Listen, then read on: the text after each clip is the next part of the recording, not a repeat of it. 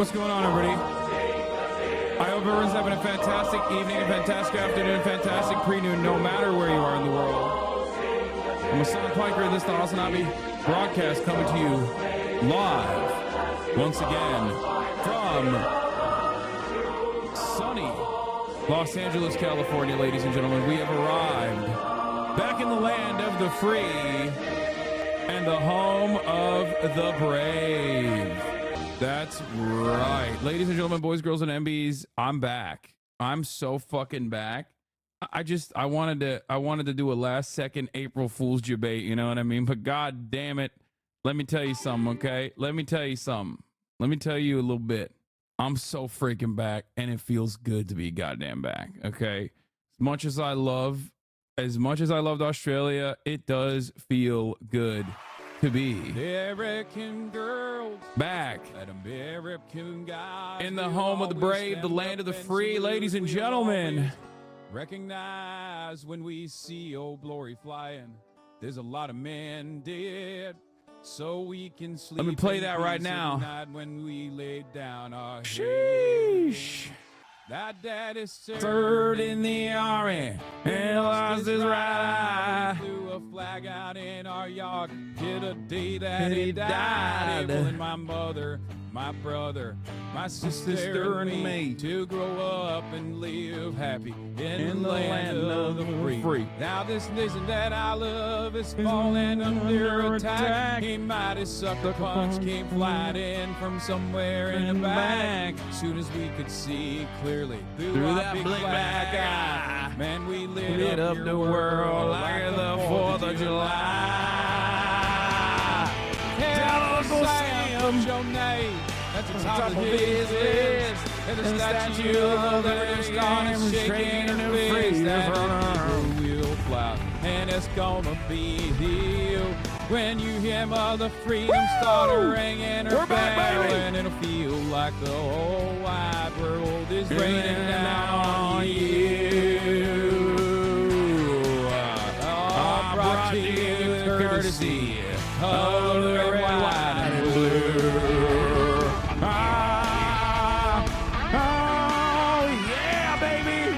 Welcome back from one British penal colony to the next, baby. The one that actually stuck it to the motherfucking queen. That's right. And justice will meet third, and the battle will rage. This big dog will fight when you tearing up a little bit. You know what I mean? I'm tearing up a little bit, baby. Sorry that you mess with. Woo! You We'll put a boot in your ass is the American way. Tell Uncle Sam, put your name at the top of his list. And that you're literally starting shaking a fist. And he will like a while. And it's gonna be hell when you dimmer the freedom star and ringing her bell. And it'll feel like the whole wide world is raining down. But a goddamn minute, if you know what I'm saying. Holy fuck. Hold on. Let me grab my comfort. Courtesy of the red, white, and blue.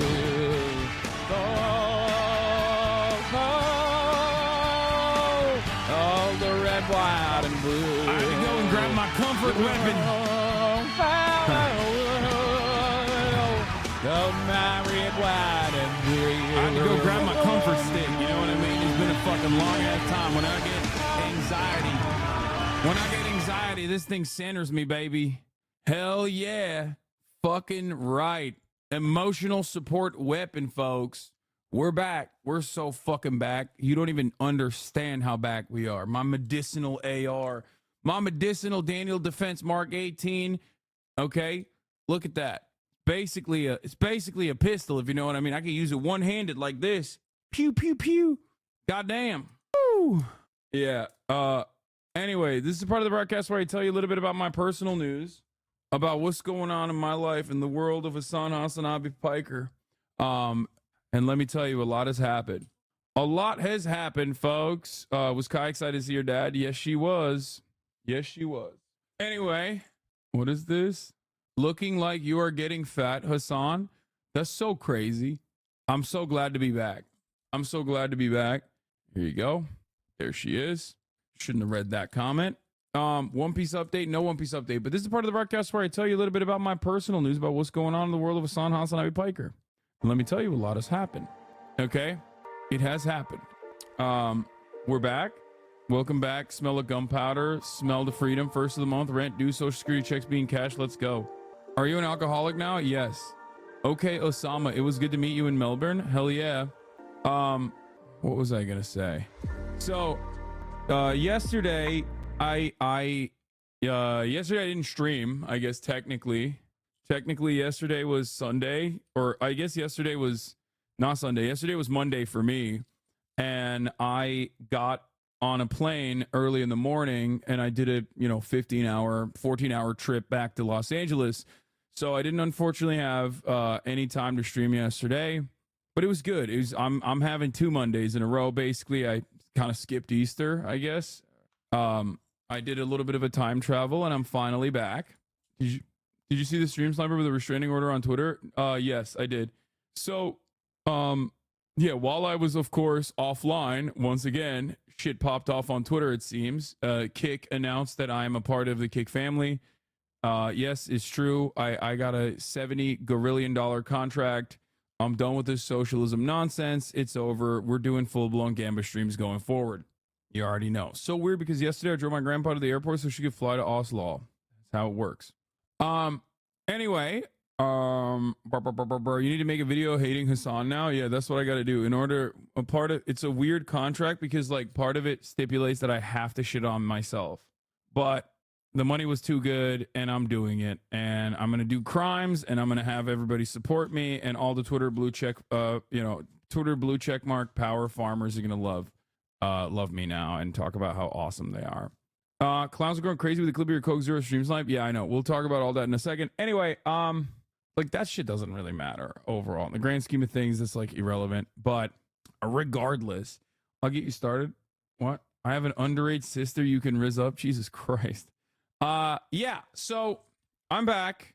I'm back in America. I'm back in the US of A. I will tell you this much. I didn't stream yesterday. I got in a plane and I flew out here, and it was in some ways one of the best flights, and in others one of the worst flights of all time.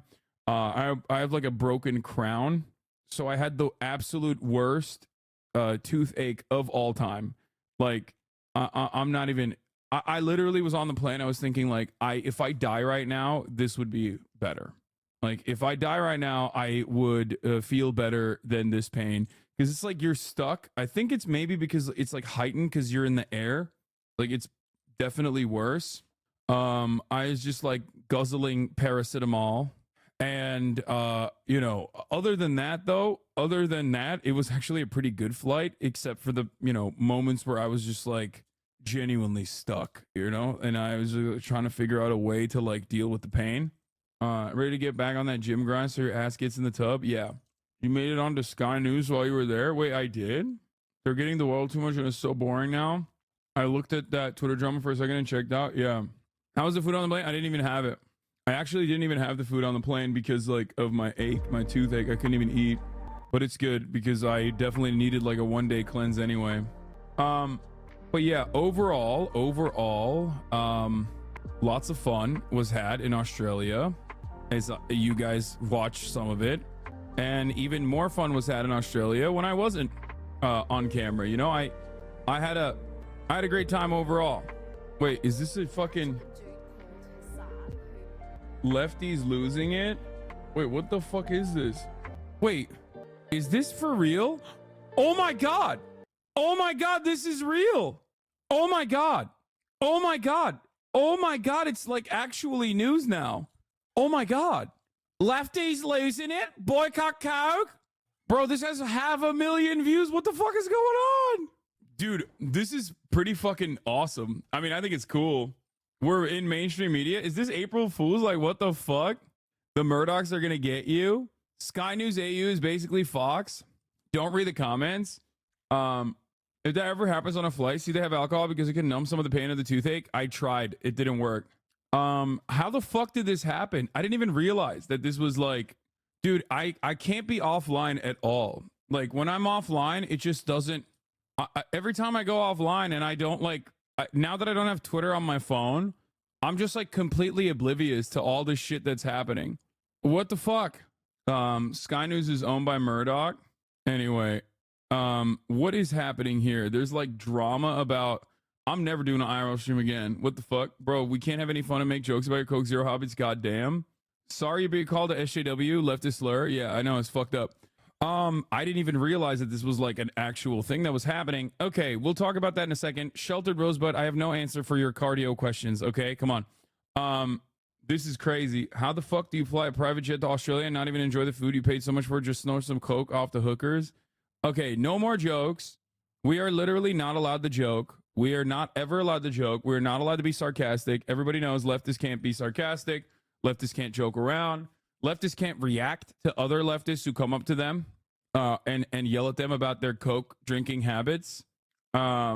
It's so funny that like just this random aside that I didn't even think about more than a second turned into this like massive thing. What is happening in the world? Do people just not have any content?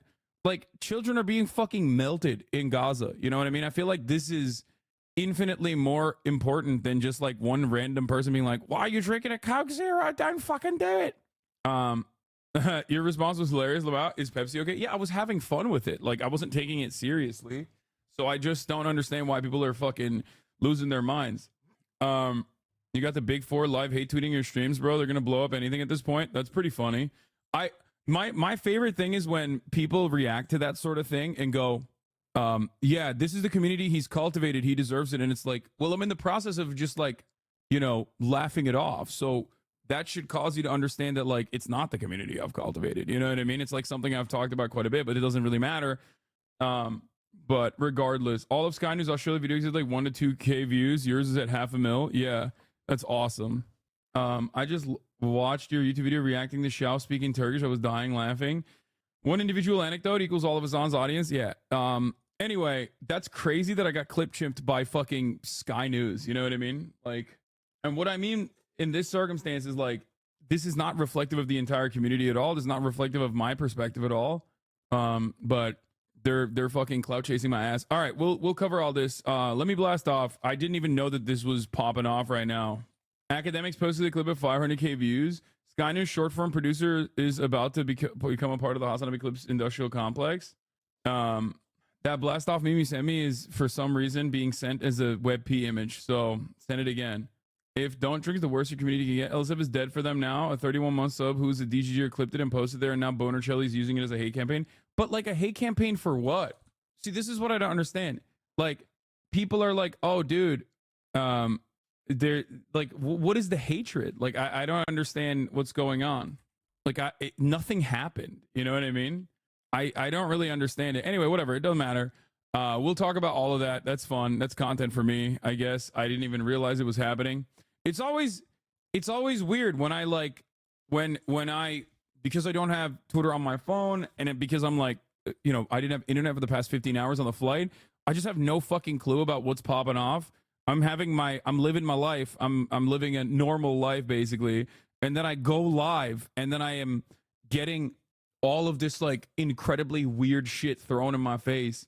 Do you have Reddit on your phone? I do, but I don't ever go on Reddit really. My Coke Zero clip went viral on Sky News drama.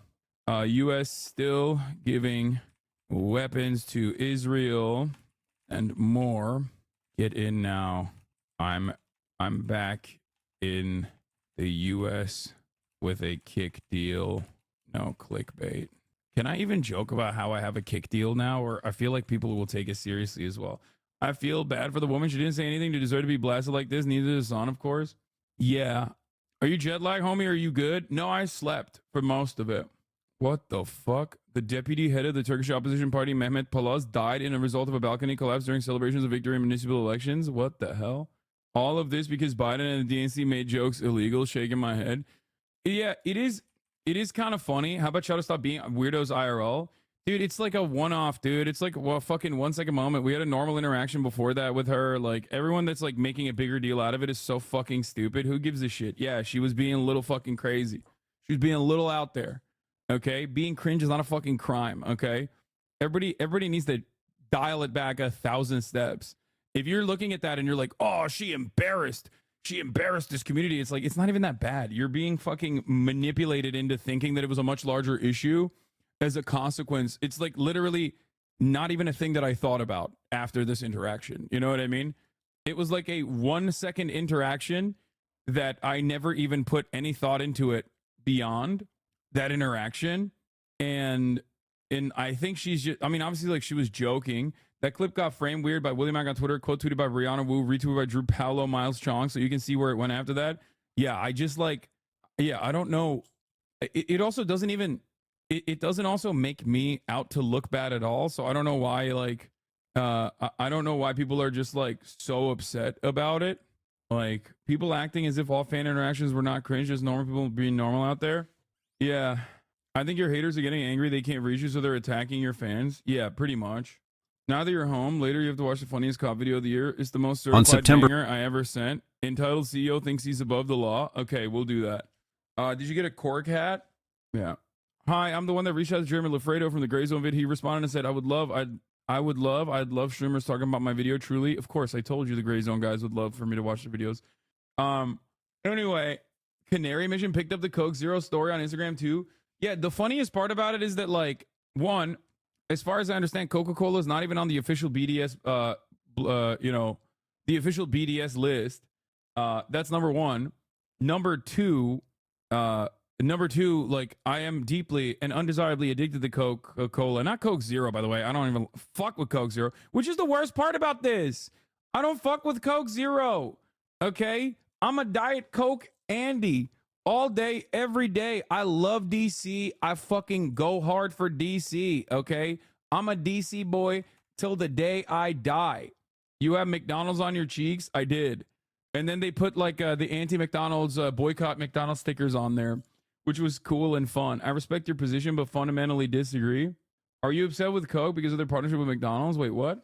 Diet Coke, dumbass, boomership, Coke Zero clears. No, Diet Coke tastes better. But yeah, so I didn't even, God, why does this keep happening? It's just like a completely random aside, like a moment that I haven't even thought about after the interaction is done and over, turning into a thing, a quote unquote thing, a big fucking deal, it seems. Now, Originally, I was going to say it's not even that big of a deal. It just like went viral on Twitter, but it turns out they're fucking covering it on their news. It's honestly a perfect reflection of the left has gone too far crowd. They find some random outlier, not even doing anything crazy, and make it worse than it ever happened. Yeah, it's very odd. Chinese proverb, bad news travels 1,000 miles while good news doesn't even leave the front door. They act like she came up to you with a weapon and assaulted you for Coke Zero. Yeah, I don't get why like people are dunking on her. I mean, I guess I kind of get why people are dunking on her because she does come across like a quote unquote SJW. But I also don't understand, like, my reaction was pretty normal. You know what I mean? Like, I didn't want to like get into a debate on camera. You know what I mean? I just didn't want to be like, yeah, I don't think Diet Coke is on the official like BDS list or anything like that. And you know, and I would much rather have my fans come up to me and be like, hey, don't drink Coke Zero, and maybe be a little bit overzealous than like come up to me and be fucking dickheads. You know what I mean? So yeah, if that's the biggest problem with my fan interactions, then yeah, we're doing all right. We're doing great as a community, honestly. I said, is Pepsi okay? I know. Here, we can watch it, I guess. Here, we'll talk about the Turkish election as well. Don't worry. All right, we're going to get there. Here it is. Now to a dude called Hassan, who is some sort of... Now to a dude? What do you mean? Who would... Wait. You can't be a real news person and say something like, now to a dude? What? A dude called Hassan? Australians shocked that names that aren't like what do you mean? It's not like, this is not a like a nickname. This is just my name. A dude called Hassan. Social justice warrior from America, a streamer who's in Australia at the moment. Like, we don't have enough lefties losing it already here. What is happening? How is this real news coverage, bro? Bro, what the fuck is going on, bro? I mean, this is kind of sick. Dude, I'll be honest. This kind of went hard. I'm excited. This is awesome. Oh, these guys are fucking clowns, dude. Oh no. Is this a fucking... When someone sent me this clip, I thought it was a joke. Like, I thought it was like a fucking April Fool's joke, dude. Sky News Australia, lefties losing it. This lady is deranged on Twitter. He attended a pro-Palestinian protest, but while there, some of his fans were not happy with him because he was drinking Coke Zero. He wasn't being sufficiently anti-Israel. Have a look. I'm sorry, I forgot to say, you need to stop drinking Coke Zero on stream. It's boycott. Wait, is it? You're preaching pro-Palestine and you're drinking all this boycott stuff. Please, Hassan, at least pretend. Do it off stream. Please. Okay, I'll put in a glass. I'm like very clearly laughing. Like, why would they... Is everyone becoming more autistic? A serious question. Is everyone becoming more autistic in general? Like, do we just not understand like normal human interactions that are occurring in the real world? We just have no way of like reading it. Do I have to fucking do like emotes in real life now? Is that what I have to do? I have to go /S or /JK after I make a statement? How did this happen? It's like a weird willfully autistic behavior law. Yeah, it's just so odd. And I think she was joking as well. Like, I don't think she was being super serious about this, but I do think that like being online, I saw someone saying Hassan nearly in tears as a fan scolds him. Yeah, in tears laughing. Like, it was a relatively weird interaction. You know what I mean? It was like a kind of a weird interaction because like, I'm sure she was perfectly normal beforehand. She was great. I guess like it's so perfect because she says, at least pretend, do it off stream. Smart to wear sunglasses so we can't see the tears in your eyes as you frown. Is Pepsi okay? No. No. It's so Australian. I love this interaction, dude. No. Hey guys, can you stop talking about the other actually weird interactions on stream? Do you work for the anti-Hassan Clips Industrial Complex, by the way? Like, there's a reason why I'm not bringing that shit up. Okay. Overall, it's a perfectly fucking normal stream. Okay. My fans are my biggest haters, I feel like. Shut the fuck up, please. I mean, you see what is going on here. Shut up.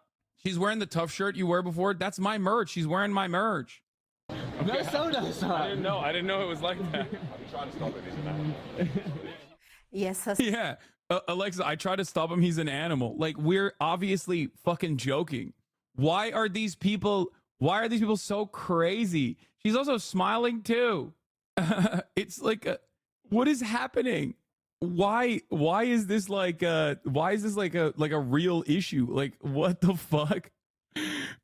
People are so crazy. They need to be normal. Is she joking? I can't tell. But ultimately, it doesn't matter. What? This fucking Aussie dumbass Philly for April Fool's bait. We're not giving more clout to that fucker. Okay, we're not giving more clout to Australian Ian Miles Chong. Alexa is right. He wants it so bad, and he only gets it when I and my fucking dumbass community interacts with him. So I don't want to do that. All right, let's continue. son, at least pretend. Drink it off stream. And no, Pepsi is not okay. Now to this young lady, or I don't know, she identifies as all the pronouns. What is happening? How is this news coverage? Bro, this is literally, dude, this is like Fox News times 10. Andrew Clennell is the lead insane from Sky News. All the men are libertarians with Asian wives. Lady, you are way more hysterical than she ever was. You know what I mean? Like, what the fuck? Dude, I feel like AU commentators want to be Fox so bad, I just don't believe her. He, she, they. This is M. Adams, an educator and a leader of a group called the... Wait, they pulled an interview off this? Like, this was so serious of a news story that they're like, we're now going to an expert on hysterical SJWs, mate. He's a lady. Like, what do you pull like a fucking Reddit moderator for that? Like, how does this work? Or is it a different story? Movement for Black Lives. So as Ananda mentioned, my name is M. Adams. I use all gender pronouns said respectfully. Oh, they switched topics. Okay, then the rest of it is like what? Lefties losing it, Gaga Greens, BBC schooled. Oh, it's a different story. I hate how people create tabloids out of normal interactions you have. Australian news, especially outlets like Sky, are absolute jokes. It's all right-wing garbage. All the non-political stud is absolutely hilarious. If you want to see Aussie news at its finest, look up Dirty Dumpers. Every day is a low content day for Australia. Yeah, I think the funniest was when that Zionist lady was like, "You think Hamas is running the country? Congratulations, Hamas is running the country." And I was like, "Yeah, dude, I'm a lesser evil voter." But obviously, that's what I personally think is like a fun interaction, and a million other like fun interactions that we had during the stream. But that's not gonna make the headlines. You know what I mean? You can copyright strike the news, become the evil streamer Reddit thinks you are. No, I don't give a fuck. This is awesome. Did you see she tried to narc on you to the cops after? Who? Oh, she did? Oh, wait, what's she gonna, what are the cops gonna do? Arrest me for saying I'm a lesser evil voter? That's why I'm voting for Hamas? Australia, all the right-wingers are like, comedy is illegal. And then they fucking turn around. Oh, here it was. Hold on. Listen. I'm glad that you advocate. First of all, she doesn't even know what I advocate for. I just have a fucking Chromeo Lebanon t-shirt on, but I guess I'm taking a photo with a fan wearing the keffiyeh. So she's like, yeah, you're advocating for Hamas. By being a massive person who doesn't fit their shit. Anyway. So looking forward to the most coming to power. I'm glad that you're advocating. Wait, me? Yeah. Wait, Hamas is the lesser evil? Oh my gosh, she did talk to the cops after. I didn't even recognize that. By the way, the Melbourne students you hung out with are awesome, amazing organizers. Dana and Nabil are inspirational. Yeah, dude, all the fucking people that I met on this rally stream was awesome. They were incredible. Melbourne goes fucking hard, by the way. There was an 11-year-old who literally was like, Palestinians have a right to defend themselves by bombing Israel. It was like crazy. I was shocked at how like openly they defended Palestinians, like how openly they were being like, no, unconditional support like to Palestine. Kill less children. Hamas kill less children than Israel. They're the lesser evil. I'm a lesser evil voter. I'm a liberal. I'm bad with like selfies. The stream was great. Sorry for bringing up specific odd interactions. Yeah, I don't know about that low key. You don't know about what? Me being a lesser evil voter? I will defend it. Yeah, the Smirnoff and Marlboro Reds fan was the most American Aussie ever. Yeah, it was pretty crazy that they were like, that dude was just like, yeah, I don't give a fuck about Palestine. Most protests are like that. In LA, Yemen, make us proud. Turn that ship around is another common chat. How do you keep your composure in situations like that? You just have fun with it. What do you mean? Bro, you make people lose sleep over what you say and do. How does that make you feel? Like nothing. I don't know. Yeah, you just have to be chill. Like you'll see. I mean, you see my normal interactions in the real world. It's like very different than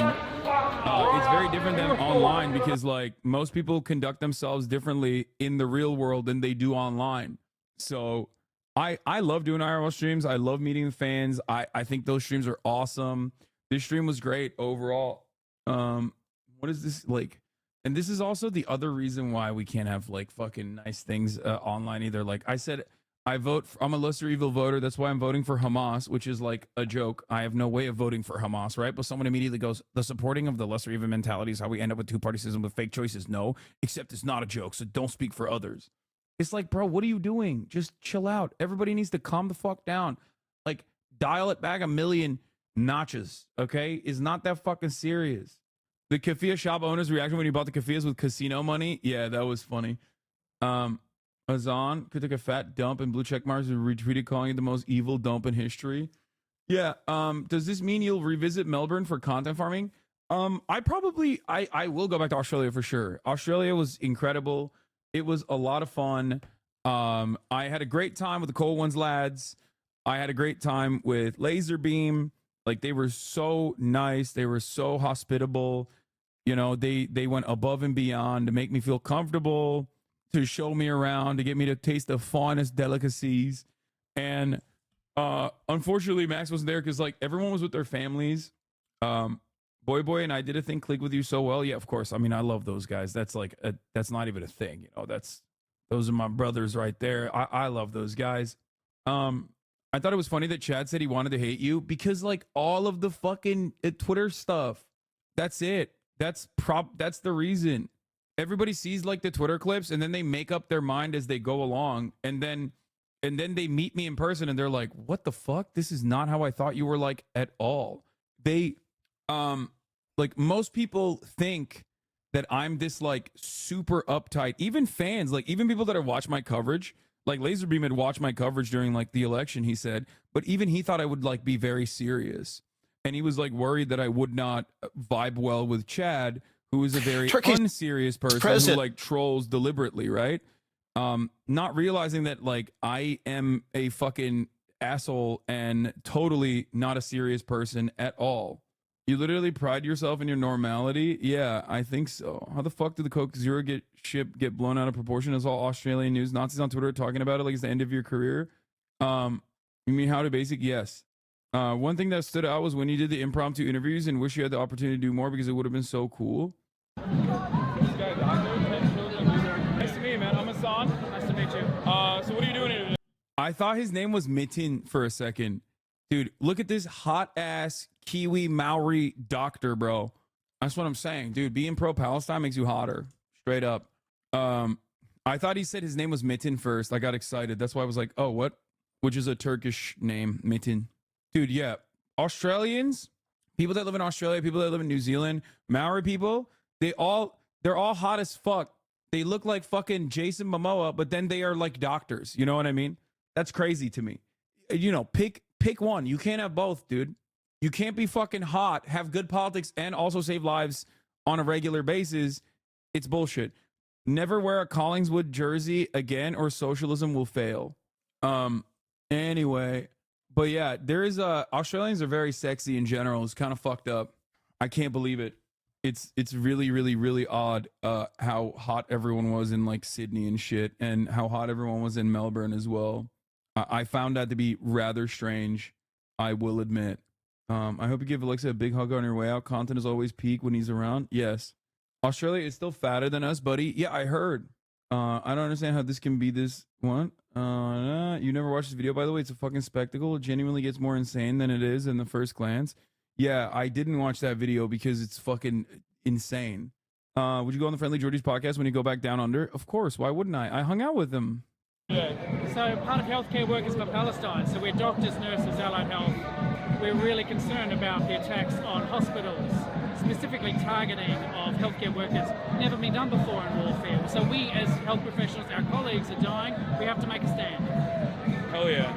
That's awesome. What do you think about, like, overall? I feel like this is a very active, this is a very large protest overall in comparison to, like, many of the other places in the country. Does Melbourne have a larger presence? Look, it's well connected. It's there's a lot of activism going on, and a lot of different unions are getting involved. Yeah. So we've got teachers, we've got different indigenous groups, Maori, we've got the Ukrainians here. So there's a really network kind of presence, and it's a determination. We've been turning up for every Sunday for months now, and we're not stopping. Hell yeah. Tek bildiğin cevap olumsuz. Olumlu olumsuz her şeye. It's awesome. Yarrağımı yala lan amcık. Ne var? It's awesome. Well, thank you. Nice to meet you, man. Thanks, guys. Hello. Yeah, no, it was great. What's the next country is on? Dude, I did want to go back. I did want to go back to Japan, but I honestly could not be away from my daughter for too long. Like, adam eleştiri yaptı. Yarram sövme hemen. Ne biçim eleştiri lan? Gelsin o yapsın o zaman. Daha iyi yapacaksa o yapsın. It's happening. There is, in my view, without a doubt, evidence of a cover-up, says attorney Mark Zaid, who represents more than 24 clients who report experience of Havana syndrome. Let's go. Your daughter has been terrorizing Ray. I've heard, but honestly, I don't think Kaya did it. I'm firm and I'm committed in my belief that Kaya did not do it. What is this? Tim Pool getting repeatedly punched in the face wherever he goes. It's a question being asked around social media platforms with absolute... That's so funny. Hassan, the Iranian consulate building in Damascus was destroyed. This is pretty big. Do you think this will turn into a regional war? I'm not aware of what happened. It's like, say your haters have almost poisoned your image to normies. Even Chad fell for them. You got to reclaim. First of all, Chad is not a fucking normie. Okay? Chad is not a normie at all. So him having this kind of image. Let me explain something to you. Okay? Before we get into like the news, we're going to talk about the Turkish opposition party to Erdogan popping off. But before we get into that, let me just say one last thing about the lefties losing it, boycott Coke. Okay. I would say that the reaction in my latest Fear and podcast episode, where I asked, like, what did you guys think of me when you first met me, was great. Because it showed it showed like the spectrum, right? On the one hand, it showed Laserbeam's approach, which was someone who had watched my content but still thought, because I cover politics, that I'm a very serious guy. And Chad's approach, who definitely like he definitely is not a normie at all, right? Like the approach of someone who's like brain broken by the internet in the opposite direction. And both of them, to varying degrees, thought that I was either like very very serious all the time, or at the very least like could not have fun, right? Like a woke scold, if you will. Which is why I always stress the importance of to show others, to tell others that I am not like that, and that you shouldn't present yourself as such as well. You know what I mean? That's it. But most people aren't as charitable as them. Just look at the replies to any videos on other people's channels. It doesn't matter. I'm not even talking about myself. I'm talking about you and the way you present yourself online. Okay? You, as someone who is like a leftist or whatever, should also try to present yourself in a normal fashion online to other people as well. Okay? You should. Because honestly, we don't want we don't want people to think that we are no fun havers. You know what I mean? We like having fun. It is a genuine tenet of this community. It is something that I genuinely believe in. Okay? What is this? Important question. Being overzealous is a huge issue for me. I'm currently being tested for autism, and whenever I hear someone that rubs me the wrong way, I pipe up. I can't help it. How do I change that? I don't know. You live and you learn. I think the other reason why like Chad and others don't understand that like me and Alexa say like unhinged shit all the fucking time to one another is because when we're saying unhinged shit, we're talking about, I don't know, the Balkan Wars, or we're talking about like how he's my devshirme, like he's my Serbian, he's my Serbian slave. I am the Ottoman conqueror. So like a lot of people don't understand that is like incredibly unhinged. It's just that like it's historically unhinged. So you need like extra reading to understand what the fuck's going on there. And it's like much easier to just say, it's much easier to just like say something edgy and have people register that as like edgy without you know, adding all this like nerdy ass references. So I think that's what it is. You know, we have the most fun in California leftism, but yeah, it's more of a deep cut rather than just being an edgy transphobe. Yeah, exactly. Layers of irony and awareness is needed. Anyway, all right. Well, let's get into the actual news. Let's do it.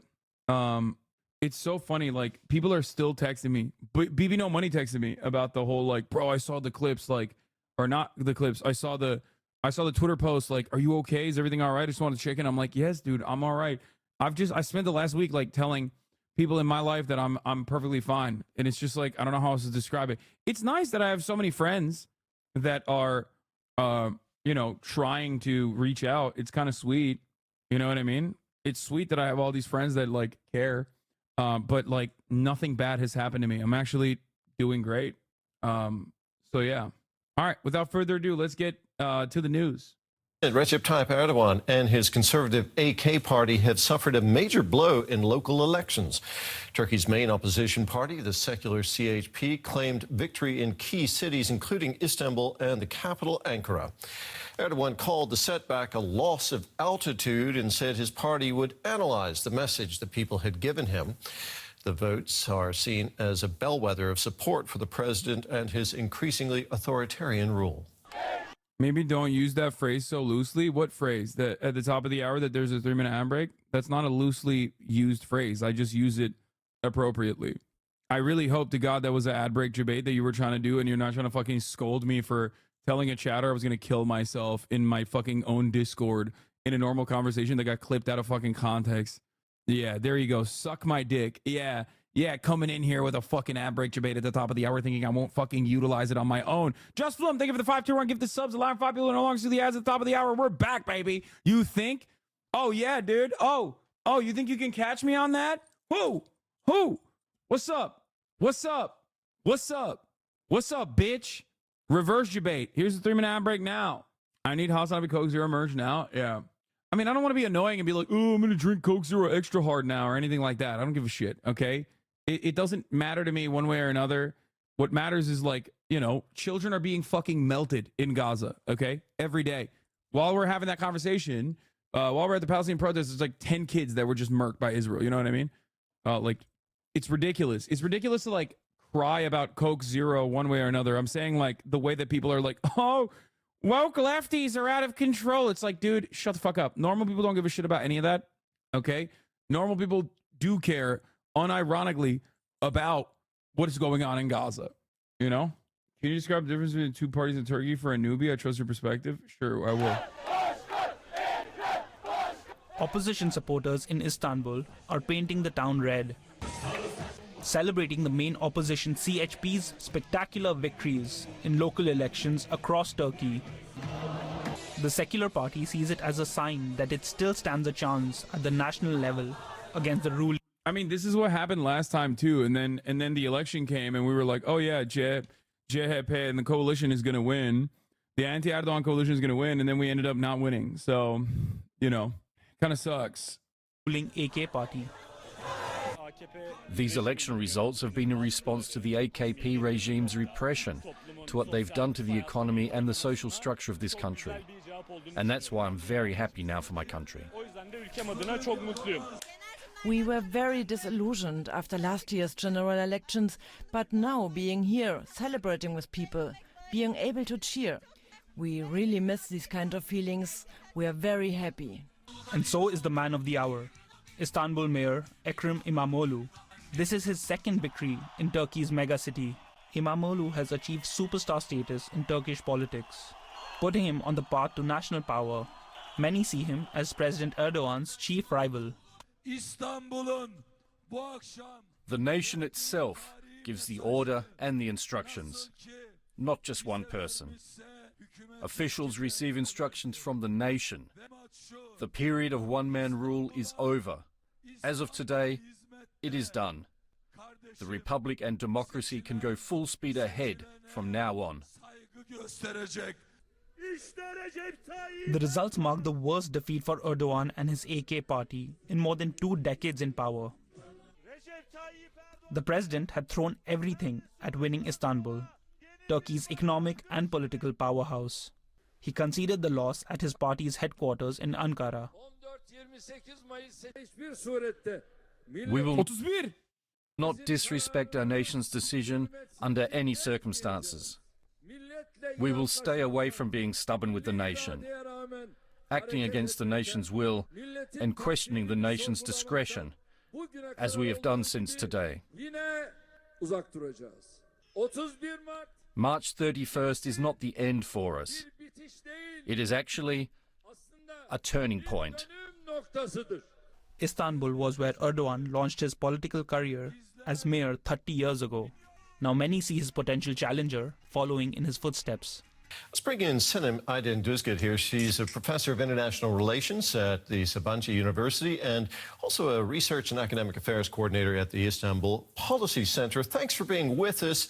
Now, one of the big winners in this election, as we just... RT31'ledin artık damar GG. The biggest reason for AKP's downfall is the economy. The second biggest reason is for his decreased support is because of the conservative Yeni Refah Party, Erbakan Party, that has taken away the old hyper-religious vote away from AKP. They got like 6% of the vote away from their nationwide and higher in certain cities. I will never understand how horny like a constituency of conservative Turks were for anyone and everyone that is like even remotely religious. It blows my fucking mind that there are hella people in Turkey that are like, no, I fucking love that shit. Like, I want that. I need that in my veins. I need that in my soul. Bro, gün yüzü görecek miyiz şu lanet olası ülkede? Well, ben daha önce söyledim arkadaşlar. Erdoğan gittiği gün Türkiye'deyim. Okay? Gittiği gün. Erdoğan siktir oldu gittiği gün Türkiye'ye uçuyorum. Bu kadar basit. Geliyorum. IRL stream yapıyoruz. Parti yapıyoruz. Celebrate ediyoruz. Okay? Adana'ya da gelirim abi. Her yere gideriz. Bursa'ya da gideriz. Adana'ya da gideriz. İzmir'e de gideriz. Her yere gideriz. Which party is more against Western imperialism? Bro, what are you talking about? Turkey is a NATO country. There is no anti-Western imperialism party that is like viable in any genuine way in this country. That's like not even a thing. Turkey's survival and its like existence basically relies on NATO. That's it. Vatan Partisi anti-ABD ve Çinci. Tamam işte. Yeah, AKP and CHP are NATO adjacent parties, like pro-NATO parties. Guys, we have nukes. We have American nukes in the country, okay? When you have bases, American bases in the country, okay, with actual nukes in the country, you are out of your mind if you think that they are going to turn around and be like, yeah, actually, we've given that up. Yo, Haas, is there German Turkish diaspora participating in regional elections? AKP ve Erdogan are more anti-Western imperialist. CHP is more lib and pro-West EU. Dude, if you think that Erdogan and AKP is actually anti-imperialist, and he's not just simply saying that he is, while simultaneously being America's biggest fucking lapdog, I don't know how to communicate this to you. That is a lie. You are being lied to. What do I mean by this? Okay? Recep Tayyip Erdogan literally constantly fucking talks about how Israel sucks.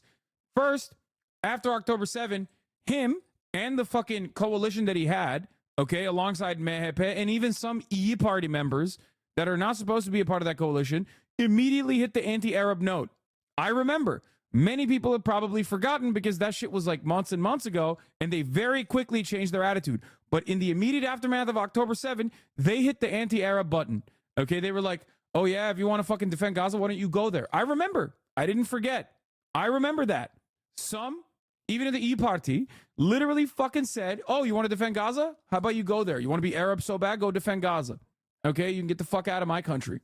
Then they saw that there was a groundswell of support, that like you had the communists and you had the Islamists all getting together to fucking say free Palestine. So they changed their narrative very quickly. Okay, they changed their narrative very quickly. Erdogan himself as well. However, one thing you have to remember is that Recep Tayyip Erdogan has said a whole lot about Gaza now, and has said, I was getting a bunch of hate in here from Turks for that. Yeah, I said, you are behaving like America's dogs. They do not see you any differently than the Arabs. They see you also as like Muslim terrorists. I said that. That shit went viral on Turkish Twitter.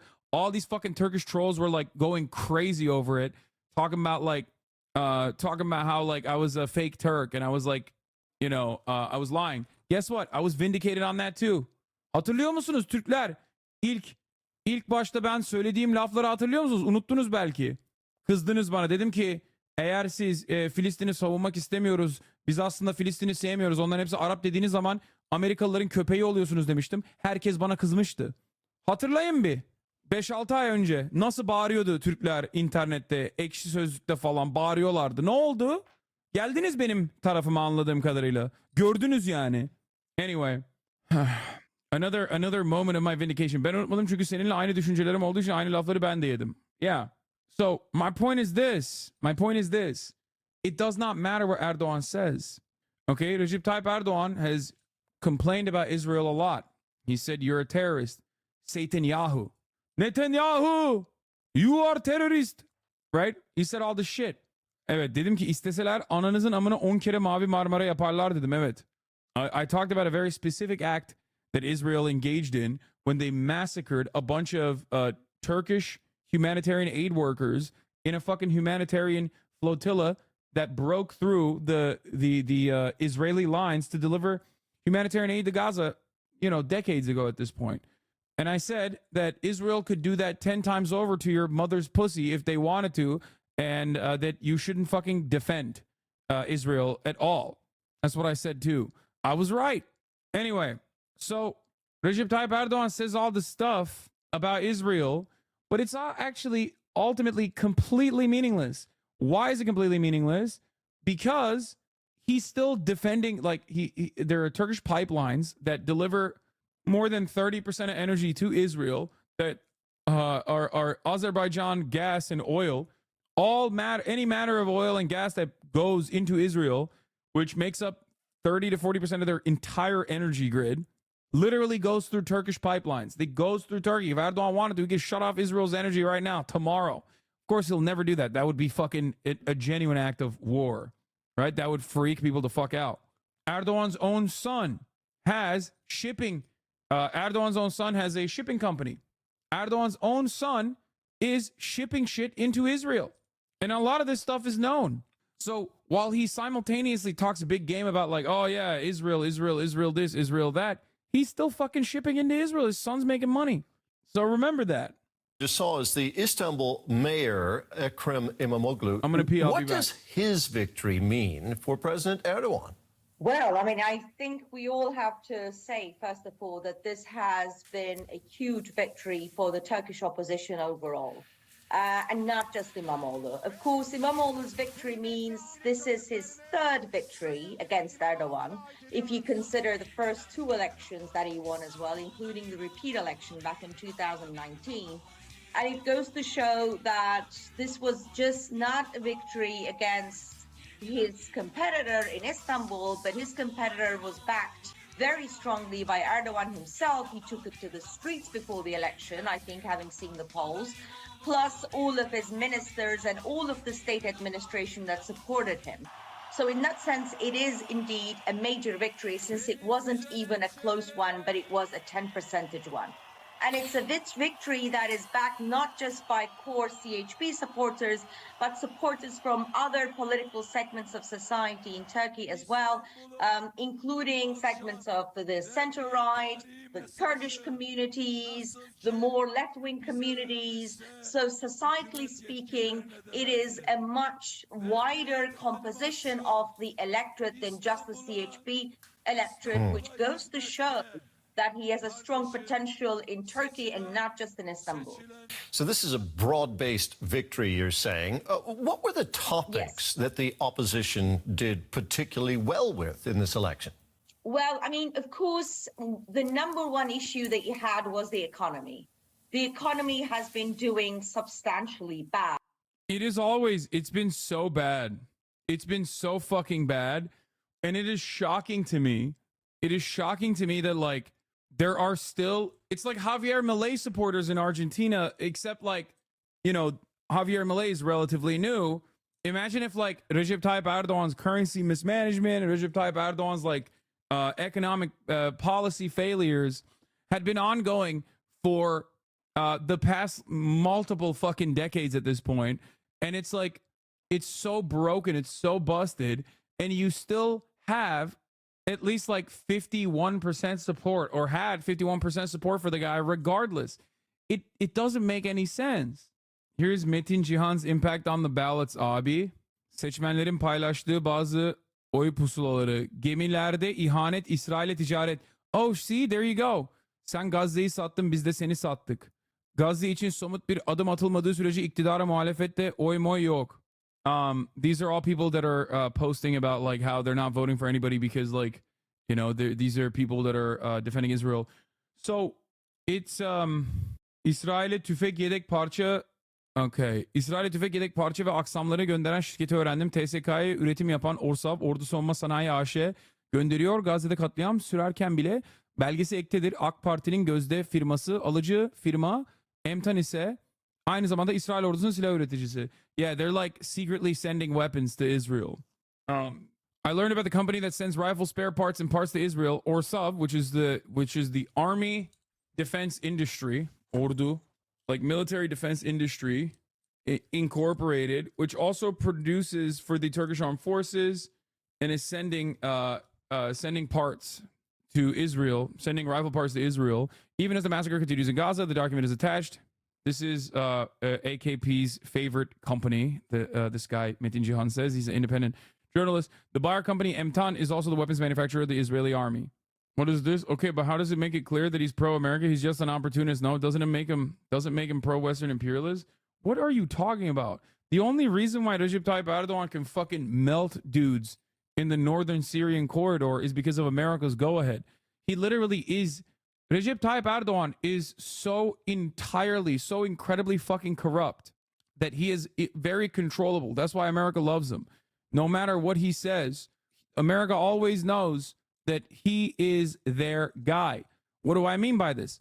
Recep Tayyip Erdogan, for example, will say things along the lines of like, oh yeah, we are not going to let in Sweden and we're not going to let in Sweden into NATO. We're not going to let Finland into NATO unless you give me like 8 Kurdish journalists that I can execute or whatever the fuck, right? I'm exaggerating. I'm joking.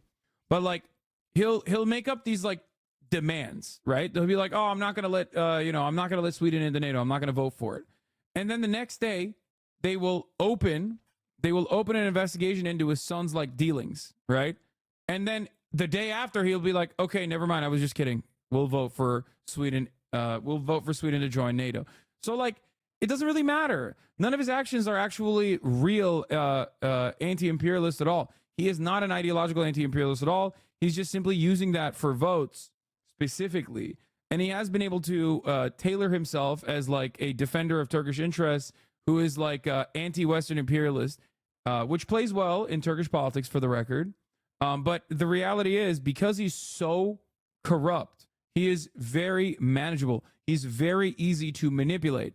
All you need to do is open up one lawsuit in the fucking New York district, and Erdogan will shut the fuck up and will make a heel turn and do exactly what the Western interests want him to do.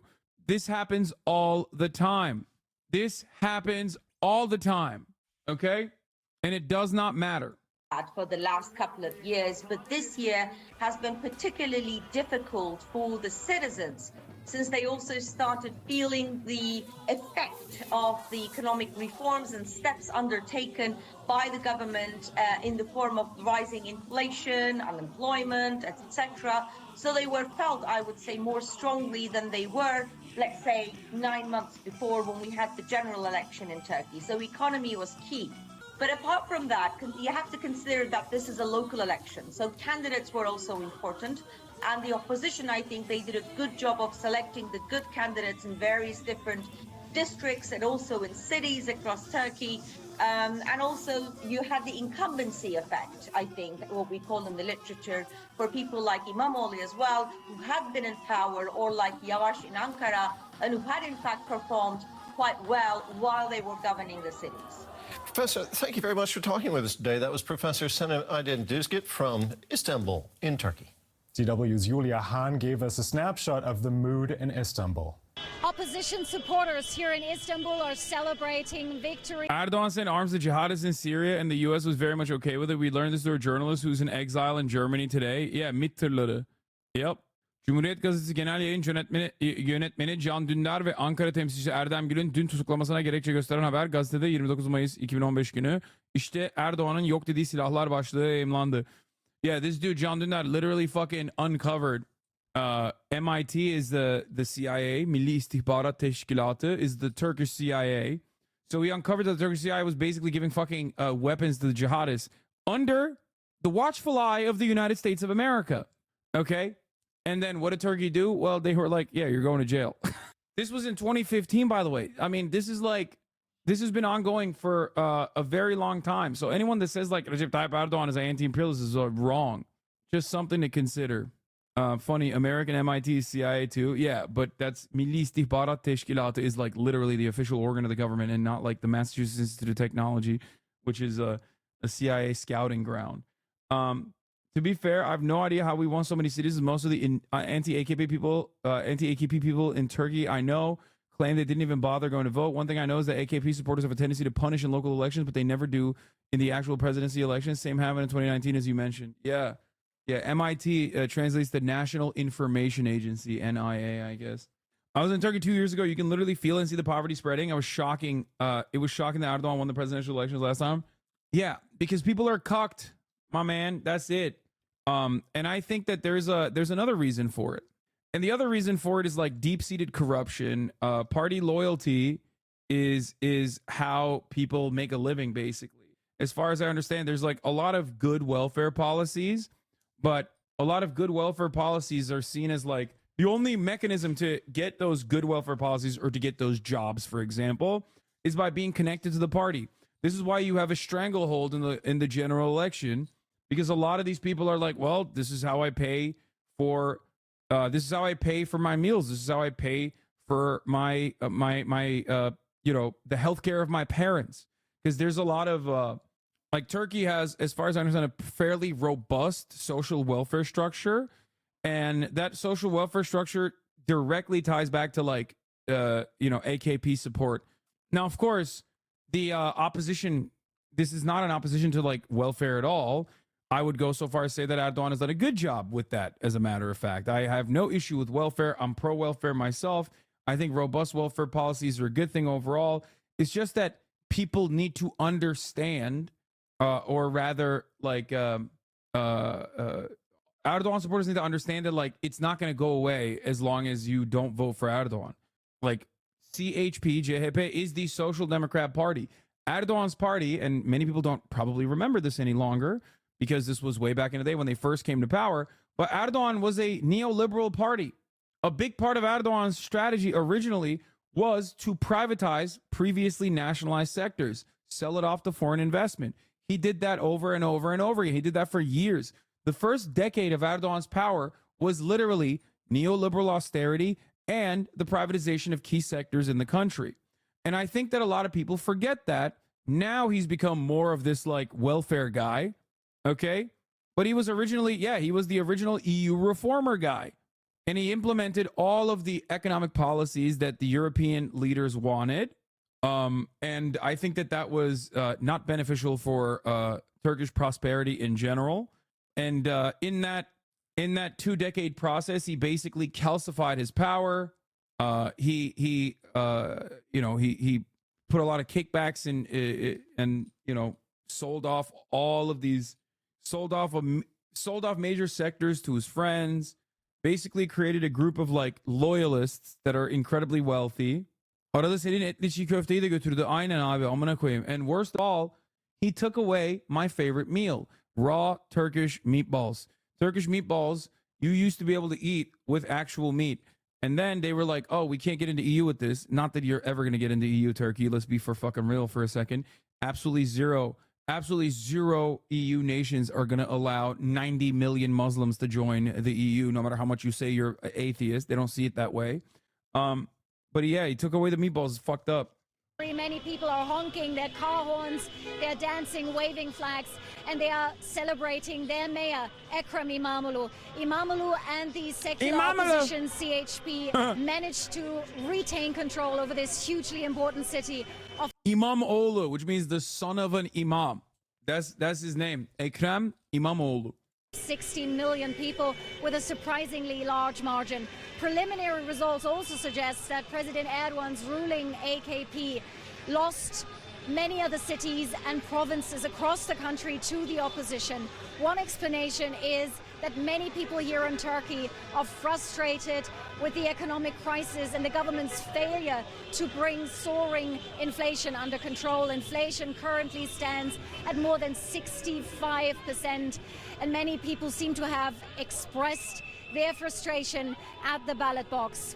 Tonight looks like a historic triumph for the Turkish opposition and like a major blow to President Erdogan's image of invincibility. But Erdogan knew that this was going to happen. I suspect that this is something that he saw ahead of time, which is why he said this will be my last election. Süleyman Demirel, boş tencerenin yıkamayacağı iktidar yoktur. Which means an empty pan. There is no leadership an empty pan cannot destroy. As in, if people don't have food to put on their pans, they will topple any leadership. How has Erdogan explained the inflation problem to his supporters? I think the way he explains it is America. That's why a lot of people think that it's like, I mean, there is also some validity to that, for the record. There is some truth to that.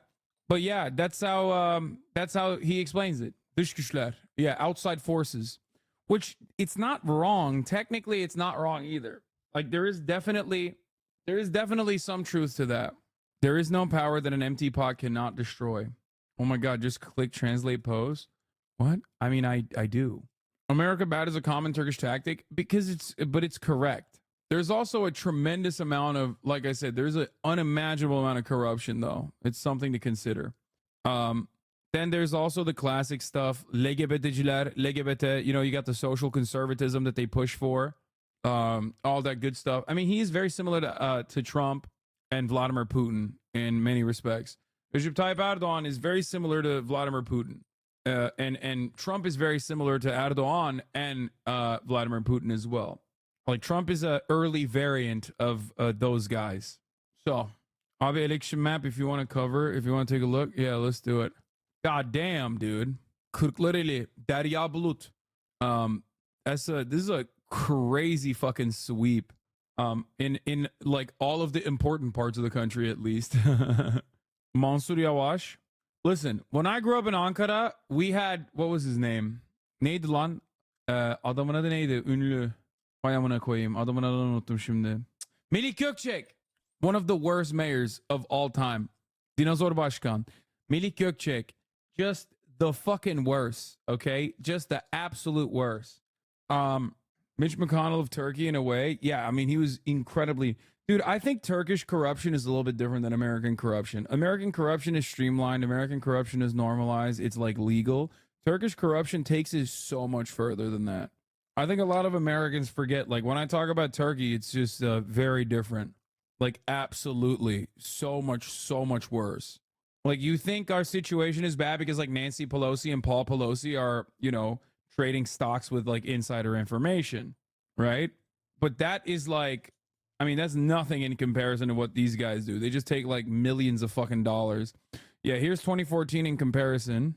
The 2014 local elections, mahalli idareler seçimi, belediye başkanlığı seçimi, and it's just completely I mean, this was all AKP in 2014. The orange here is AKP, Erdogan's party, that he also calls AK Parti. And then this is the 2019 numbers. In 2019, there was like, there was a big revitalization. CHP for the first time ever actually started gaining momentum. Everybody thought that this would reflect well on the general election that happened, what was it, last year? However, unfortunately, it didn't pan out, and Erdogan still won. AKP means Justice and Development Party, lol. AKP'nin neydi lan? Ben unuttum adını, amına koyayım AKP'nin. AK Parti diye. Adalet ve Kalkınma değil mi? Adalet, Justice and it's Justice and Kalkınma is like what? Development. Yeah, Justice and Development Party. Yeah. Dem is the Kurdish party, I suspect. That's why, I mean, they got like It's so funny. Erzincan MHP, Tunceli Dem Party. You were right. This dude is a fucking nutter. Turkey's former mayor claims officials discovered jelly bean reserves. Yeah. I know he's Turkish, but he was struggling to translate that, to be honest. Here you go. There's a band for you. Annoying fucking asshole. Adam sen çocukken bile başkanmış. Anca 2019'da gitti. Yani sen çoktan ABD'ye taşımış TYT Twitch falan kariyer yaptığında anca gitti. Evet, benim yüzümden gitti. So yeah. How will this affect LeBron's legacy? LeBron is going to retire in Turkey as like Allen Iverson did. That's how it's going to affect it. All right. Once Erdogan is gone, I've made a promise to the Turkish chatters. I will go back to Turkey and do IRL streams and shit. Hopefully I don't get fucking murked. I mean, this is another classic. Desolate Turkish amusement park, touted as testament to government waste. Dinozor Park. We're not going to get into that, though. This is like major memes that I've covered before. Not going to relitigate that. As an American Turk living in Turkey, basically the opposite approaches you. We love it, baby. What do you think? Do you think American CIA would be okay with Ekrem replacing Erdogan in an early election if it happened? Yes, I do think that. I think that it is probably better for American interests that Erdogan is in power, even though he's like disruptive aesthetically. He ultimately is their guy. If America allows you to reign, if America allows you to be the leader for 20 years of a country that has like nuclear American bases, that means they can control you. That means that they have confidence that you are a controllable entity. However, this does not mean that like the CHP leadership will be different. As a matter of fact, they will be better. They will definitely be, they will still be America's lapdogs for sure. It's just there will be a different mechanism of control for CHP. It'll be more like a normal relationship and not one that is like directly tied to all of their corruption. Erdogan is manageable because he's very corrupt. It's not an accident, like I said. It's not an accident that they almost always launch investigations, new investigations, anytime he does something that they don't want him to do. As Netanyahu was speaking on Sunday, thousands were again taking to the streets of Jerusalem and other Israeli cities, calling for his resignation and the release of all hostages in Gaza. Now, the protests are still ongoing. The Israeli Prime Minister met with the family of one of the hostages on Sunday. The father of 19-year-old Nama Levy told Israel's army radio that they left the meeting, quote, disturbed and with no good news. Nadav Salzberger from the Change Generation movement is leading the Tel Aviv protests, and he told the UK's Telegraph newspaper on Sunday that the protests over the weekend were, quote, an eruption of underground currents that have reached. They want the hostages to be released and they want the war to continue to be fair. Yeah, I mean, some do for sure. Chad, is he in Australia for real? Do I look like I'm still in Australia? That was April Fool's, baby. You got debated. The boiling point. And he joins us now live from Jerusalem. Great to see you, Nadav. Thank you so much for taking the time today. Look, over the weekend, we saw an eruption of anti-government protests across many parts of Israel. But your specific movement is calling for something very specific. I want you to take me through what you and your members want.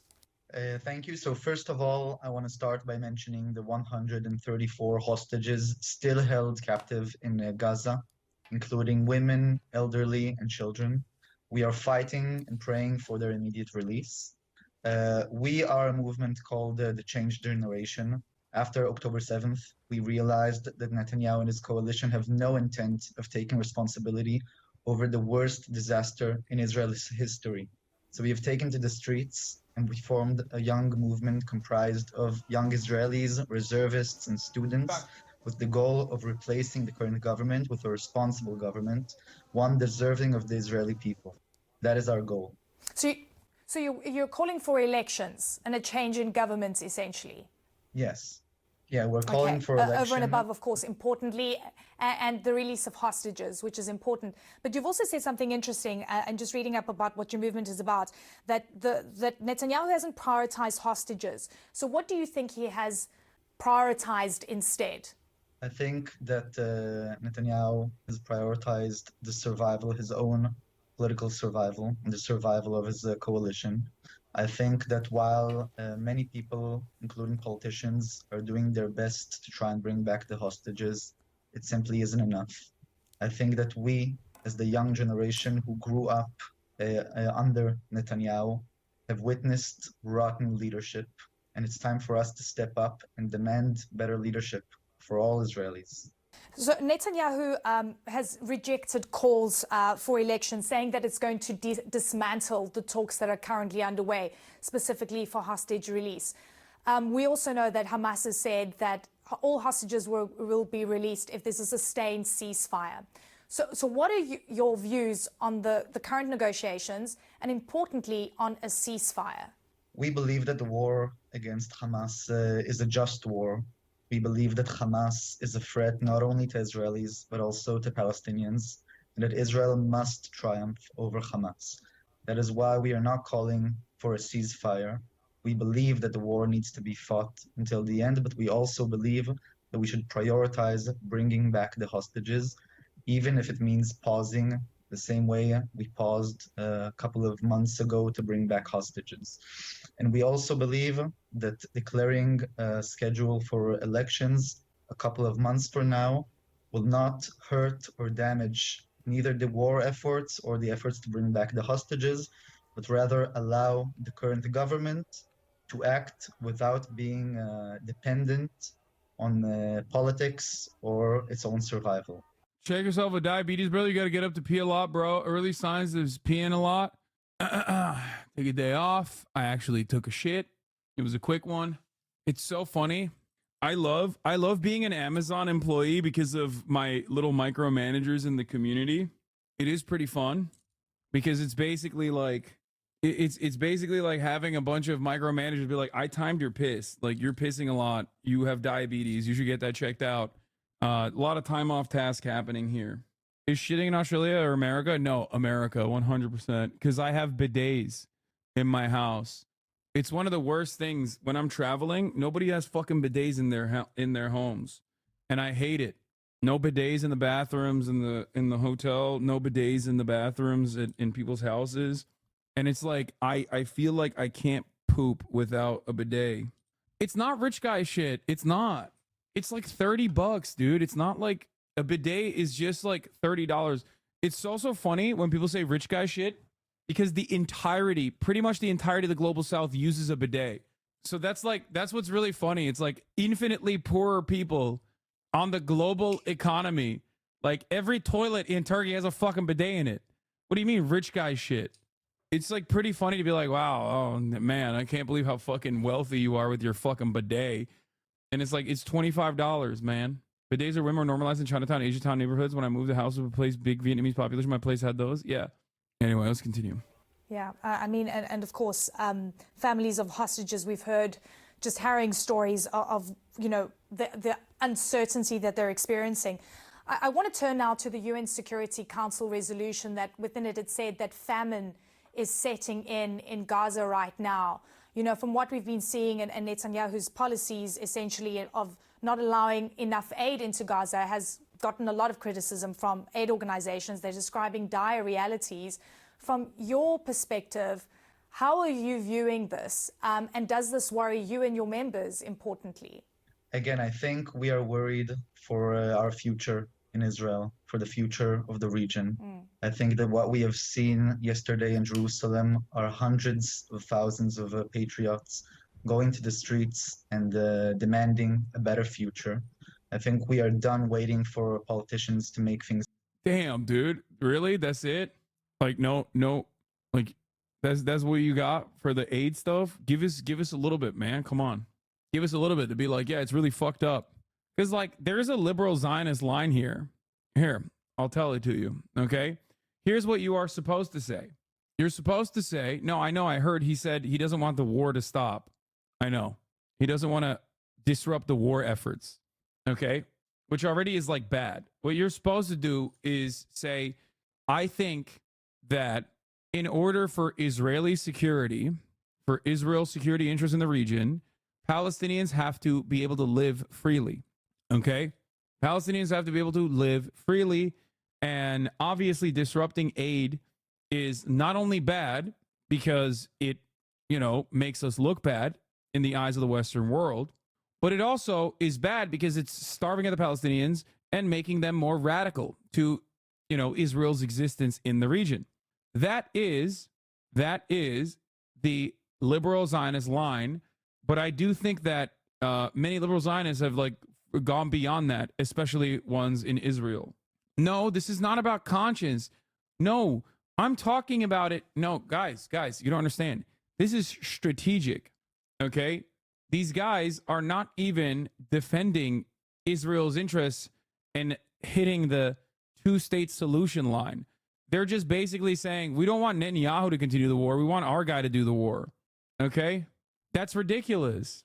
They want an even more Irwin guy? No, what you're describing is a line that basically doesn't exist anymore in Israel. There's 11 people that are concerned with Palestinian livelihood. They will inevitably turn to that direction. I was right in the past, and I'm right on this as well. Okay? I was right in the past on this, and I'm currently also right. History will vindicate me on liberal Zionism being the way forward for Israel. They will have to re-maneuver back to liberal Zionism, either by force or, I don't know. I mean, they are going to have to do that. There's no way that they can continue being as genocidal and continue demanding support from the Western world. Check my logs, damn it. You are unbelievably wrong. Dude, it's 12:52. Shut the fuck up. And for the record, the Israelis that are in this chat aren't liberal Zionists. They're anti-Zionists, okay? So don't give him that shit either. The 4 Israeli leftists that are in this chat are not fucking liberals at all. They are communists and socialists.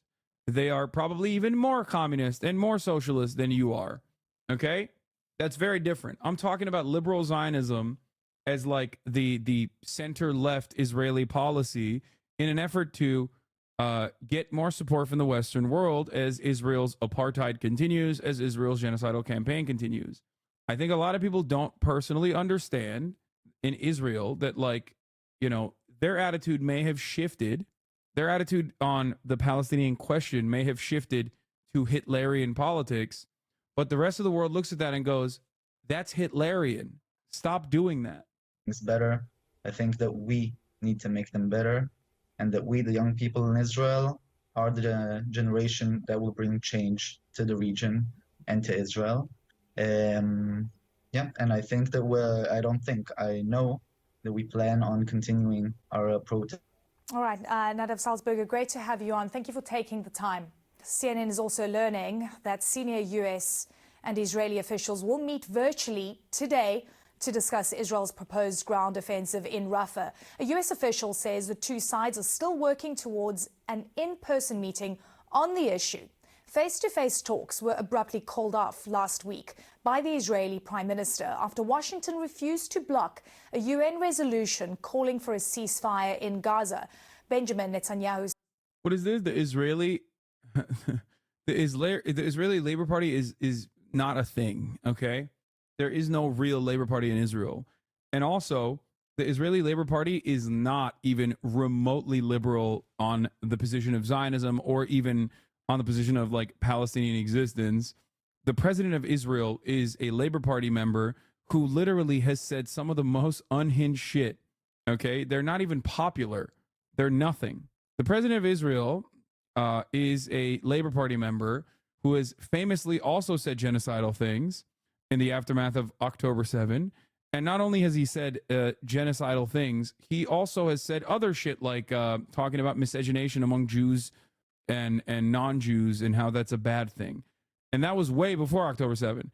So these guys are I would say the frequency which you use Zionism as a negative catch-all is extremely problematic and promotes monolithic ideas. No, the only monolithic idea is at the top of the hour, you think that you can fucking hit me with a 3-minute ad break. Okay? Don't even try this shit with me. Okay? It's ridiculous. These baits are ridiculous. Okay? At the top of the hour, there's a 3-minute ad break. Wait, what? No, this guy was being serious. Zionism is a catch-all. Zionism as a catch-all means that Israel must exist as a Jewish majority demographic ethno-state. Okay? That's it. Which is why it doesn't matter if you're liberal. It's like saying I'm a liberal fascist. I thought he was fucking baiting me. Turns out he's not baiting me at all. He was being serious. Anyway, the top of the hour is a catch-all, though, for those who haven't subscribed for $5 or for free with a Twitch Prime. The people who had opposition to Zionism in the early development, or the opposition to the way that like Israel has developed itself in the early days of Israel, like Einstein, would be considered anti-Zionist by today's standards for their criticisms, even if they originally considered themselves to be Zionist. Okay?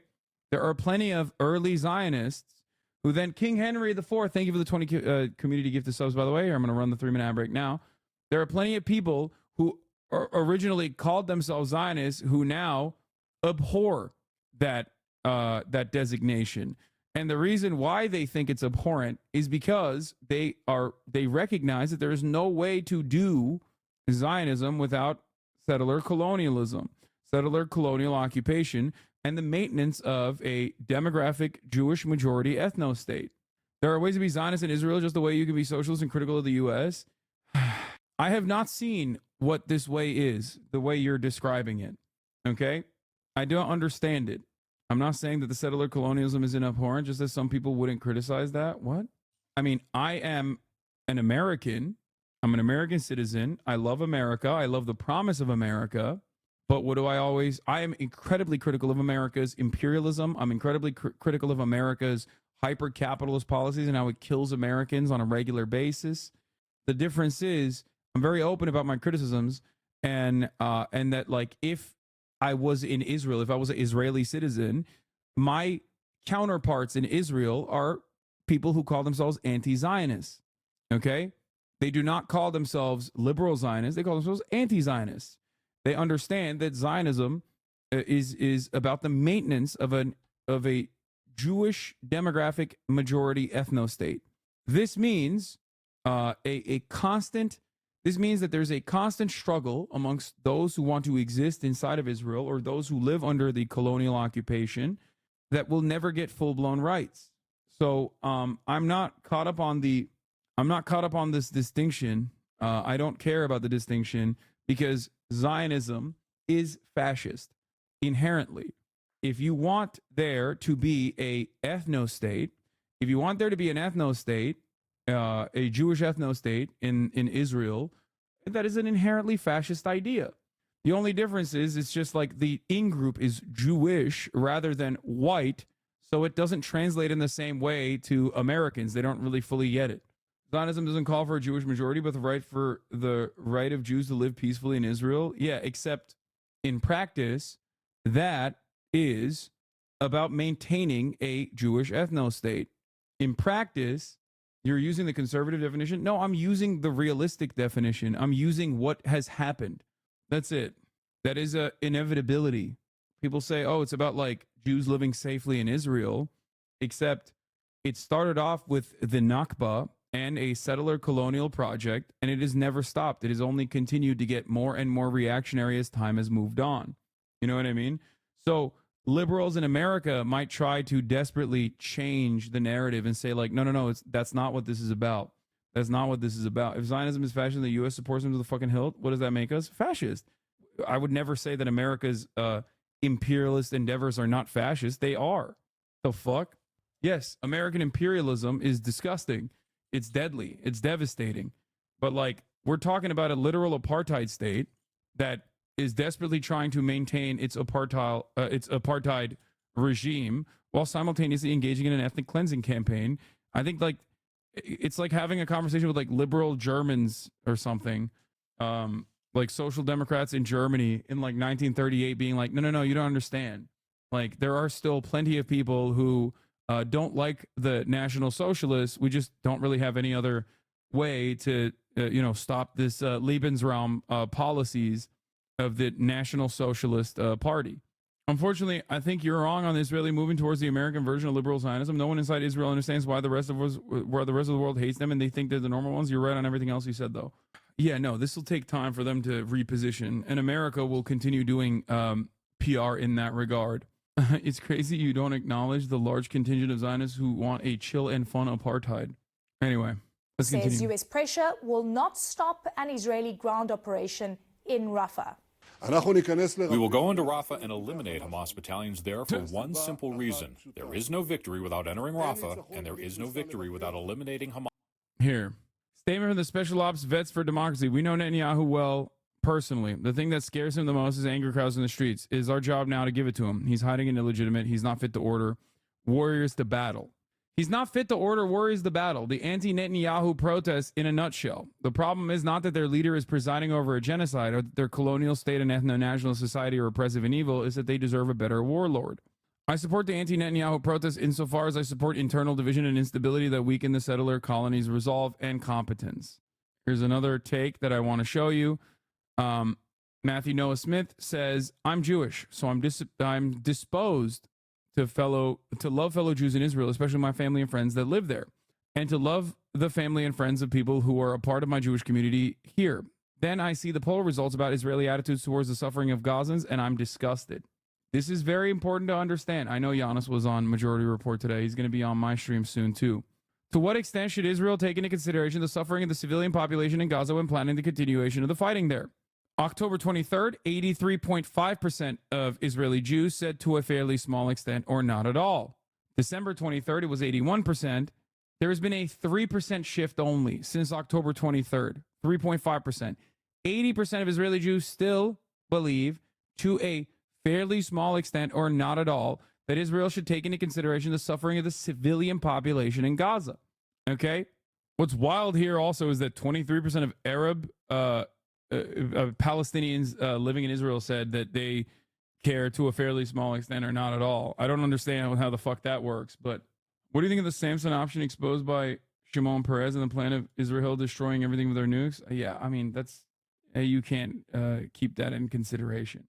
Even the Jewish left in Israel is split. 40% of the Jewish left says not to take the suffering of Palestinians into consideration when planning the war. The inhumanity of this opposition. Babies are starving, and nearly 50% of the left thinks this doesn't merit consideration.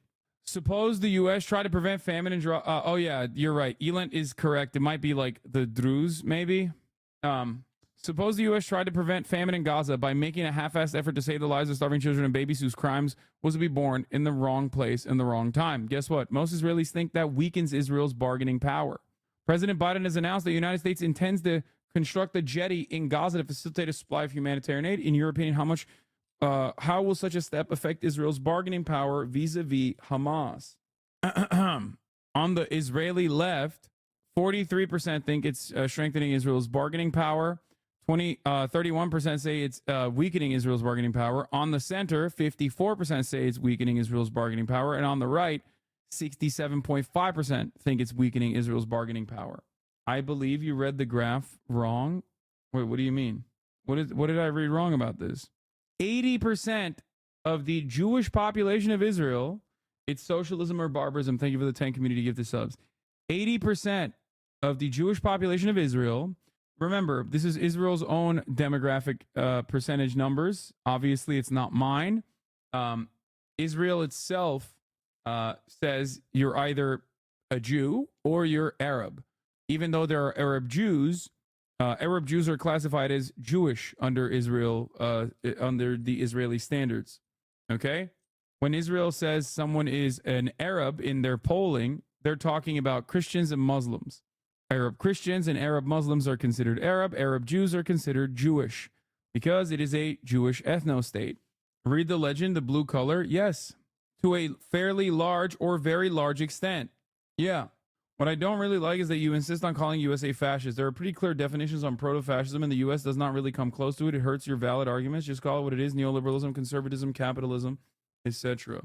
Fascism is capitalism in crisis. Capitalism inevitably leads into fascism.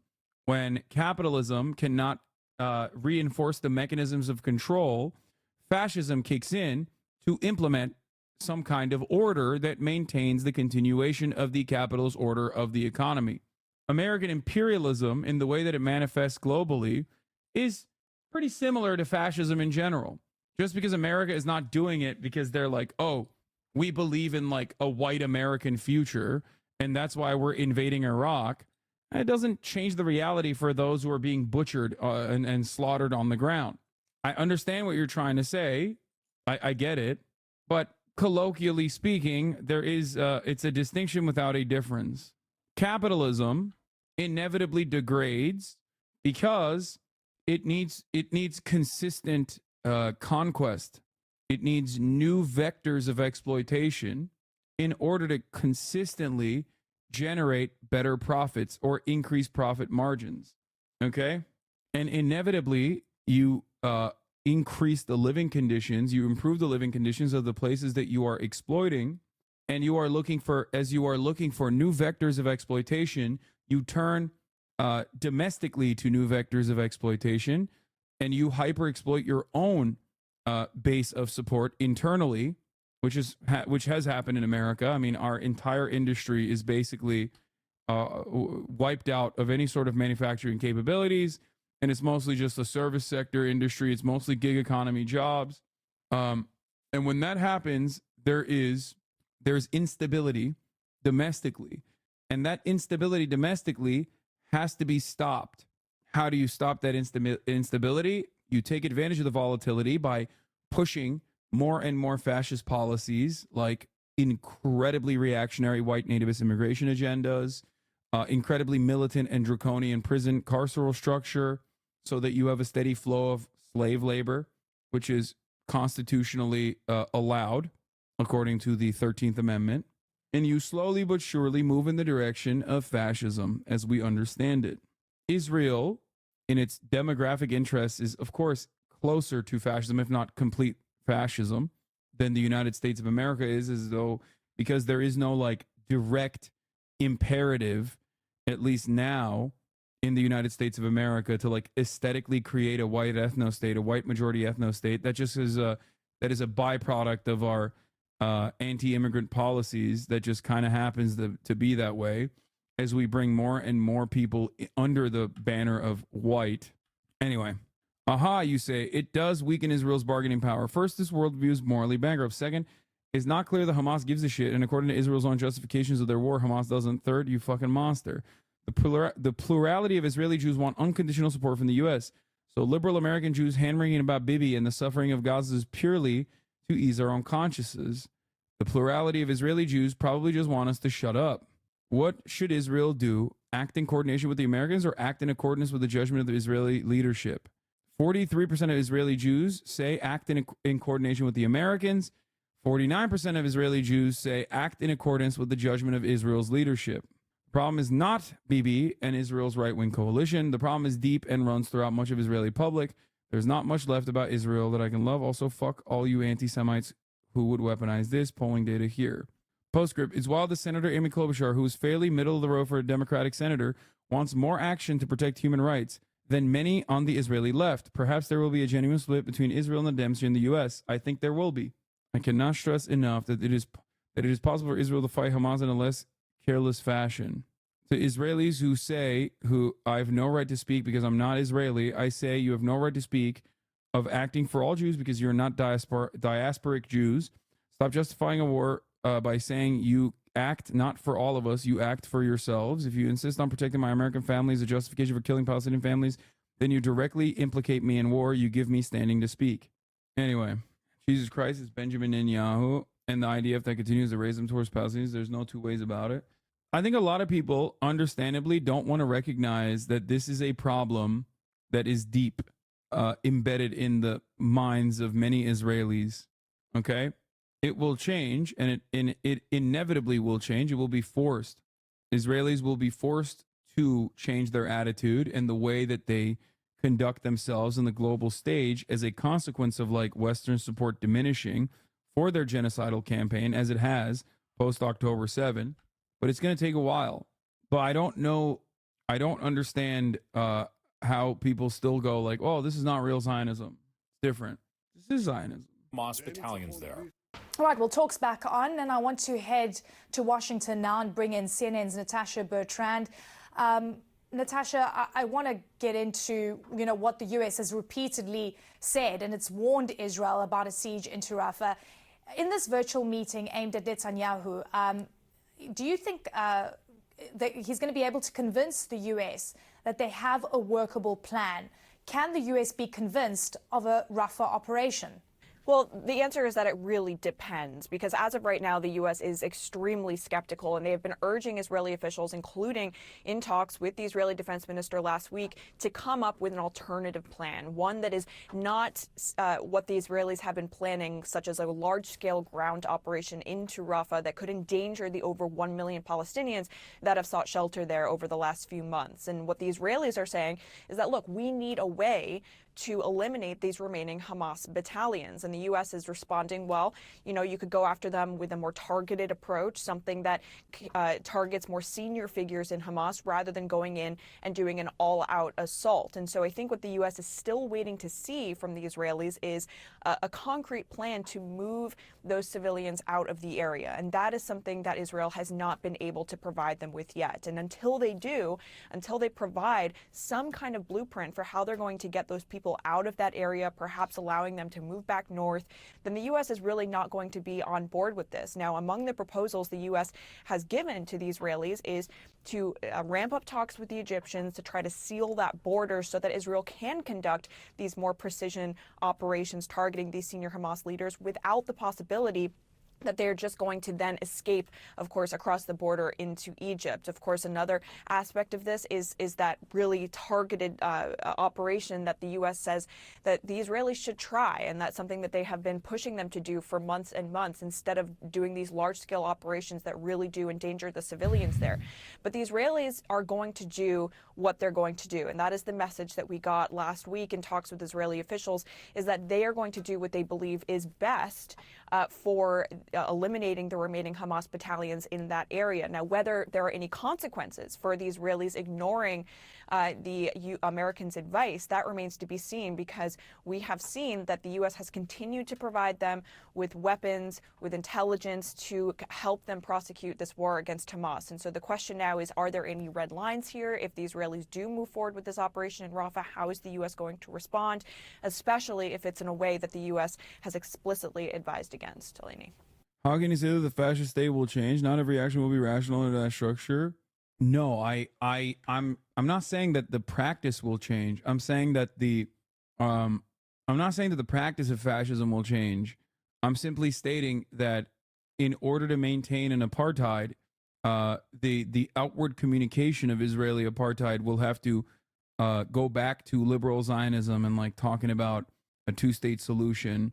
And if they don't do that, then, it's already destined to fail, but now more so than ever. Iranian state media Speaking says... of which, by the way, here, Israel is accused of deadly strike on Iranian consulate in Syria and Damascus. We're going to take a look at that as well. Suspected Israeli strike has destroyed an Iranian embassy building in the Syrian capital, Damascus, with the senior commander in the powerful Iranian Revolutionary Guard among those killed. Israel hasn't commented on the incident. Did you seriously say apartheid? Yes, I did. Are you new here? Yes, Israel is an apartheid. That's in South Africa, right? No, the one in South Africa ended. Israel still has one, like 100%. And that's just not my singular assessment. You have to be voluntarily closing your eyes and shutting your ears to the reality, considering that the guy who successfully defeated the apartheid in South Africa considered Israel to be one.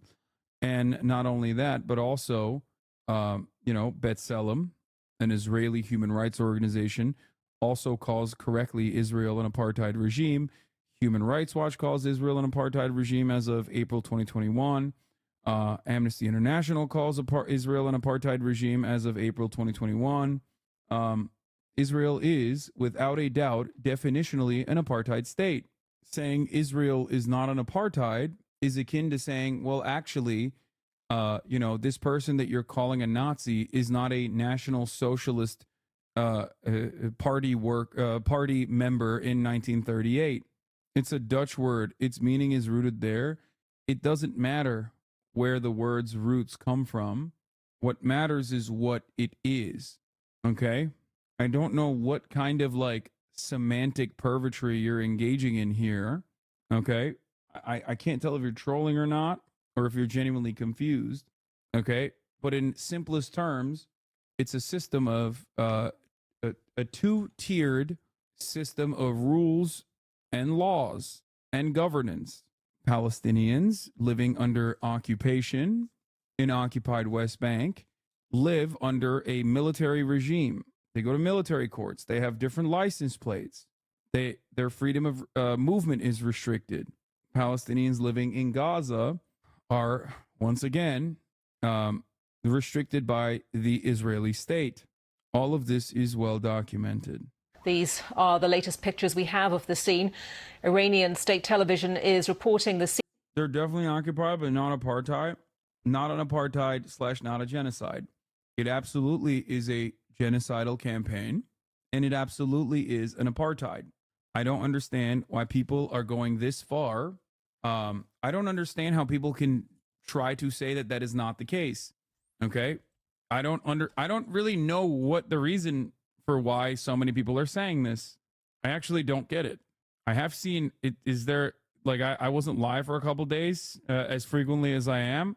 Is that where a lot of people got radicalized in the opposite direction or something? Is that what's going on?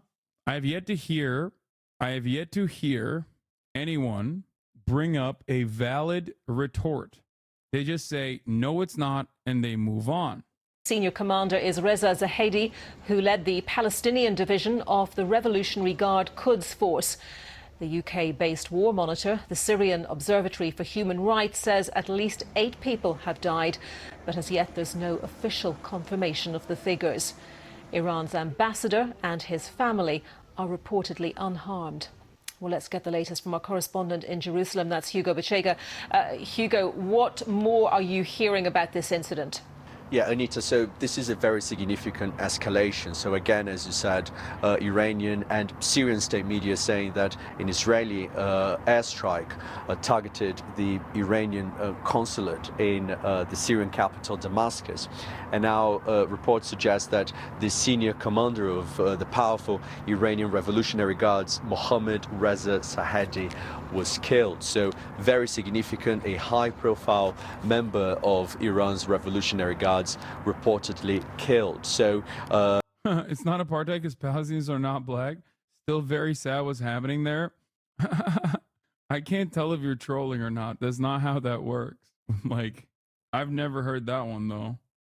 We're hearing now these accusations. We haven't had any kind of reaction from Israeli authorities. We know that over the last few years, Israel has carried out attacks targeting positions and also members of Iran's Revolutionary Guards. But it's very rare for the Israeli authorities to acknowledge involvement in those assassinations. So again, very significant development. We've seen that these targeted assassinations have been happening frequently since the beginning of the war between Israel and Hamas. Hamas obviously is a group that is supported by Iran. It is part of Iran's so-called axis of resistance, and we are having a reaction from Iran already. The Iranian authorities are saying that they're going to give a decisive response. So again, a very significant development. It seems to be a very significant escalation as well with this attack.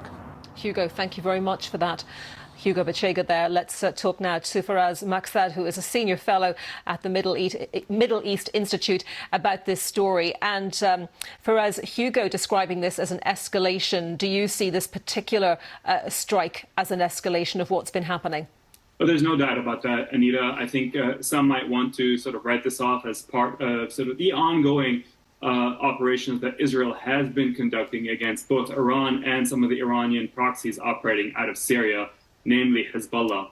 There has been very senior Iranian commanders killed in the past, including one major strike in December.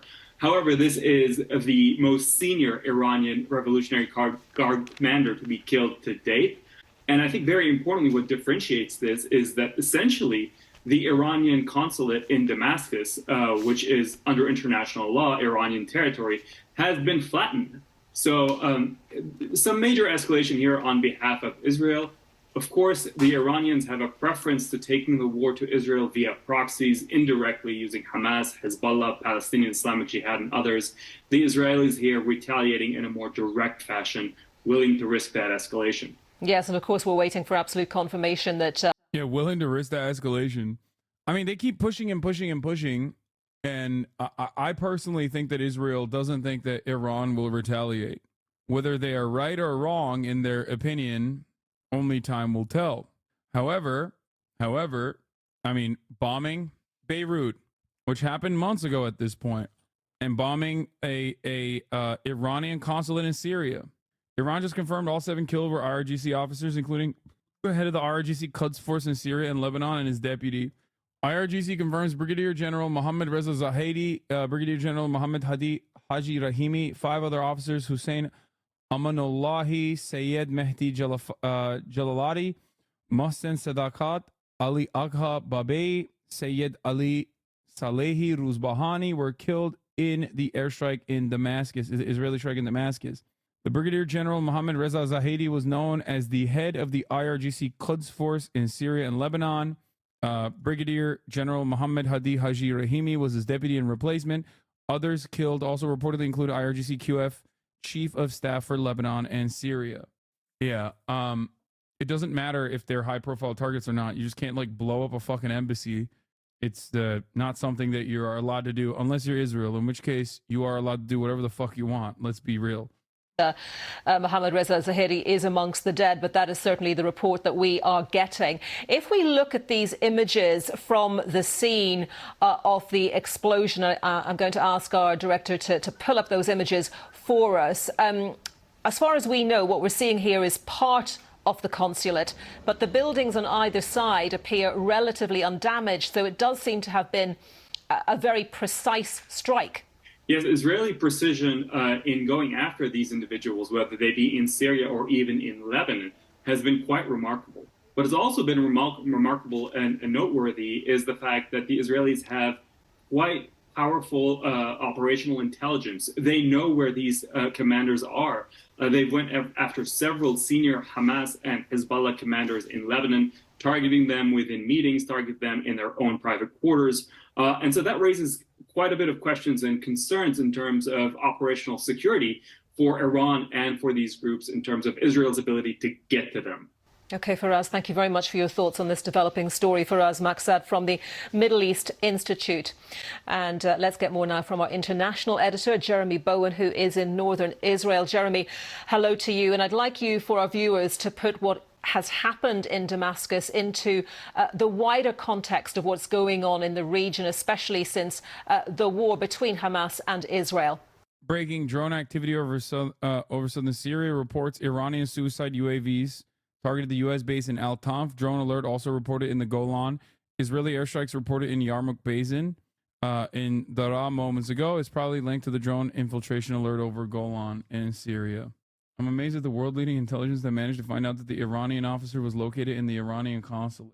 Feeling more and more like we're approaching September 1939. Yeah. For the record, I mean, technically, an embassy is the soil of a foreign country. So Israel is like, I mean, this is the closest you can get to striking Iran without actually striking Iran. But yeah, them showing the strike in Damascus and saying how precise they are basically admitted that Israel can be precise in Gaza if they wanted to, but choose not to. I mean, we already knew that, of course. That's why I always say they are being discriminately indiscriminate. Well, essentially, there's been an increasingly serious war going on over the Israel-Lebanon border between Israeli forces and Hezbollah, which is the political militia movement, dominant one in Lebanon, which is very close to Iran, also very close to the Syrian regime. Now, if it wasn't for the fact that so much has been happening in Gaza in the war since October the 7th, I think there would have been a lot more international attention on what's been happening here. And of course, there are connections. That's why it's going on. So what we've been hearing here this evening, there's been quite a lot of air activity going up towards Lebanon. The border isn't too far from here. And I think what's been going on, as you've been hearing, this is an escalation by Israel. I think they're testing the resolve of both Iran and its clients, its allies, Hezbollah, particularly in Iran, to see how they will respond. Because while they have been engaged, Hezbollah particularly, in a tit-for-tat series of increasingly fierce exchanges with Israel, they've always kept it within what in this part of the world is sometimes referred to as the rules of the game. Hezbollah going after military targets, but Israel seems to be pushing it to move to the next level quite repeatedly, and this is a big upward step. So now the big question is, given that the Iranians particularly are keen to restore the deterrence they feel they've been building up against their enemies. In other words, their enemies. I think the theory is that the embassy being the soil of territory that was abandoned in international law, it's still pretty bad. Here is CNN anchor Jim Scuito, who's their NatSec analyst, saying, on the Damascus strike, IDF spokesperson tells me no comment except, according to our intelligence, this is no consulate and this is no embassy. I repeat, this is no consulate and this is no embassy. This is a military building disguised as a civilian building in Damascus. Iranian ambassador to Damascus says Tehran's response will be harsh on the Israeli strike. It's hilarious because these actions would literally consider an act of war, and the U.S. and politicians and citizens would be freaking the fuck out if the country bombing embassy consulate wasn't Israel. Yes. More on this from the Al Jazeera correspondent. Ali Hashim now. Ali, you have covered the region extensively. Iran's state media has confirmed that Mohammad Reza Shahadi of Iran's Revolutionary Guard Corps has been killed. What do we know about him? Well, Mohammad Zahidi is one of the most senior IRGC commanders. He used to be, before being dispatched to the region, to Lebanon and Syria, he was also the head of Iran's area, the IRGC's aerial forces, the ground forces. He took several responsibilities over the past years. However, he's been in and out in Lebanon since the 80s and 90s, and was set to be the head of the IRGC in Lebanon. Now, meaning to be the head of IRGC in Lebanon means that he's in very close coordination with Lebanese group Hezbollah. And why does Iran support Palestine? Don't they hate Sunni Muslims? Iran supports Palestine because they correctly identify Israel as an extension of American imperialism, and they hate American imperialism, Western imperialism in general. So they don't give a shit. There's also no real distinction. They don't hate, Iran doesn't hate Sunnis. They don't like Saudi Arabia, and the actual, I guess, political battle is fought over that as regional actors. But beyond that, it's not like they see Palestinians as a decent way to try and destabilize Israel, and regardless of their own personal motivations, it doesn't fucking matter because they're on the correct side on this issue. The Iranian government is not on the correct side on many issues, especially as it pertains to their own domestic politics. But on this issue, they are on the right side. And the only reason why they're on the right side is because Israel is on the wrong side. And America is on the wrong side on this issue. It's that simple. If you want to dismantle Iranian opposition in the region you have to eliminate any kind of strategic interest that they might have. This does not mean you eliminate Hamas or any kind of Palestinian resistance, because you will always have Palestinian resistance to an apartheid, because people can't be pushed to a corner without any kind of pushback. In order to eliminate the need, in order to eliminate Hamas, I guess, quote unquote, you have to eliminate the need for Hamas. You have to eliminate the need for Palestinian resistance.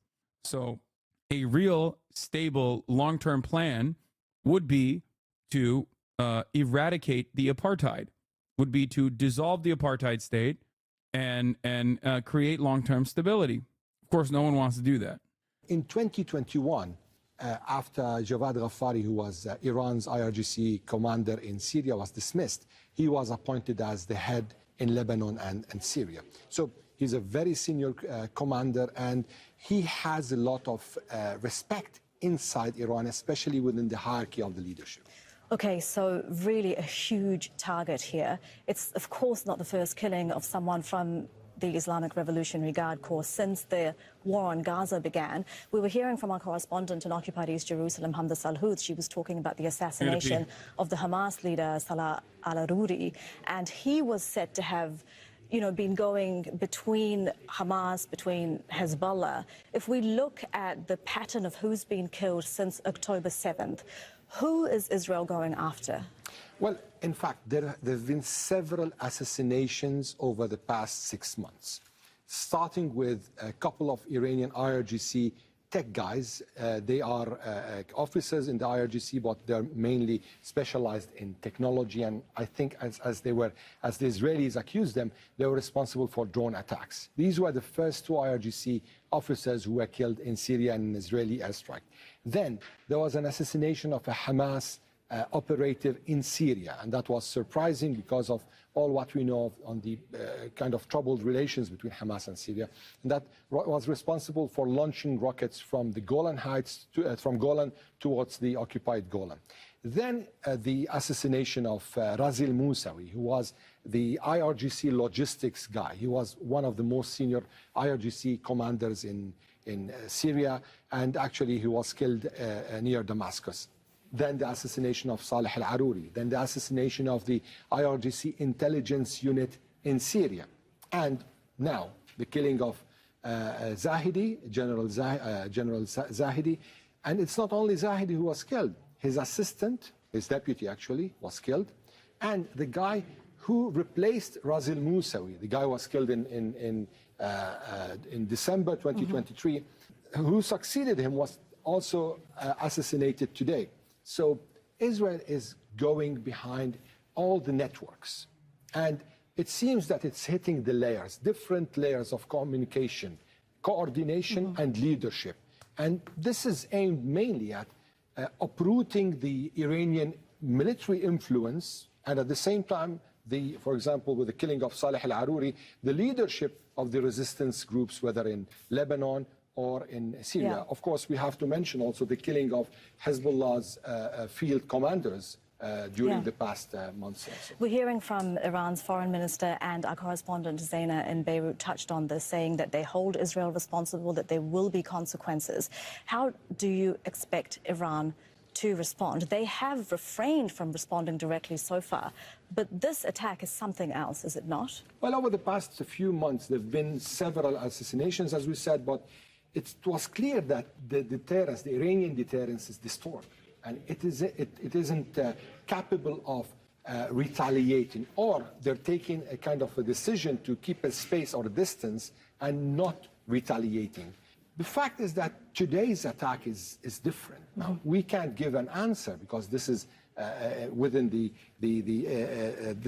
area of analysis. However, it's most probably that with the hitting of a consulate, which is kind of an Iranian soil, the Iranians are in front of a big decision to take, or else the deterrence will get weakened and weakened day after day. And then with the killings of such high-ranking commanders, maybe we'll see much more bigger assassinations over the coming weeks. Ali, thank you very much for your analysis. That is our correspondent, Ali Hashim.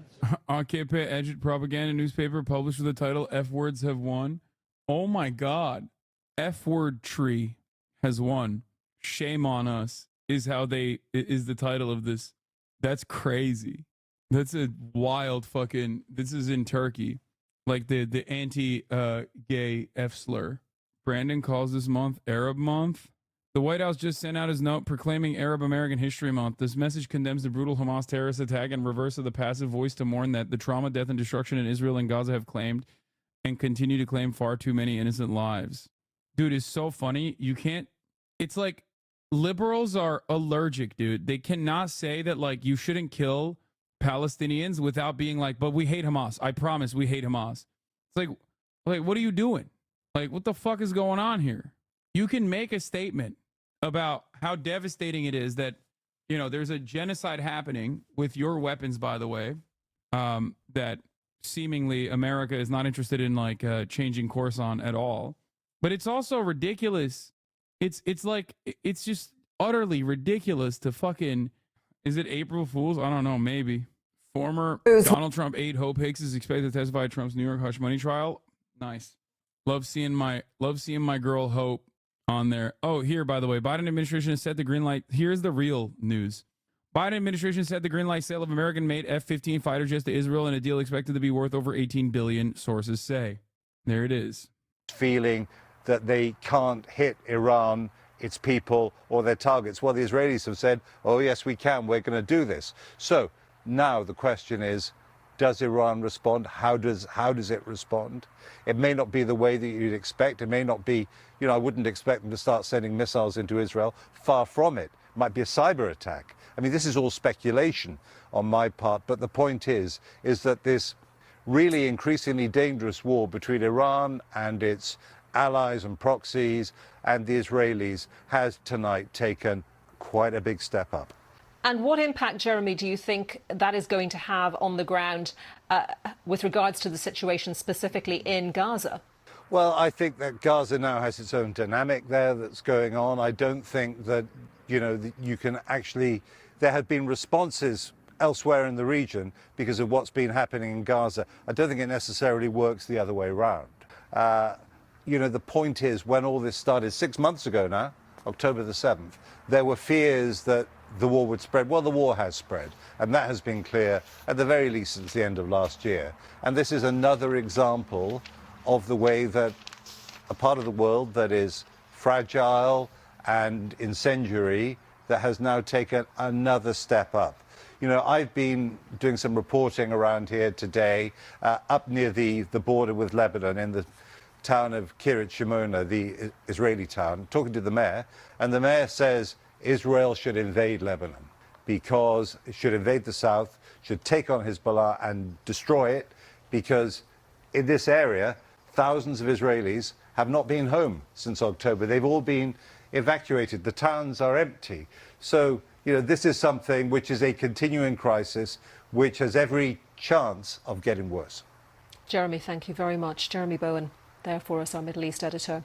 All right, take a look at your screens right now. Trump's media stock is down 18% right there. You can see it. It has been dropping throughout the morning. This comes after the company. Let's talk about, before we move on and talk about Havana Syndrome and Havana beer with the boys. Yeah, there's some fun news coming out of Florida. But do you condemn Iranian hostility and their reckless placing of an embassy where airstrikes and explosions just so happen to go off? Yeah, it's really fucked up that they did that. Do you want to speculate on possible war escalation? I don't, because I don't know. I don't know what Iran will do, because so far they have not gone above and beyond. Like they have not. They've not retaliated in kind, I would say, beyond pot shots.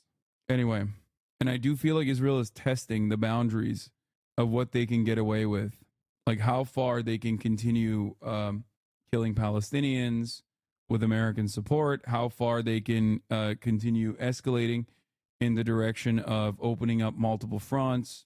They bombed Beirut, if you remember, and now they're bombing Damascus. I mean, these are both severe escalations, and I don't know. I don't know how Iran will retaliate.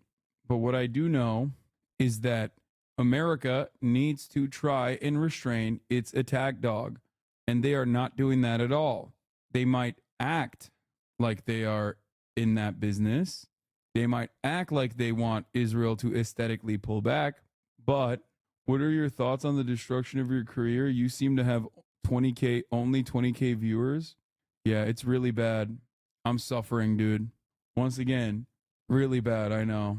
I can't tell if you're joking or if you're being serious, but instead of focusing on my fall off, you should urge whichever content creator that you like the most to fall on so they can get to only 20K viewers. That'd be great. I wonder how many of those 20K viewers will see the top of the hour ad break. I mean, come on, dude. It's 151. It's 151. They have ramped up the discredit campaigns on social media. Yeah, that's early. That isn't the defined window. No, it's got to be 155 after. It can't be this early. Have you seen what happened to Al Shifa? Yes, I have. Pentagon declines to comment on whether Israel gave the U.S. a heads up about its reported airstrike near the Iranian embassy in Syria. Question. There were reported Israeli strikes, a building next to the Iranian embassy in Damascus. Of course, the inaudible. Did the Israelis notify the U.S. that they would be striking next to the Iranian embassy? Miss Singh, I don't have anything more on that one. Now, another question here is to ask why the United States is offering more lethal aid and specifically F-15s to Israel. I'm trying to find this. I'm trying to find a news article talking about the F-15s specifically. Biden administration set the green light $18 billion sale of F-15 fighter jets to Israel. They are close to approving the sale of as many as 50 American-made F-15 fighter jets to Israel in a deal expected to be worth more than $18 billion, according to the three people familiar with the matter. The transaction, which would amount to the largest U.S. foreign military sale to Israel since the country went to war with Hamas on October 7, comes as the administration is also expected to notify Congress soon of a large new sale of precision-guided munitions kits to Israel, the people said. With Thoris, thank you for the 10 gifted subs. The new sale of some of the U.S.'s most sophisticated weaponry underscore the extent to which the U.S. continues to support support Israel militarily, even as Biden administration officials criticize Israel's operations in Gaza, which have killed more than 32,000 Palestinians since October, according to the Gaza Ministry of Health. The sale is likely to be hotly debated in Congress, particularly by members of the president's own party. U.S. weapons sales to Israel have come under intense scrutiny in recent months, and Democratic lawmakers have called for restricting military aid to Israel until it allows more humanitarian aid into Gaza and does more to protect the civilians there. My Bourbon Gamer, thank you for the 5 gifted subs. Since Hamas's attack on Israel in October, which killed over 1,200 Israelis, the U.S. has made more than 100 foreign military sales to Israel. Most of those have fallen under the specific dollar amount requires a notification from Congress. An official familiar with the matter previously told CNN. Here's Humeira Pamuk asking a Reuters foreign policy reporter, Humeira Pamuk, who's Turkish, by the way, shouts out to her, asking the State Department spokesperson about arms transfers to Israel, despite the admitting that far too many Palestinians have been killed. Seamus says, listen to this answer here by Miller. He's explicitly referencing Iran and Hezbollah when talks about why it's sending 2,000-pound bombs to Israel for supposed self-defense. The U.S. doesn't want de-escalation. They want a regional war. Change. It is not conditioning weapons to Israel, but when you go and make such an authorization of the transfer in recent weeks, even if the actual weapons transfer has been approved years ago, don't you think that is going to damage the weight of your word, your credibility, and basically your sincerity in saying? It does. But America has had this wishy-washy approach from the jump. They have been very consistently inconsistent on Israel. They keep talking about how Israel needs to cut it out while simultaneously giving them more weapons. It's fucking bullshit. That far too many Palestinians have been killed. I do not agree with that at all. We have been very clear that we want to see Israel do everything it can to minimize civilian casualties. We have made clear that they need to do that they need to operate at all times in full compliance with international humanitarian law. At the same time, we are committed to Israel's right to self-defense, and this is a long-term commitment the United States has made, that it made before October 7th, and that continues it continues since October 7th. So, obviously, the fight in Gaza is connected to Israel's long-term security in very substantial ways. I got into some of that with response to Matt's question. But Israel still faces, in addition to the security challenge posed in Gaza, it still faces an Iran that is hostile to Israel. It still faces Hezbollah on its northern border that is hostile to Israel and says it is committed to the destruction. Yeah, it's just like Israel's such a small bean, dude. And they're constantly under threat, constantly under attack, just no matter what. Of course, not on its own, you know what I mean? Not because they are, not because they're constantly fucking attacking in every direction, but because everybody just hates them because they ain't them, Here, this caption doesn't portray how alarming this answer is. He explicitly says the 2,000-pound bombs are for Israel to use against Hezbollah and Iran, just after Biden sent Israel 1,800, like 1,800 of them, their intent on triggering a region-wide war. F-15 fighter jets are not specifically, as far as I understand, for bombing targets, but for, as this chatter is correctly pointing out, for air superiority, where the F-16 is a multi-role fighter, meaning you use the F-15s to gain full control of the sky you're fighting in, also works in a higher ceiling. This could mean that they are expecting escalation from Lebanon, Iraq, Syria, and Iran. Destruction of Israel. And so we are going to continue to support Israel's ability to defend Lamau, this chatter has it backwards, but sure. Itself against those sworn enemies that want to see it end as a modern state or a state at all. Just to follow up, a 2,000-pound bomb is self-defense, in your opinion? It is so they. The thing is, like, there is no air superiority in a 2,000-pound bomb, though. Like, that's just specifically for bombing targets on the ground. 2,000-pound bombs are not for air superiority. It's just for, unless you're talking about like blowing up anti-aircraft weapons, I guess, that are on the ground. Wrong. In Desert Storm, a 2,000-pound bomb was used to hit a moving Hind helicopter. Okay, that's like so rare that you brought that up, though. It's for the 2,000-pound bombs are used on airports, anti-aircraft weapons sometimes, but like not necessarily used to blow up moving targets in the air. Air superiority over what? Hamas's famous fleet? No, air superiority over what they suspect could be a regional escalation from other regional actors. I don't even know what the air capabilities are as far as like Iranian air capabilities, like Lebanese air capabilities and Syrian air capabilities beyond like suicide drones and drones in general, and also rockets. So I don't get it. Israel itself reporting civilian bombing and they're proud of it. Then you watch the U.S. report twist it. Yes. They need to have the ability to defend themselves against a very well-armed adversary. Like I said, Iran, Hezbollah, which has thousands and thousands of fighters and quite sophisticated material and quite sophisticated weaponry, as we've seen them deploy, excuse me, against Israel in the last few days. So yes, they do need the modern military equipment to defend themselves against those adversaries. In Gaza before, in the beginning in Gaza. And we have made clear to them that whatever weapon they use in Gaza, be it a bomb, be it a tank round, be it anything, that we expect them to use those weapons in full compliance with international. Yeah, totally. They're not right now, but we expect them to in the future, even though we're making zero efforts to get them to use those weapons adequately in the future, because using those weapons adequately in the future would dictate using them in a defensive posture, even though they're currently in an offensive war against a small, tiny sliver of the region that they've basically trapped, like a little prison, like an open air prison that they're bombing relentlessly. I told you guys this rhetorical trick from the jump.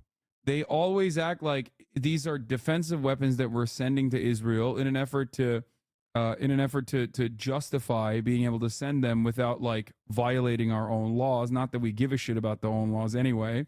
And then Israel, knowing full well that they're going to get these weapons, are using said defensive weapons in an offensive posture within their arsenal. That's it. It's just a way to get around, the pesky international laws and rules that we have created. There is no defensive bombing in Gaza. It doesn't work that way. It is not defensive in nature to blow up a building next to the Iranian embassy in Damascus. There is no defensive blowing up of a building in Beirut. These are not defensive actions. These are not only offensive actions, but they're offensive actions on foreign soil. An act of war, like a deliberate and direct act of war. Everything that they're doing in Gaza is ethnic cleansing on top of that. National humanitarian law, and we have had very frank conversations with them about the fact that there far too many civilians have died through their. Anyway, so yeah, that's it's great, fun stuff overall that America keeps saying like, oh no, you don't understand. Israel, small bean. Israel needs to cut it out. Israel, not very chill, not gonna lie. While simultaneously we're like, but here's $18 billion worth of F-15s, which will require congressional notification.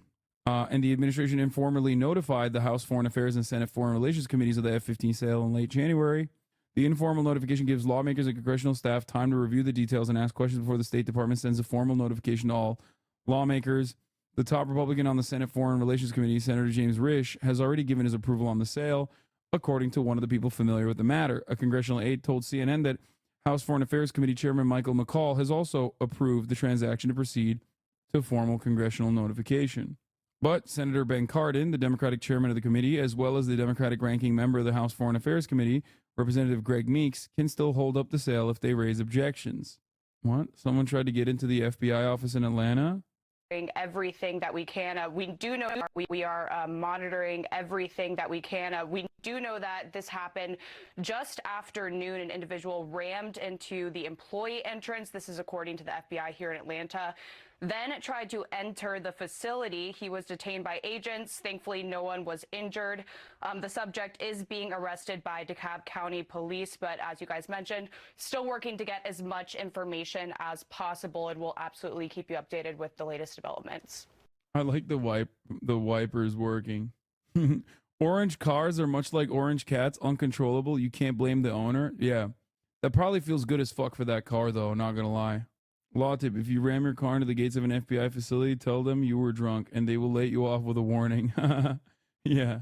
Sorry, officer. I was fucking hammered. Anyway, last bit of news on Israel before we move on. Evan Hill writes on the latest Washington Post article, as it turns out, the Israeli commando colonel stressed that the tunnel system may not have been as important as they once thought. As the journalist looked out at the destruction, one of Hagari's officers said, "This is what they made us do." Inside the ruins of Gaza's Al-Shifa hospital, soldiers from the Israeli Navy Special Forces Unit Flotilla 13 stand guard inside a medical office building at the edge of Al-Shifa complex in Gaza during a visit organized on Sunday by the IDF for foreign journalists. Gaza's largest hospital has been gutted. Combat bulldozers remove sand into the courtyards. The buildings are scorched. It smells like death. Israeli commandos pulled out before dawn on Monday. A sprawling medical campus that housed maternity wards, surgery suites, and emergency rooms has mostly been destroyed after 2 weeks of intense assault by Israeli troops battling Hamas militants who Israel said were barricading themselves inside the complex. Spokesman for the IDF brought a handful of foreign journalists into the compound Sunday afternoon, just hours before the last Special Forces troops withdrew. A reporter and photographer from the Washington Post were there. The IDF offered a narrow view, a pinhole really, but what we saw was a destruction on a massive scale. Military censors did not review our words or photos. Damn, they're slacking on their PR front. The compound smelled of bodies and rot. Everything that could be broken, smashed, or twisted was after 14 days of fighting. Dozens of fighters had been killed, the IDF said, but said it could not provide a precise count. Some desperately ill patients had been evacuated. Others, a group said, died during the siege. Before the second offensive against Al-Shifa, the hospital was still functioning, if just barely, after a first raid by Israeli soldiers in November. When the March assault began 2 weeks ago, there were 6,000 people sheltering on the grounds, according to the IDF, patients, medical staff, and displaced families. On Sunday, we didn't see a single Palestinian. In the central quad, there were new sand dunes shaped by bulldozers. Israeli armor and personnel carriers encircled the complex. Troops moved quickly from spot to spot. We were told Palestinian snipers remain in the area and that a handful of Hamas operatives might still be moving around the hospital buildings based on night vision sweeps of the compound. We saw only Israeli soldiers. In one darkened room, a platoon of commandos slept on the floor beside hallways strewn with trash. There were sporadic bursts of automatic rifle fire in the distance, and what we guessed were heavier rounds being fired. It was unclear who was shooting or at what. The Israeli Special Forces described close-quarter combat with desperate fighters from Hamas who had been taken by surprise and barricaded themselves in emptied hospital wards, including elevator shafts and operation rooms. The Israelis said 2 Palestinian militants in confrontations used grenades to kill themselves in what would be the first reported suicide bombings in the latest Gaza war. This could not be confirmed.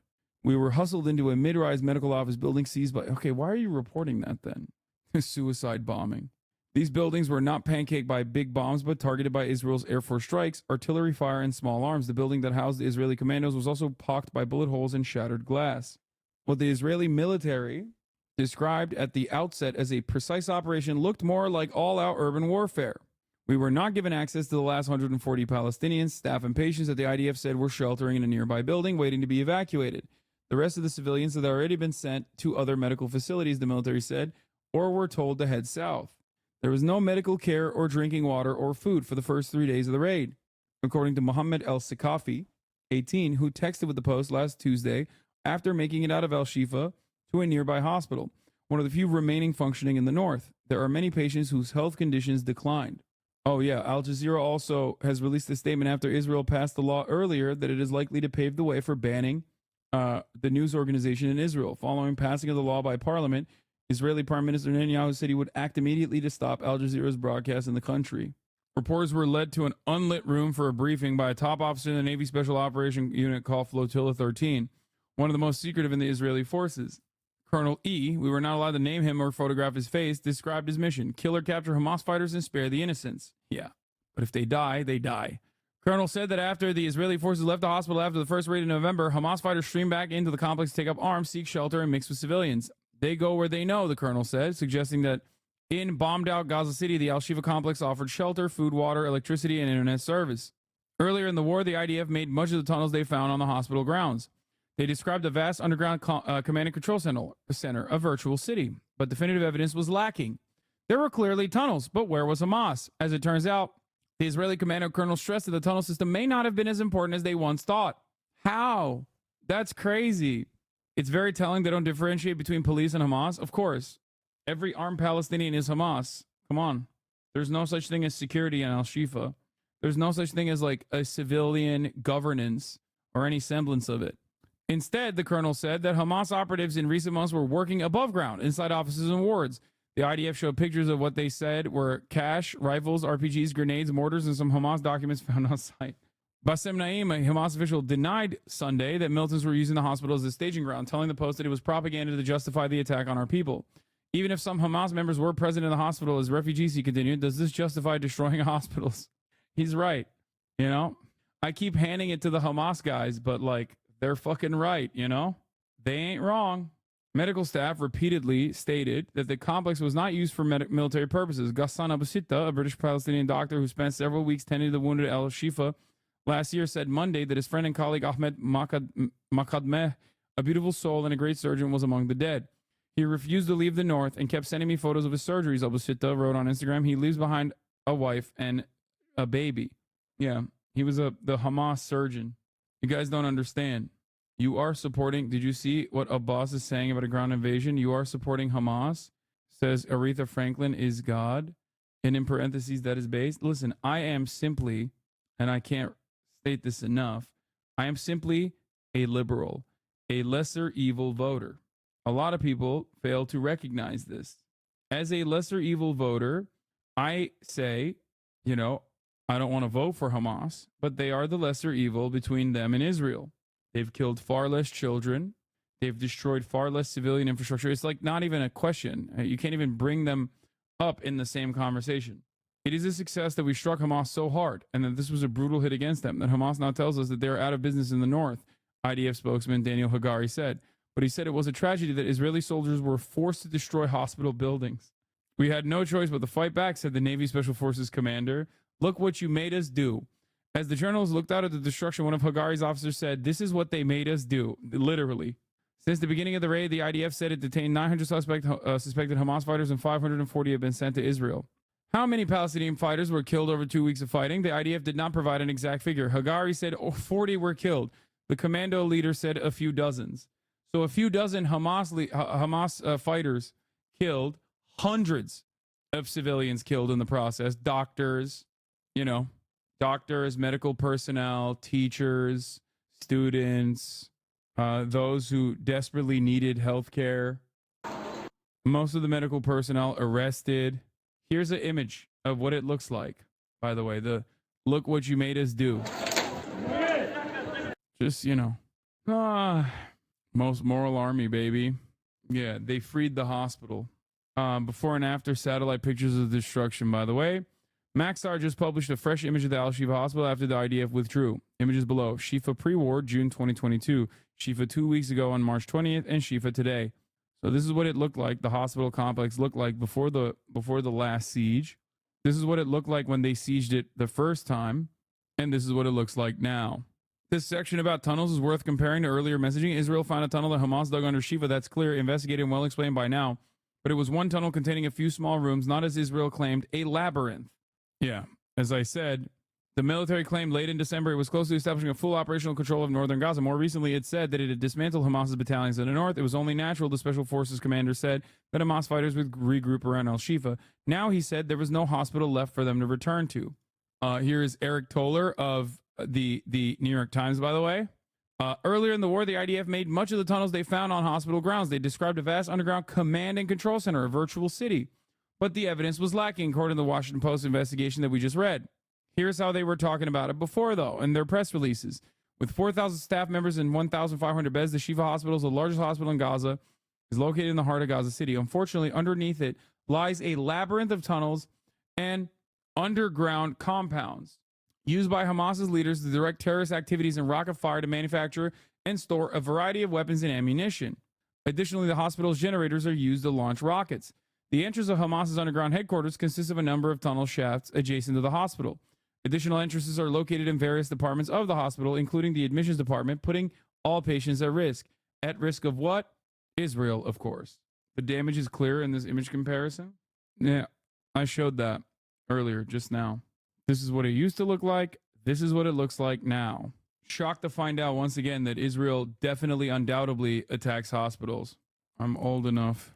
Your drip looks funky. What is it? It's just funkiness. That's what it is. I don't know. How can you prove that it wasn't a misfired PIJ rocket? Yeah. And Joe fucking Biden sold 18 billion jets to Israel. Fuck Biden. Yeah, I mean, he is a piece of shit. Okay. We're moving on from Israel to Florida. Here it is. Breaking. The Florida Supreme Court just overturned decades of legal precedent, ruling that the state constitution's privacy protections do not extend to abortion, effectively allowing Florida to ban the procedure after 6 weeks of pregnancy. Nice. I guess like the people that always say, well, Hamas would kill you. Hamas doesn't care about abortions. You know, things like that will justify bombing Florida.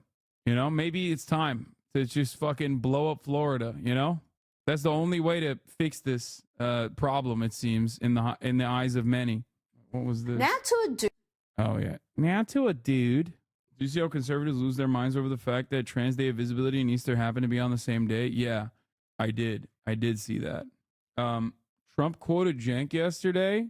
Progressive commentator Cenk Uygur, also firmly anti-Trump, had a similar view. To me, putting up all the cash up front before you appeal the case seems draconian for everyone, not just Trump, Uygur said on his program.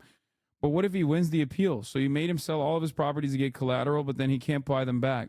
So when his lawyer says irreparable harm, in this case, financially speaking, it would be irreparable harm. What the fuck? Dude, don't care. Voting for Trump, Cenk. Trump Uygur 2024, baby. You are one step removed from Trump noticing you, Pog. I don't know if I want that. Yeah, here's a thread of April Fool stuff happening on the internet. Trump has definitely heard of you. I'm sure he has. I mean, he hangs out with the fucking Nelk boys. Like, I'm good with that, though. Here is Rabbi Shmuley that I did not cover, but here's what Rabbi Shmuley was doing for Purim.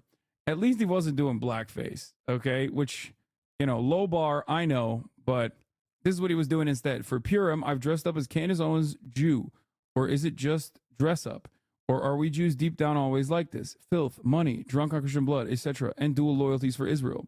I felt that since Candace Owens got fired on Friday, I might as well try and bring in some Purim cheer by validating her views about Jews, at least for one day. Hi, everybody. Purim is a day of celebration. We feel bad for Candace Owens that she lost her job, so I figure with her image of what Jews are supposed to look like, why not at least validate her? I am dressed up as a Candace Owens Jew. Now, this is not a Christian child, it's a Jewish child. But if it would be, I got my Christian blood. Spicy, delicious. I got my Jewish nose. I have filth, because Jews are all filth. And more than anything... Dude, it's so funny. He wrote filth on his head. Like, what is my man doing? I know for a fact, by the way, and this is not even a joke, like a lot of Israel supporters in America are deeply ashamed by him. Okay? Like deeply. And they too recognize how bad Rabbi Shmuley is for their cause. Not even a joke. Else? What does 80 have? Money! Money! What about the Benjamins? Wait, one second, wait. All about the Benjamins. Wait, I'm getting a little bit thirsty. Where's the matzah? I don't want to finish the whole thing and not mix it into the matzah. So can someone just bring me... She did say that I was getting... She liked that tweet that I'm getting drunk on Christian blood. So let's do it the right way. Oh, so good. Wait. Shmuley was single-handedly responsible for a 25% drop in support. Every time this man graces the timeline, Israel loses more support. I swear to God. Oh, this was the last thing I'm going to show. In a 321 meeting, Representative Josh Gottheimer of New Jersey, a Democrat, by the way, one of the biggest fucking freaks in Congress, called Democrats who don't support Israel a cancer. The specific question had to do with the small handful of members of our party who are not supportive of Israel, who don't share our views. Yeah, as you've just pointed out, it's a extremely small cancer in the caucus, and frankly, the Republicans suffer the same. This guy famously said all Muslims should feel responsible for October 7 in America, like talking about Rashida Tlaib, talking about Ilhan Omar in a closed-door meeting. He is a gigantic piece of shit. Here he is describing his penis size. Small minority of people who are loud and not supportive of the U.S.-Israel relationship. And many of us have called them out for years when we've had problems. But listen, since October 7th, we've seen some very vocal people in our party. Again, a very small number of people. Like there was and I'll point to one vote in particular after, I guess it was the week or so after October 7th, we held a vote on condemning Hamas, and there were 14 Democrats who voted no on that. I called it despicable what they did. That was my nicest thing I could come up with immediately. But I mean, it's pretty funny that he's like saying that this small sliver of Democrats who are pro-Palestine by like the tiniest of metrics, by the way, are actually a cancerous small sliver, when those Democrats are quite literally defending the majority position.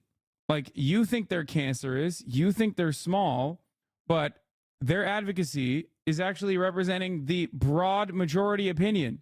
It is utterly ridiculous. About 200, you had 14 people. And I'd say that's what you're talking about, just relative.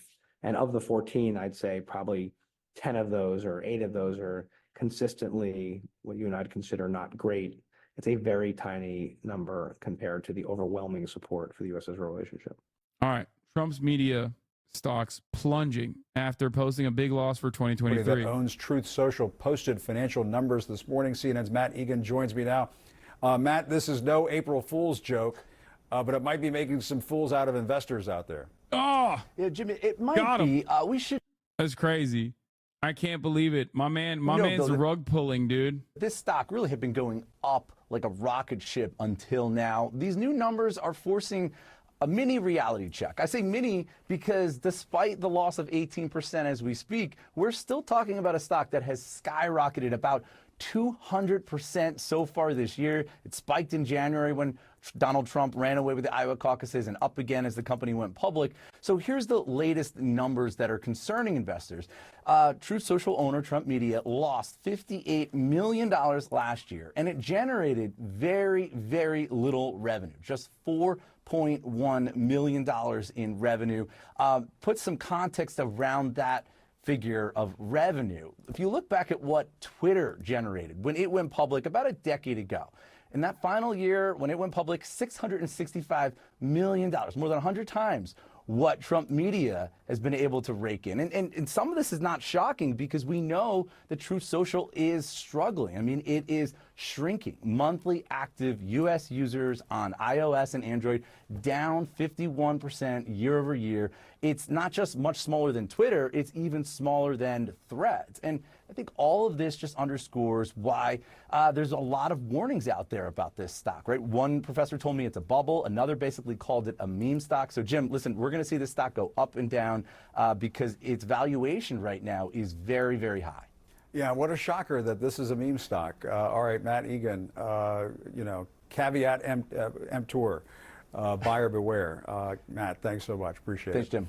Will Trump face any accountability? And will Republican leaders call him out after the former president shared a video on social media that could pose a security risk for President Biden? Here's that horrific video posted by Trump showing the president hogtied in the back of a pickup truck. Over the weekend, Biden and Trump offered distinctly different Easter messages. The president calling for peace, security, and dignity for people around the world. As for Trump, he wished a happy Easter to those he, quote, totally despises in the, quote, failing nation, end quote. God, he's so understanding. He's so woke. He's wishing a happy Easter to all of his fucking haters. You know what I mean? Hopes to lead. He reshared articles suggesting he's a modern day Jesus who is being crucified, and he accused the president of a, quote, years-long assault on the Christian faith. The president, of course, is a devout Catholic. This week, he's pledging to address, quote, Biden's border bloodbath, putting a lot of these in quotes just to make sure you understand this is Trump's rhetoric. This just 11 days after insisting that that rhetoric was exclusively about the economic consequences of a Biden victory. Here with me to discuss Trump's increasingly inflammatory and violent rhetoric is Ruth Ben-Ghiat. She's a professor of history at NYU. She's also the author of multiple books, including Strongmen, Mussolini to the President. Ruth, great to have you on, as always. You know, when we talk about Trump sharing this violent video of the President Biden hogtied in the bed of a pickup truck, you know, we saw the consequences of his words on January 6th. How concerned are you about this kind of stuff sparking some kind of violence? What do you think? Everything's getting so sexual, dude. I feel like ever since people started wearing those biker jackets, like we want to ride Trump. It's just weird, man. It's just weird. They want to fuck Brandon. They want to fuck Joe Brandon, and they want to fuck Trump too. Bro, what is this fit? Don't worry about it. I'm very concerned, and it's, you know, when you work on coups and authoritarian takeovers, you look at this a bit differently. It's not just a joke. The fact it's a life-size image, it's really performing, you know, a work of imagination for Americans, because a sitting president of the United States who's hogtied as though he's some kind of hostage, this implies, shall we say, not a democratic transition of power, but something, a bad end that is happening to the sitting president of the United States. And when it's shared on social media by somebody who already tried to overthrow the government, then of course that is extremely serious and bespeaks a very, you know, an intent to continue to incite violence against anyone who's trying to hold him accountable, but now also the president of the United States. Right, and typically, I mean, if somebody out there just in the general public were to share an image like this, that they might expect a visit from the United States Secret Service. But now it just seems that this kind of violent imagery, this kind of dangerous political rhetoric has become so commonplace, it makes you wonder what the authorities do with this kind of stuff. I share those concerns, and, you know, it's very important to strike back at and hold people accountable. And especially someone like Trump, who has a history of this. In 2023, I can't listen to this anymore. All right, let's get to some real news, okay? Havana syndrome. Havana beer with the boys? Well, turns out Havana syndrome, very real. New evidence suggests who may be responsible for the mysterious brain injuries. That's right. We don't have the liberals talking about holding Trump accountable is funny. We don't have a mechanism for holding anybody accountable. Let's be real. Is it the official uniform of Cooking Up Content? The asymmetric nature of it is pretty awesome, though. Yes, I'm wearing a uniform for Cooking Up Content. Wasn't it debunked last year? It don't matter. There is no debunking when it comes to things that the CIA want. Time.com. Our colleague Scott Pelley and 60 Minutes, they're reporting important new details from a long-running investigation into so-called Havana syndrome. This is those high-tech attacks, physical attacks, really, on officials working overseas. And last night's report looked at several incidents. Do I believe it now? I believe it less now. If there was a shot that I would believe it, I believe it less now because of this fucking reporting. I feel like this report had the overall vibes of like, we investigated people who have like severe reactions to the vaccine. These incidents have led some people to believe that Russia may be responsible for the attacks that have left Americans with a variety of debilitating symptoms. And a recently retired Pentagon official who led an investigation into Havana syndrome told 60 Minutes about the patterns that he saw in the officials who were targeted. One of the things I started to notice was the caliber of our officer that was being impacted. This wasn't happening to our worst or our middle range officers. This was happening to our top 5, 10% performing officers across the Defense Intelligence Agency. And consistently, like, this guy literally left the army to start his own like contractor specifically for Havana syndrome treatments. Yeah, no shit, he's going to have a vested interest and be like, yeah, this is a real big problem. It's so weird. There was a Russia nexus. There was some angle where they had worked against Russia, focused on Russia, and done extremely well. What has been the impact on American national security? The impact has been that the intelligence officers and our diplomats working abroad are being removed from their posts with traumatic brain injuries. They're being neutralized.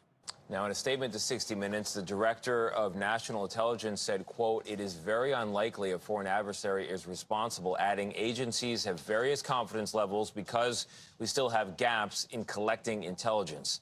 CBS News contributor Samantha Vinograd is a former assistant secretary of Homeland Security for counterterrorism and threat prevention, and she's familiar with the government's investigation into so-called Havana syndrome. Sam, thank you very much for joining us. So that investigator, now retired Lieutenant Colonel, he believes that the bar for proving this syndrome is real has been set too high because America doesn't want to confront some hard truths. He's also saying that the impact has been significant and the targeting quite specific. What do you make of the allegations? Well, I agree that there are significant national security implications of Havana syndrome. Wait, what? It feels like you lack complete empathy for these people. The U.S. government denied claims of burn pit lung damage of Afghanistan soldiers, too. Yeah, because burn pit lung damage is real. Toxic chemicals in the air create lung damage. As far as we understand, a acoustic device that is not heard by anyone except for the fucking victim. I haven't seen the science on that. Yeah, we have a LRAD. We use that on fucking civilian populations, and it's basically like an up-jumped PA system. You can hear it from fucking yards away. A burn pit also gives you literal fucking lung damage. Whereas these guys, like, the most severe impact that you get is shitting your fucking pants and losing your balance. And no, I don't have a lot of empathy for these people, because at least the fucking dudes that were getting lung cancer from the burn pits are like a bunch of dickheads who were locked into military contracts who were stupid enough to think that they'll get upward social mobility and got sent to Afghanistan, versus dudes that have like gone up the ranks of the State Department by sucking ass their whole careers. So the impact of it is marginal. It's tiny. It's silly. And the people that are being attacked are literally like, you know, high-level Department of Justice or high-level State Department officials. Like, yeah, I don't really care. We have individuals from key national security agencies doing critical work in intelligence, law enforcement, diplomacy, in the military, and more, being taken off the field. That puts us at a disadvantage. At the same time, Tony, it is a public perception that the U.S. government, despite its best efforts, is simply unable to protect public servants deployed overseas, as well as some public servants here in the homeland. And that really projects a symbol of both vulnerability and weakness. And that's why it's critically important that the Biden administration continue to investigate the causes of these incidents, while concurrently offering medical services and other forms of compensation and protection to the individuals that have been impacted.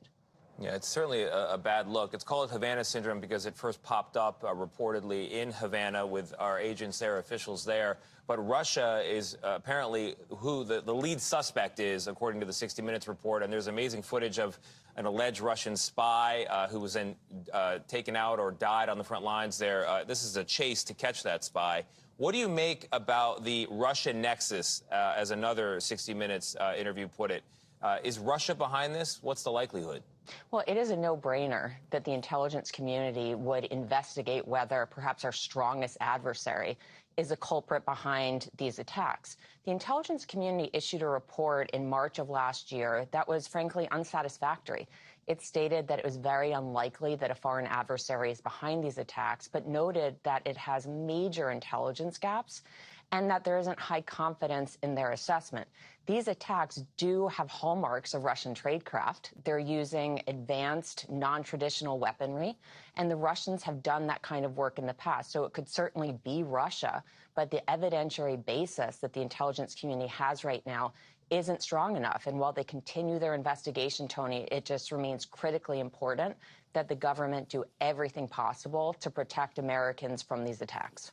Sam, there was a critical moment in the story. A lawyer representing an FBI agent affected by Havana syndrome. Yeah.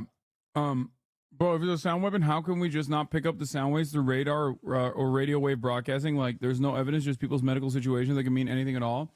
Yeah, and the medical situations across the board are inconsistent. That's why they keep saying medical phenomena or medical anomalies. because like there is not one like specific type of thing that happens to everyone, and the types of things that are happening to the Asians are all like super fucking low level. Do you not understand? Are we just pretending Havana syndrome is real now? Some people are. Some people in the chat are. Fent is cops' kryptonite, and sound waves are anti-FBI agent weaknesses. Yeah. Told Scott Pelley he believes that there is evidence of a cover-up by the U.S. government. You're a former Homeland Security official. What's your analysis of those comments? Vlad, I was exposed to the administration's work on these anomalous health incidents, and insinuating that there's a cover-up underway is just flat out wrong. The intelligence community has set up a special cell, a global health incident cell, to investigate these incidents. Departments and agencies, including my former agency, the Department of Homeland Security, has sent very widespread communications. Great. Former Department of Homeland Security official talking about her former agency. Encouraging individuals to report these incidents so they can be investigated and so that people can get help. That's the opposite of a cover-up. It's funny though. It's funny though because like yeah, with more stuff like this, it will, with more information surrounding this, the medical hysteria will continue and only grow. It is just like the anti-vaxxer stuff in that regard. Human beings are complicated. Our bodies are confusing. Sometimes you have fucking pains and shit that you cannot describe. In many instances, it's probably dehydration or stress or anxiety, especially when we're talking about the symptoms that they've experienced. Okay. Hysteria absolutely will factor into this. Think about how much the fentanyl coverage from local news have created this idea that cops are dying to fentanyl, or they're passing out because of fentanyl. Satisfactory that we don't know with a strong evidentiary basis who's responsible for those attacks, but that's very different than a cover-up. Samantha Vinograd, always great to have your analysis. Thank you very much. Appreciate it. The Biden White House marking Transgender Day of Visibility on Easter Sunday, setting off a firestorm of criticism. This year, Trans Visibility Day coincided with Easter, the how dare they? Holiest day on the Christian calendar, Resurrection Sunday. Wait, is it? Bro, after Australia, I thought Christmas was the holiest day. The way that Americans fucking treat Christmas versus Easter, bitch, Easter is nowhere near in the top 10 of holy days by American standards. Let me tell you why. Having seen what goes on in Australia, where they have basically a fucking 5-day weekend, where like all the shops are closed. There were literally 2 days where there was no one in the streets. It's a joke. It's basically a joke to say that like Easter is such a holy day in American society. It's not. It comes and goes. Many people don't even recognize that it's happening. I had no idea how much people rode for Easter. Like living in America, I did not even know that people cared about Easter like that. Easter is the cornerstone of the entire fucking religion, man. Brother, I'm telling you right now, I swear to God, Easter is not even in the top 10 most important holidays for Americans. It's not even a holiday. It sucks. It absolutely sucks here, dude. I was genuinely shocked. I was like, all the Americans, we all were in awe when we saw how Australia treats Easter. St. Patrick's Day is a bigger holiday in America than Easter. Straight up. Your criticism of its importance to America has nothing to do with significance within the region. Oh, shit. I didn't realize I was having a conversation about a different country's president, Joe Biden, also doing a Trans Day of Visibility for a specific religious day that happened to coincide on the same day. My bad. Yeah, it's so crazy that Albo actually made Easter Sunday the Trans Day of Visibility when Easter Sunday is very, very important for all Australian people, it seems. Brother, I'm simply stating that anyone who's freaking out about this Easter shit in America is LARPing. Okay? 100%. They said religion, not region. Like, it's religious importance. Its religious importance is insignificant in the way that Americans see it, in the way that Americans view it, in the way that Americans celebrate it. Okay? That's my point. You're so dumb. Easter is way more holy for Catholics. People just like Christmas more because they aren't religious or spiritual. Easter is always on a Sunday. So there's no reason for our capitalist lords to give us off. Bro, I'm telling you, go to any, like, I assume any Catholic country that is not America and see how they celebrate Easter, and then you will understand Americans don't give a fuck about Easter at all. Anyway, let's continue. And while this isn't the first time President Biden and the White House have marked the transgender holiday, it was their most substantive on social media. It's the latest example of what is being described as faith under fire in America. Harris, many are arguing that, to that point, that there's been a... Yeah, our Christians are so far off from recognizably Christian, and it's yet another indication. America literally is not a Christian nation. America largely is a Christian nation. We don't give a fuck about Christianity. We care about capitalism 100%. And for some weird reason, we haven't decided that like Easter is a good capitalist holiday, which is why it comes and goes without much notice or without much importance. Overall, I think that like America's reception of Easter is just like, yeah, okay, it's just another day. I'm serious. Yeah, Halloween is a bigger holiday in America than fucking Easter, dude. It's kind of funny. Quote, faith under fire movement for quite some time that ebbing and flowing, sometimes more flagrant than others, but many Christian Americans feel they've been persecuted and it's been out in the open and sort of furthered by this administration in many ways, from Catholics being focused on in the FBI to downplaying by the media of certain events that have happened. And they can't help feeling this is one more nail in the coffin, and a large visible one. So if a holy day on the Islam calendar had fallen on March 31st, as did the holiest day on the Christian calendar, Easter, would they still have... It's so funny. They literally have been doing a genocide on aid. What the fuck are you talking about, dumbass? Also, I'm old enough to remember when Saddam Hussein was executed. Saddam Hussein was literally executed on Eid, the holiest day in Islam. That was done on purpose. The idea that like Americans give a fuck about that sort of thing only works in the opposite direction. Remember that.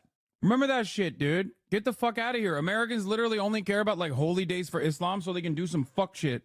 Have had Transgender Visibility Day, or would they have observed the day before or the day after? We often will do an observed day before or after the day that it actually falls on. In fact, we do that quite often with Veterans Day. It doesn't always fall on a Friday, and we do it with other days. So I'm just wondering, is Christianity getting, and for that matter, I mean, there are protests in the streets that are anti-Israel. And so is Judaism also getting the same treatment as some of these other religions that the president is being pressed upon by? Look, that Michigan vote mattered. I don't care what he and his people say. And yeah, some of it was about electric vehicles. But that angry Arab Muslim community over his treatment of the Israel-Hamas war is real, and he should wake up to that. And why does that matter? Because I don't think we are all being treated the same. I think he's flexing in one direction, trying to get that vote. And you know what? Who cares so much about Easter? We'll put up this flag. The Easter Bunny is not the symbol of Jesus. What? Biden did Trans Visibility Day on Easter, not because Easter moves around and it happened to be on the same day, but because he wanted to capitulate to the woke Muslim mob, because the Muslim Arabs love disrespecting the Christians. That's awesome. But I thought this, as we were talking about this, the children of the National Guard were prohibited from submitting religious Easter egg designs for the 2024 Celebrating National Guard Family art event at the White House this year. This is the New York Post reporting this. So what is that about, that the symbolism of the holiday, particularly, as you pointed out, Tammy, for military families? There was just a whole lot of mess going on. And it would be nice to be led by people in the White House who could kind of clean that up today on Easter Monday, maybe make some sense of that. And it didn't serve the transgender community either to be caught up in the storm of their indecision. Right. And Morgan, so even if that rule has been in place for quite some time, when you contrast it, or when it's up against the landscape of Biden declaring this day is Transgender Day of Visibility, we're not changing it for observation. That was such a great point about that. How do you speak to the pragmatic way that this administration could have handled this differently? Well, and I think Harris makes a really good point about where we are in terms of religious observance right now in this country. It's You guys want to know what I think? I think they forgot. Like, I think legitimately, like, I think that they just don't give a shit about Trans Day of Visibility at all. And absolutely no one would talk about it if it wasn't for like right-wing framing. And that's it. Today on Transgender Day of Visibility, I have a simple message to all trans Americans. I see you. You were made in the image of God and worthy of respect and dignity. This is so funny. What is even the issue, even if they did it on purpose? Oh, there is no issue at all. I just think it's really funny that they're trying to make like, this is one of those things that is like stupid enough that I know some dumb hogs are going to get very mad, even though it's like very obviously something that they didn't even care about. No, Joe, today is Easter. You would never disrespect any other religion like this. Now watch this ratio. You are made in the image of God. Also, here are some hormones, puberty blockers. Let's chop out those healthy breasts and penises because you were raw. Dude, this guy is... Anti-trans people are so gross. Like, transphobic people are always talking about, like, trans people in, like, the weirdest ways possible that I feel like is just normie repellent. They're so perverted. Easter can't come before Passover, but you're not ready for that conversation? Well, anyway, it's very, very stupid. Under the community notes for the End Wokeness comment, it says Joe Biden has enabled the genocide in Gaza, disrespecting Muslims. Yeah, I feel like Joe Biden has done much worse to Muslims than he has done to Christians, I think, if we're going to talk about it like that. Wish Biden would actually help trans people? No shot. Huh.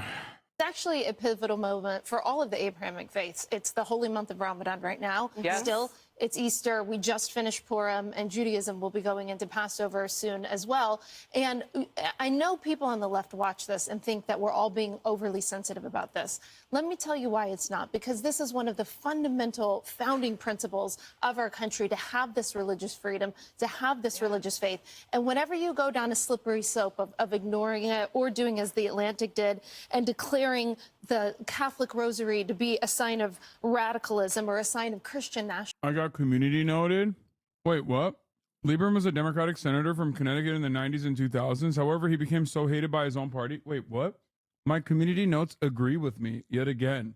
He was accused of sabotaging Democratic Party legislation and too supportive of Republicans. Yeah, no, that's what he was doing. That's what I'm saying in this absolute piece of shit and staple of the Democratic Party. Yeah, the rotating villain is literally precisely what I'm talking about. What's next? Are you going to community note me about Kyrsten Sinema, Joe Manchin, Maggie Hassan, and many other fucking senators that does literally this exact same thing? There's always a guy. They're just giving you evidence, not being antagonistic, in my opinion. No, they're trying to say that, like, they're getting mad and saying Joe Lieberman is not a representative of the Democratic Party while simultaneously saying he is a representative of the Democratic Party. This is such a funny community note. No, I think it's agreeing with you. It's being used correctly to add context instead of correcting you. No, I think they're trying to say that Joe Lieberman is not a staple of the Democratic Party because they're trying to own me by saying Joe Lieberman is not a staple of the Democratic Party, failing to understand that, yes, the consistent rotating villain is a staple of the Democratic Party. Damn, dude, you got community noted? Kind of rethinking my sub. But it is pretty funny. Wait, what the fuck? Where'd it go? Why did it just vanish? Okay, it's back. Like, the person who made that note, it's their first note ever. I'm glad. Yeah, it's like, why are you posting this when, like, Democratic Party officials are literally talking about how wonderful of a person he was and not a piece of shit who killed the ACA, being more over-encompassing? Like, we could have had broad, comprehensive healthcare coverage if not for Joe Lieberman, almost personally. So it's like odd that and yet the Democrats are still hyping him up right now after his death. So what the fuck does that community note mean then? Nationalism. When you go down that slippery slope, where does it get you? It gets you in a place where you are with the Chinese Communist Party, where they have actually edited the Bible. Anyway, I the don't really Bible give a that shit you about buy in community China notes. I do is think not it's the funny. Bible that you get everywhere else in the world. It has been edited by the Chinese Communist Party. And in China, Xi Jinping took pictures of Jesus off the wall in churches and put a picture of himself up. So why are we as Americans so sensitive about this? Because it seems like, oh, this is silly. This is just the ladies on Fox News being, overly dramatic. It's really not. It is a slippery slope. If we don't do everything we can to protect religious freedom around the world, and by the way, they never filled that position, to my knowledge, at the State Department that Mike Pompeo put in place to make sure that we were advocating for religious freedom around the world. When you don't fight for it here, it's a slippery slope to end up where you are in China. And David, the whole point is arguably we are well down that slippery slope. There's no unfounded hysteria happening. In 2022, The Atlantic ran an article that deemed the Catholic Rosary a symbol of religious radicalism. Right. Again, we know that the FBI somehow sort of promoted the idea that Catholic faith was connected directly to violent extremists. After the Nashville shooting, somehow Christians were to blame for it. It is a very, very real persecution here. They live in their own part world, because bro. the slow drip, the benign impact of the media is actually quite horrific, because that drip is what shatters rocks. So I want to take kind of the 30,000-foot strategic view of what just played out. And I get it. I agree that this is part of that secularist movement of the liberal progressives, the left, and Biden's play. But if you look at the events that began really about last Thursday to where we are today, the proclamation of Transgender Day of Visibility, the celebration of Cesar Chavez Day, which was proclaimed in 2013 in a similar fashion, what you're seeing is a master class in gaslighting for the response. Think about it by the numbers. There are about 1.6 million Americans who self-identify as trans. However, Cesar Chavez Day. What the fuck does this have to do with Cesar Chavez? It's like, I don't understand what Cesar Chavez has to do with like the destruction of like anything. They're about to say workers' rights are anti-Christian. It just doesn't make sense, because like, first of all, as far as like Cesar Chavez Day goes, you know who else celebrated Cesar Chavez? Motherfucking Tucker Carlson. I still remember. Tucker Carlson, I remember cutting propaganda about how Cesar Chavez was like beating undocumented migrants. No, it's not. It's not Venezuela. No, this is Cesar Chavez is a American labor rights activist. Obviously, he's not a right-wing figure at all, but he's a labor activist.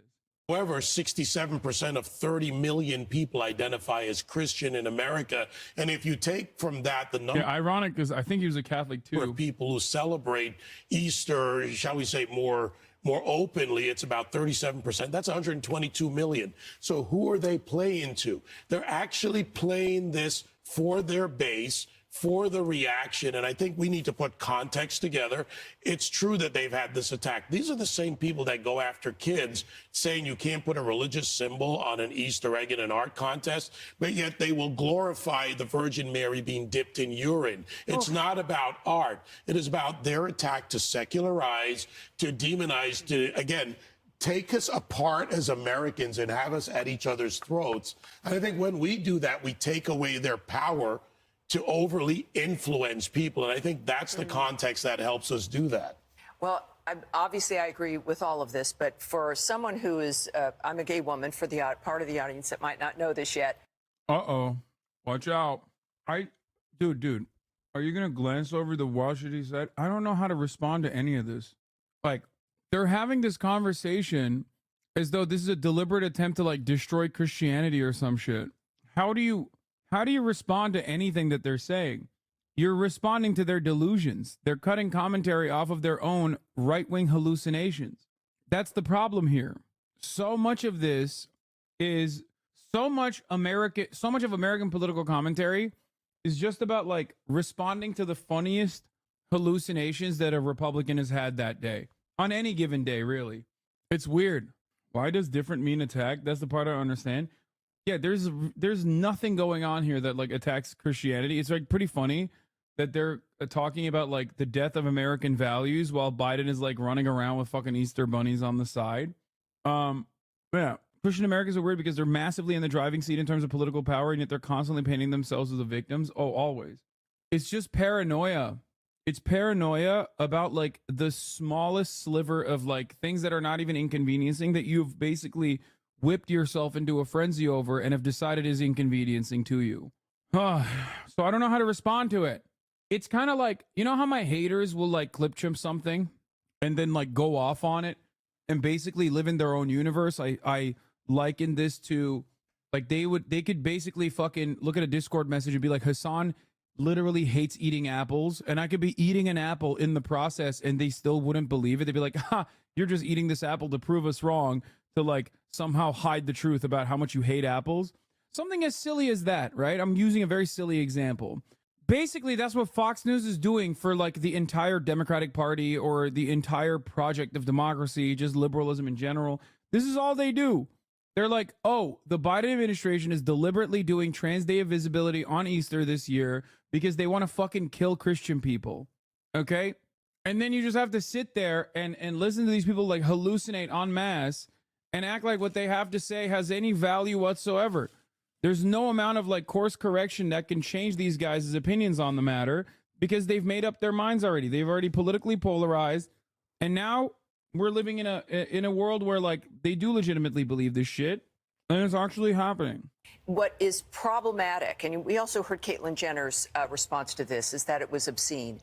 You get tired of being somebody's fetish. You get tired of being the pawn to be used to divide. So I agree with David in this regard. This has nothing to do with transgenders. As a matter of fact, they're being used. They're being used to divide Americans. It's like if you walk into a bar and scream something about someone's... Like they're doing that right now. Yeah. Like that's what they're doing. Yeah, nobody gives a fuck about Trans Day of Visibility, including the Biden administration. Let's be real. Mom, you're looking for a fight, and they're looking for a fight. They want you talking about this instead of the border, instead of the economy, instead of crime that is increasing. They want you to look at other Americans as the problem. Well, none of us are the problem. That's their goal. And I would suggest certainly that transgenders are probably looking at this thinking, we don't need this. This does not help us. This does not help us. We like Easter too. This is an unforced error. It's unnecessary. And of course, it's the combination of things that have happened. It's the environment. It's what we notice has occurred. But again, I would argue that it is a convenient dividing line when you've got Americans who are Christian versus perhaps Jews versus gays and lesbians versus transgenders. Enough of this. We have Yeah, she knows all about. When I want to think about like what is best for trans people, I go to Fox News and listen to a woman who say transgenders. families, we have lives we need to live, no matter what our skin color, how we identify. We've got to be able to look to the future, and these individuals are looking for a fist fight in a bar. We can't give it to them. So I think we're united in that regard, to say the least. Well, and I do think that a part of the conversation is, and I think much like the transgender community got caught up in the storm, so did Muslim families. Yes. I mean, think about it. He's flexing so he doesn't have to pick the Christians on that day. But that doesn't help their cause either, because what happens when they're not his fetish, as you say? I mean, that's even hard to say. It feels so wrong because it is. We shouldn't be anybody's fetish, not black people, not Hispanic people. We should just be Americans. What do you know? What a concept. Yeah, and every American should celebrate Easter. Yeah, we're Americans. We all celebrate Easter. Fuck you. Chris Faulkner. All right, guys, up next. Hey, everyone, I'm Emily Campagno. Now to the higher minimum wage going into effect tomorrow for some fast food workers in California and what it could mean for franchise owners and customers. ABC's Jacqueline Lee joins us live in Los Angeles with the details about that. Good morning, Jacqueline. Hey, Janae, good morning. Advocates argue this is a step in the right direction, given just how expensive it is to live in California. But others argue this is bad for business, and the increased cost will pass to the consumer. This morning, some fast food workers in California will soon be making at least $20 an hour, the highest minimum wage within the restaurant industry, set to begin Monday. This is a start to improve the wages and also improve the working conditions in the industry. This is a $4 increase from the current minimum wage in the Golden State, meaning some workers will make 25% more on their paychecks. Advocates say it's about time, given the extremely high cost of living and inflation. More and more folks are unable to raise bigger families or at least, put themselves in a position to retire effectively. The new law impacts more than 500,000 workers in California and only affects fast food chains with at least 60 locations nationwide. Or with that don't serve bread. Some small business owners worry they won't be able to compete with the wage increase. That's going to impact us by an increase of $470,000. Bro, what small business owner has 60 chains? I'm sorry. What the fuck do you mean? It just doesn't make sense to me at all. Like, is he trying to say that small businesses won't be able to compete with like the price increases and wages from big corporations? Is that what he's trying to say? Because, like, if this is directly impacting you, it means you've gone far above and beyond a small business. Because if he's out here being like, I only have 60 stores, guys, I'm a small business owner, I'm going to lose my fucking mind. $1,000 annually across those 10 stores. It means that we have to raise prices, which we don't want to do. 2 Pizza Hut franchises in California reportedly laid off 1,200 in-house delivery drivers in preparation for the new minimum wage hike. Carrie Harper Howie owns 21 McDonald's and says she does not anticipate closing any locations. The bottom line is everyone is not going to be able to afford even the measured and carefully thought out price changes that we are going to be implementing as a necessary part of us responding. It's so crazy. People are like, yeah, this is a small business owner that owns 21 McDonald's. Nobody's thinking about the small business owner that owns 21 whole ass McDonald's, man, which already has like a corporate franchise. They have corporate franchise rules anyway. So if decision is coming down, they're going to change stuff at the corporate level regardless for McDonald's. That's how it works. She doesn't make any decisions as a McDonald's business owner anyway. Funding to the increase. Starbucks. Yeah, he owns 10 stores. Small business, by the way. Yeah, 10 small businesses. Hello? It's called 10 small businesses. He owns 10 of them, which means he's still a small business owner. He's the owner of small businesses, multiple of them. Starbucks saying in a statement they plan to offset the minimum wage increase by changing their pricing as well as other efficiencies in their stores. McDonald's saying they'll provide price recommendations. Now, this law goes into effect tomorrow. There are some exceptions for bakeries and those smaller fast food stores that you find inside airports and grocery stores. Gio. All right, Jacqueline, thank you so much for that. Hi, everyone. George Steph. To open one McDonald's costs $1 million. This person has 21. Yeah. And the estimated franchise restaurant makes 186 grand in profits every year. So it's $3.72 million in profits a year that she might be making. That guy didn't mind getting a $600K PPP loan forgiven though. Oh, Pretzel Power. Yeah. I mean, he needed it. He needed it for a small business. So then what exactly should small business owners be doing? You're being so ridiculous, lol. New plan to open up a grocery store and throw my McDonald's into it so I can keep my slave wages.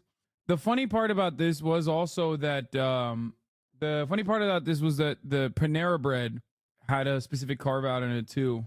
What kind of bed is your dog sleeping on? I don't know how to describe it. It's like an elevated bed. My go-to solution to things like this, just make it illegal to raise prices more than X per year, but ignoring practical hurdles brought politicians is a stupid proposal. Funny tweet from earlier, MAGA scared of fruit. Can we not attack a rare black woman business owner? She didn't talk about her not affording it, but other people.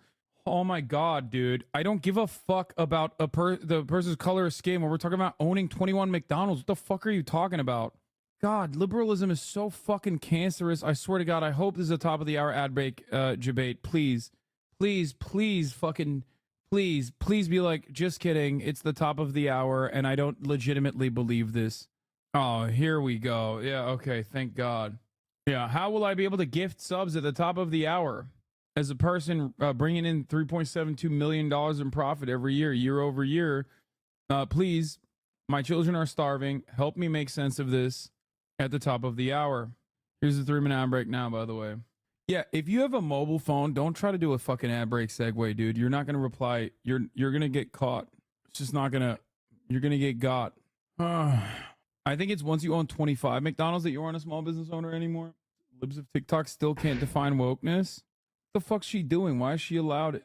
Oh yeah, here. This was Governor Gavin Newsom's campaign donor says Panera Bread restaurants will follow the minimum wage law.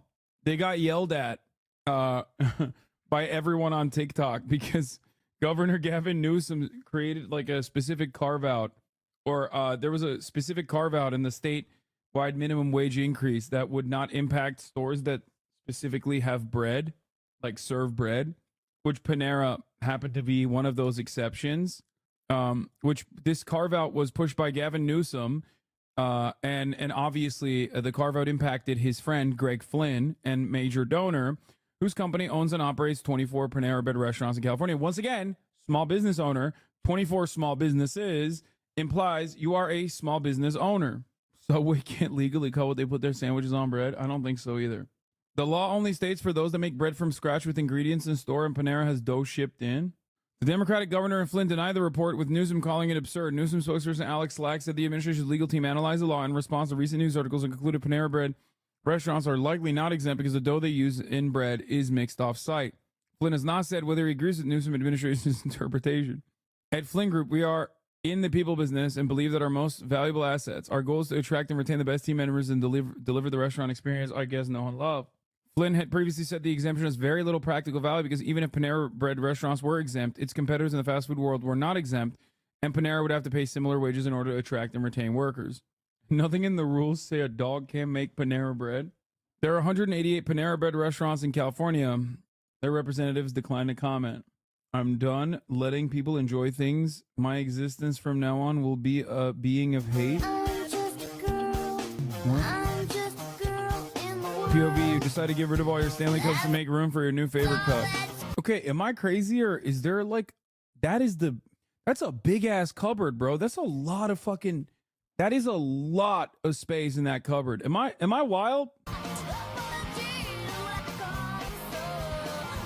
Be honest, you did not think that many Stanley Cups could come out of that cupboard.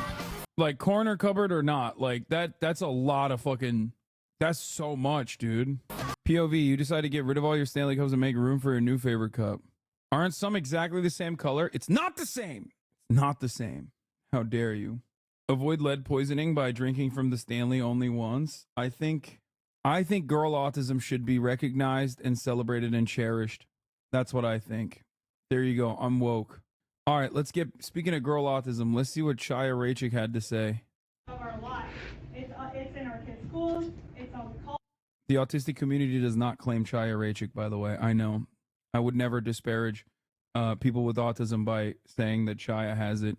If she does, she has the bad kind.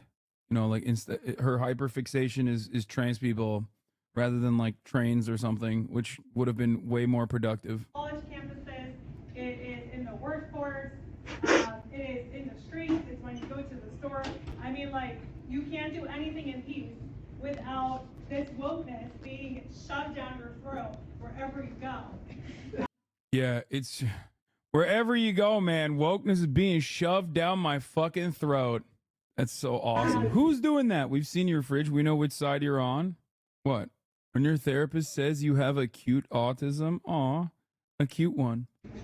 So, do you have Tasty. a question? I do. Yes, sure. How do you define wokeness? Wokeness is the destruction of normalcy and how do you define it? No, they're laughing at her. No, stop laughing at her. No, wokeness is when you make me feel bad. No, don't normalize it. No, this is fucked up, dude. I'm logging my calories, by the way. That's wokeness right there.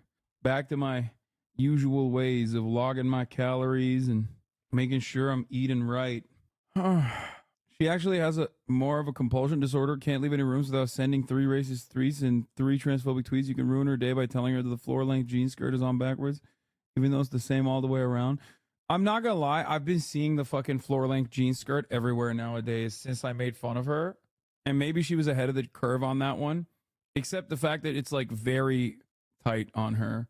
Like the jean skirts that I've seen that are floor length are like very long and also kind of very baggy. A lot of hipster chicks are wearing it.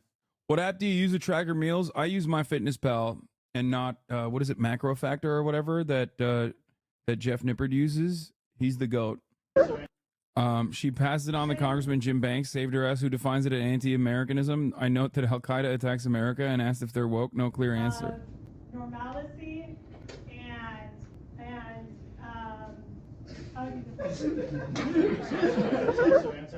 how do you define it? I'm sick and tired of.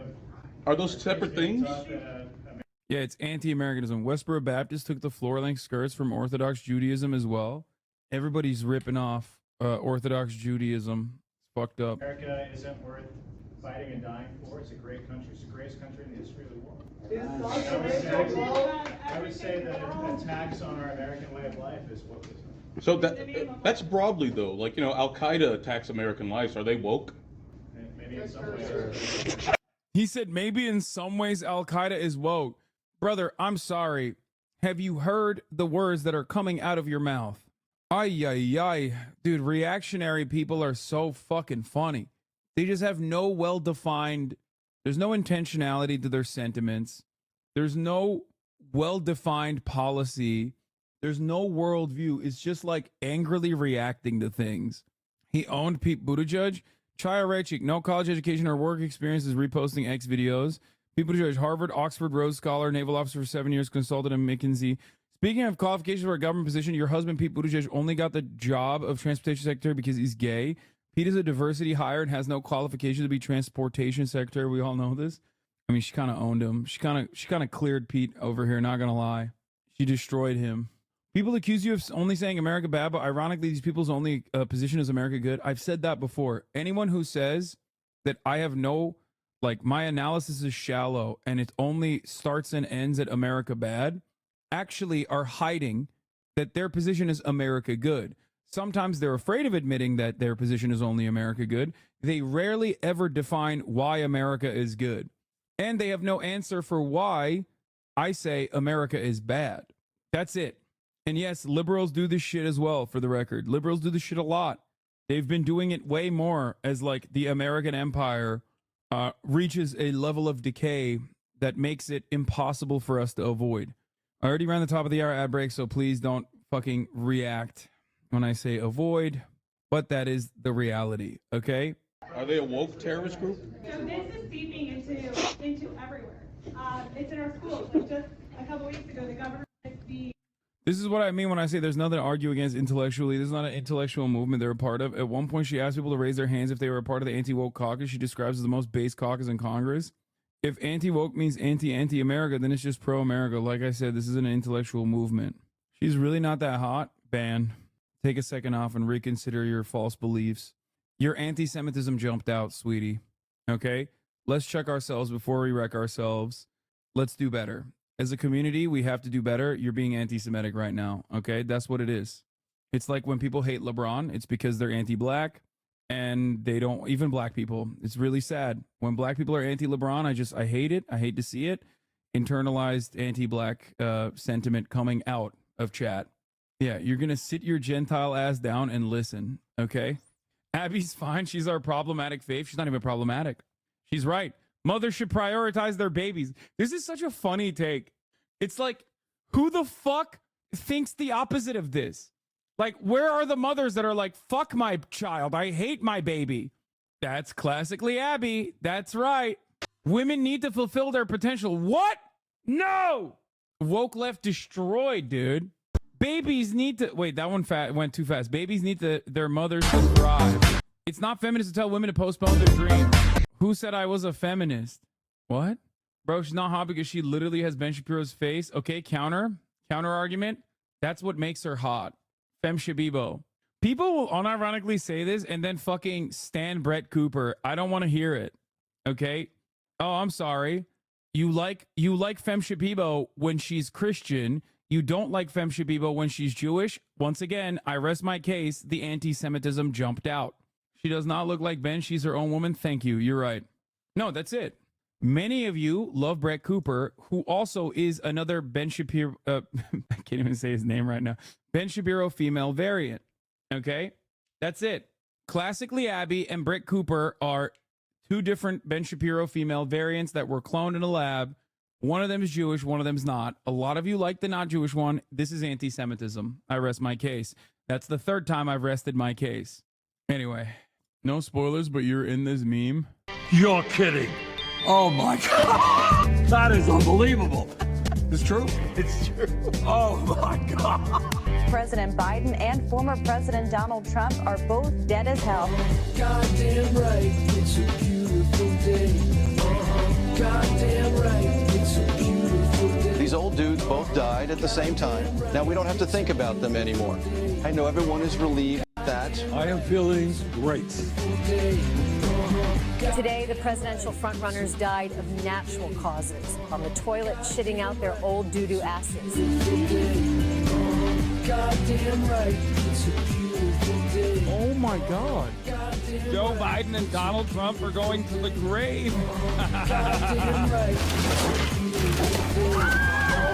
When did I say that? I don't even remember that.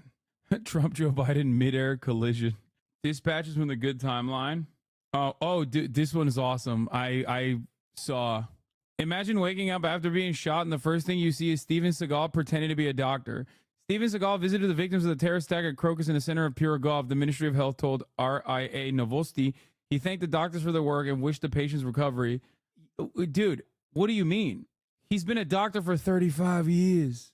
I've been a doctor for 35 years. Dude, if I got shot at a terrorist attack and I woke up to Steven Seagal staring at me, I'd be like, did I go to heaven?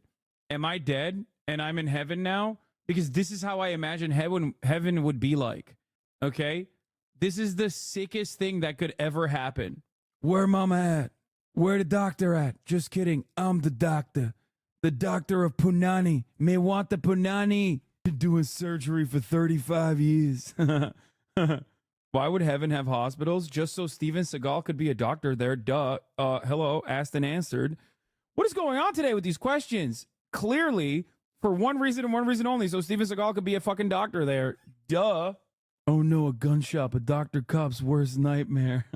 Oh my God. Okay, here, we'll play it for a second. Y'all, so them send for Lady Stark, I don't know me raw. You see me? Girl, what you really want, darling? Me want the body if it make me feel nice. Why? Tell me what you really want all night. Me want the banana. Me want the banana summer. Oh, Jesus Christ, dude. Yeah, that is a real sexo moment right there. I just rewatched you watching Lawman, and oh my God, it slaps. Oh God, we lost a great one to Russia, honestly. Like, Edward Snowden is one thing, but like losing Steven Crowder to Russia actually fucking, or Steven Crowder, ew. Oh, I can't believe I just said such an awful man's name with the goat. Ay, ay, ay, boo. I love her. She's one of the least charismatic public figures to ever live. I can't think of anyone less suited to be an influencer. I think if you randomly selected one of the elderly mass murderers in the act of killing, they'd probably do a better job. I can't even read the text without pausing. She's amazing. She somehow did lefty meme thing, but with a TikTok trend, she retrofitted about being an epic-based wife. Yeah, I think, like I said, this is anti-Semitism. It's just like, it's sad to see. What was I? There was another thing I wanted to watch. There was another, oh, here, this is, LSF has actually been good for one day. For one day and one day only. They basically turned into the Bald Man subreddit.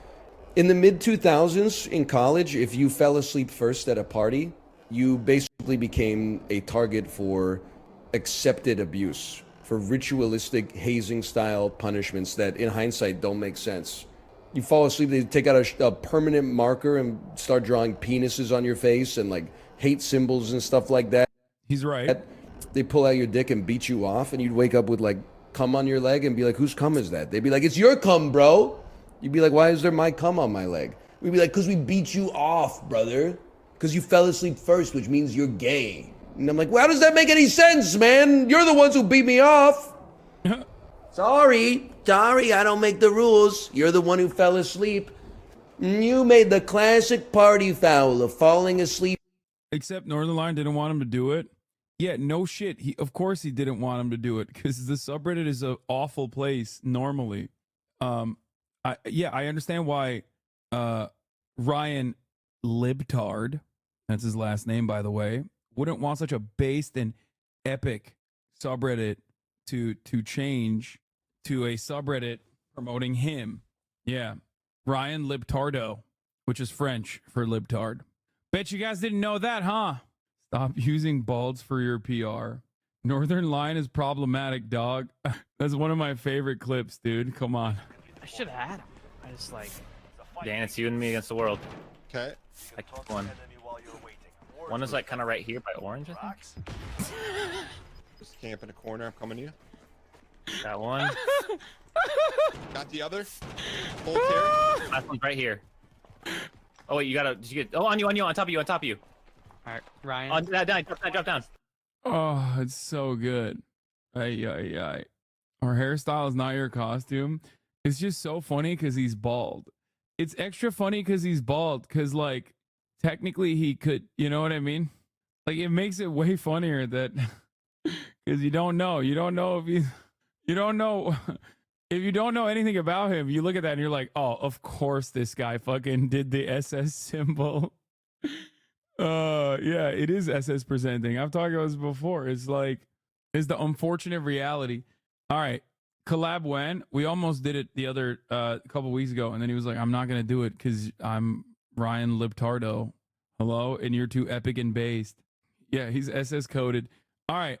Another Felix Biederman take. This podcast really comes alive when Bill has any woman that he's even somewhat horny for on. His demeanor turns into this combination of an 8th grader who's nervous and a guy who just killed someone and is trying to it doesn't even matter because everybody's switching their sexes constantly. No, I'm not kidding. I mean, I am kidding about that, but people do switch sexes a lot more than they used to.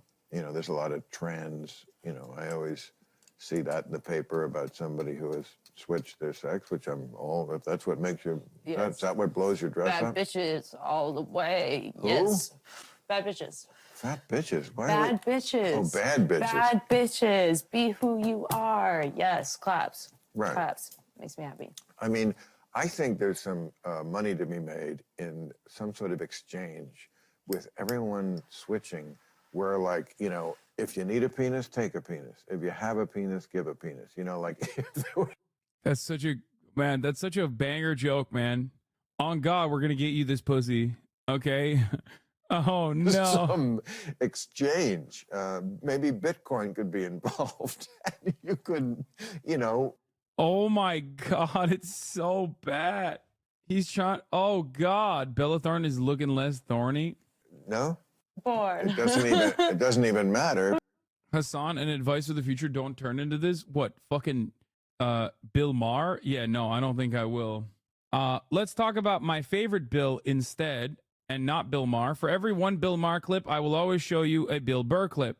Comedian Bill Burr appeared on The Breakfast Club a few days ago. He was telling a story of how he had to deal with a cock-blocking dude while he was trying to get with a woman who was now his wife, and Charlemagne made one too many gay references, and Bill had to roast him. So, hold on, you got to clear that up. I want to be clear about that. You didn't date the guy, nothing. No. I just want to make sure. Is it the first one? When are black people gonna let go of this homophobia? You always got to check. Like, what are you doing with your manicured eyebrows? Like, I'm fucking gonna sit here and act like you're all good over there. Like, you don't swing a leg over the fence every once in a while. Like, hey, wait a minute. Look, you got fucking sandals on and white socks. You look like you just came from a steam room. John Travolta. Yeah. Oh my God. Okay. No, I just mean like I always paid attention to energy because my energy was terrible. I was like all introverted and blah blah blah blah. So I was fascinated with people that were just free. So that's what I meant. Got you.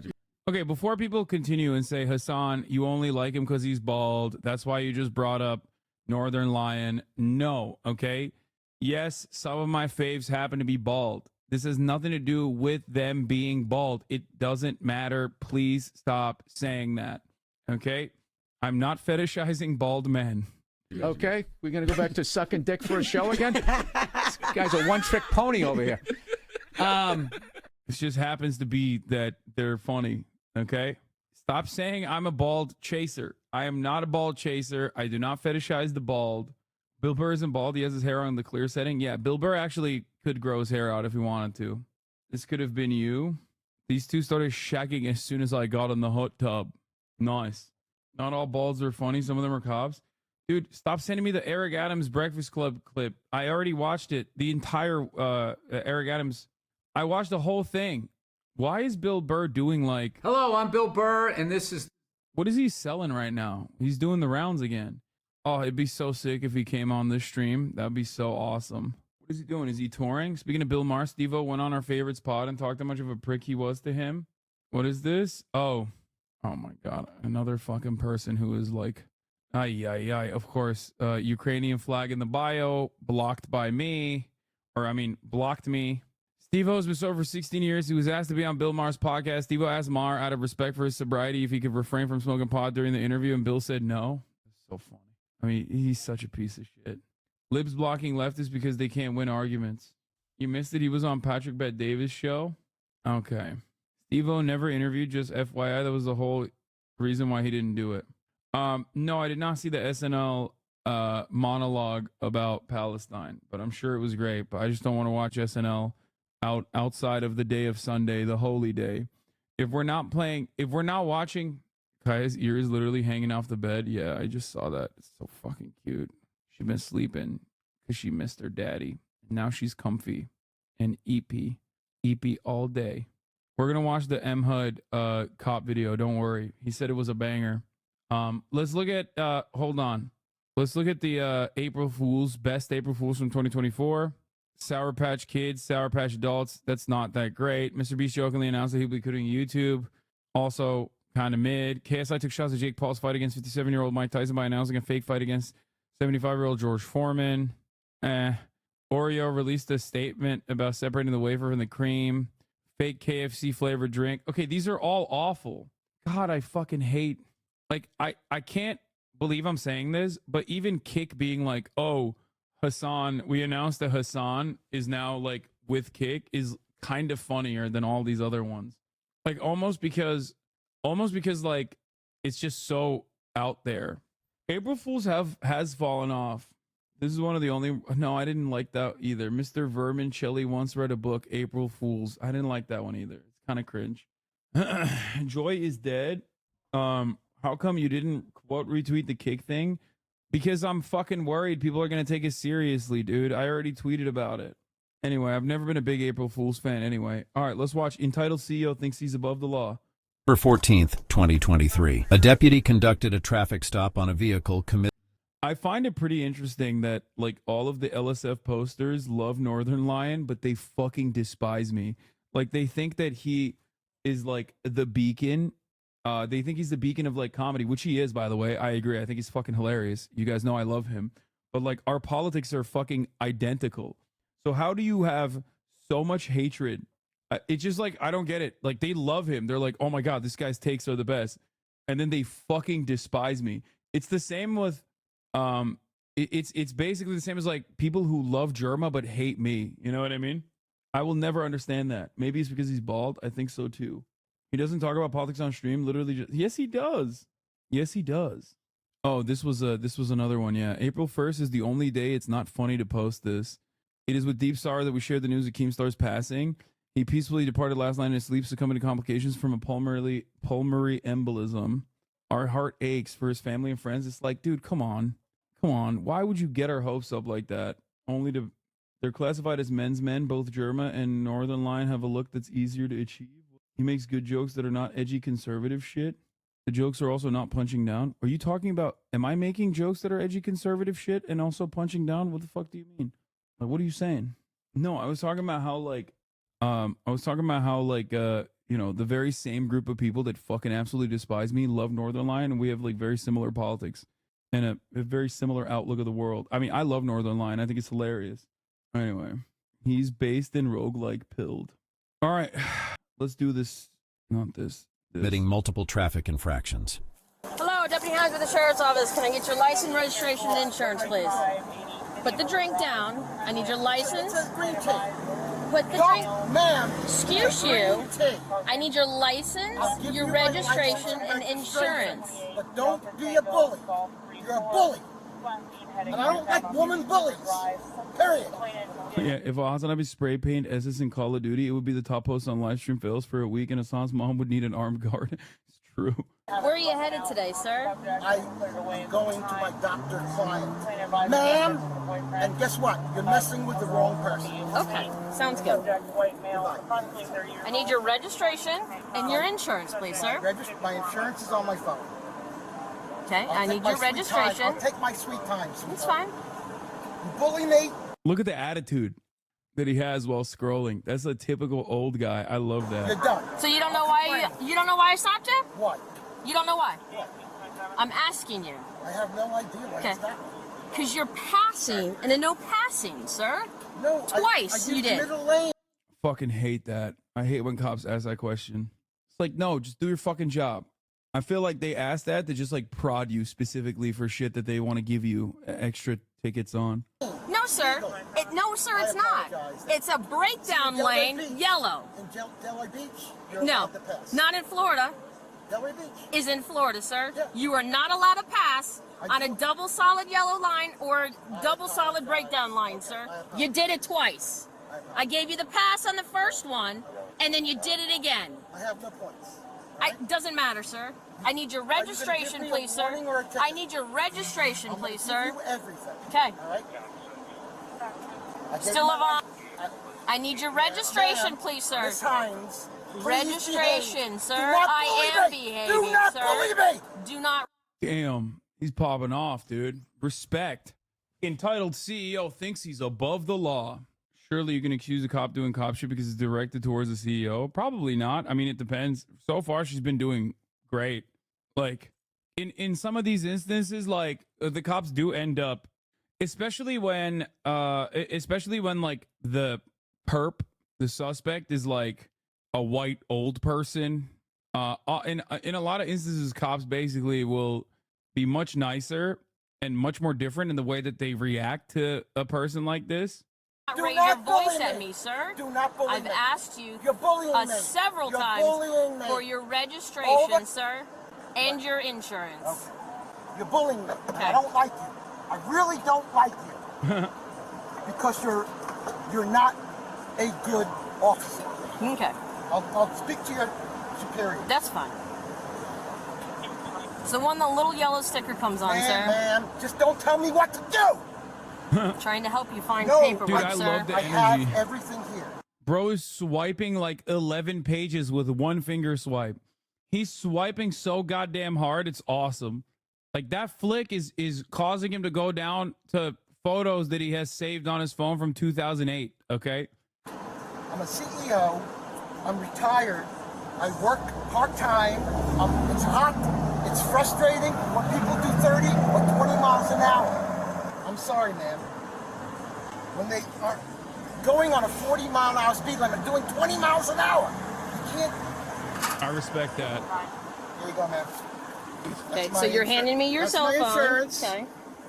And now you want my registration. Yes, sir. Here you go. Put your cell phone back, sir. I don't want to Don't hold just on drop to it. Hand it to me.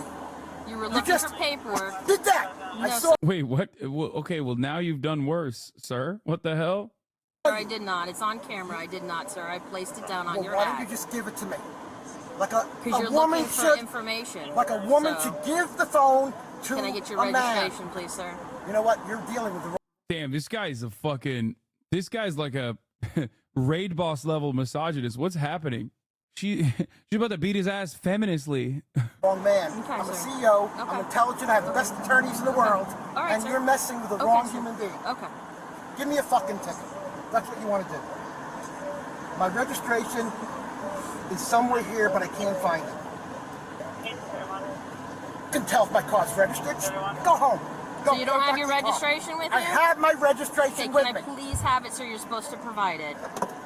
Bro is Mr. Lead Poisoning. Yeah, he's the CEO of lead poisoning, actually. He's the CEO of being lead poisoned. You're a fucking bitch. That's what you are. There it is. That's the old one. That's the old one. From my, Do you have a current one, sir? You can tell if I'm registered. You know what? Do you Go- have the current one, I sir? can't find it. Okay, so you're I telling can't me you don't find it. have your current I one. You're not can't going to look find for it. the. Okay. One more time. I can't find it. So is everything good with your license, sir? It's not suspended I for have any 0 reason? points, bitch. So your license is not I have 0 suspended? points. Okay. Stay in the car. I'll be right back with you, sir. After a short while, the man's I've never wanted a cop to do cop things so bad. Yeah, these are one of those like rare instances where you're just like, come on, beat his ass a little bit.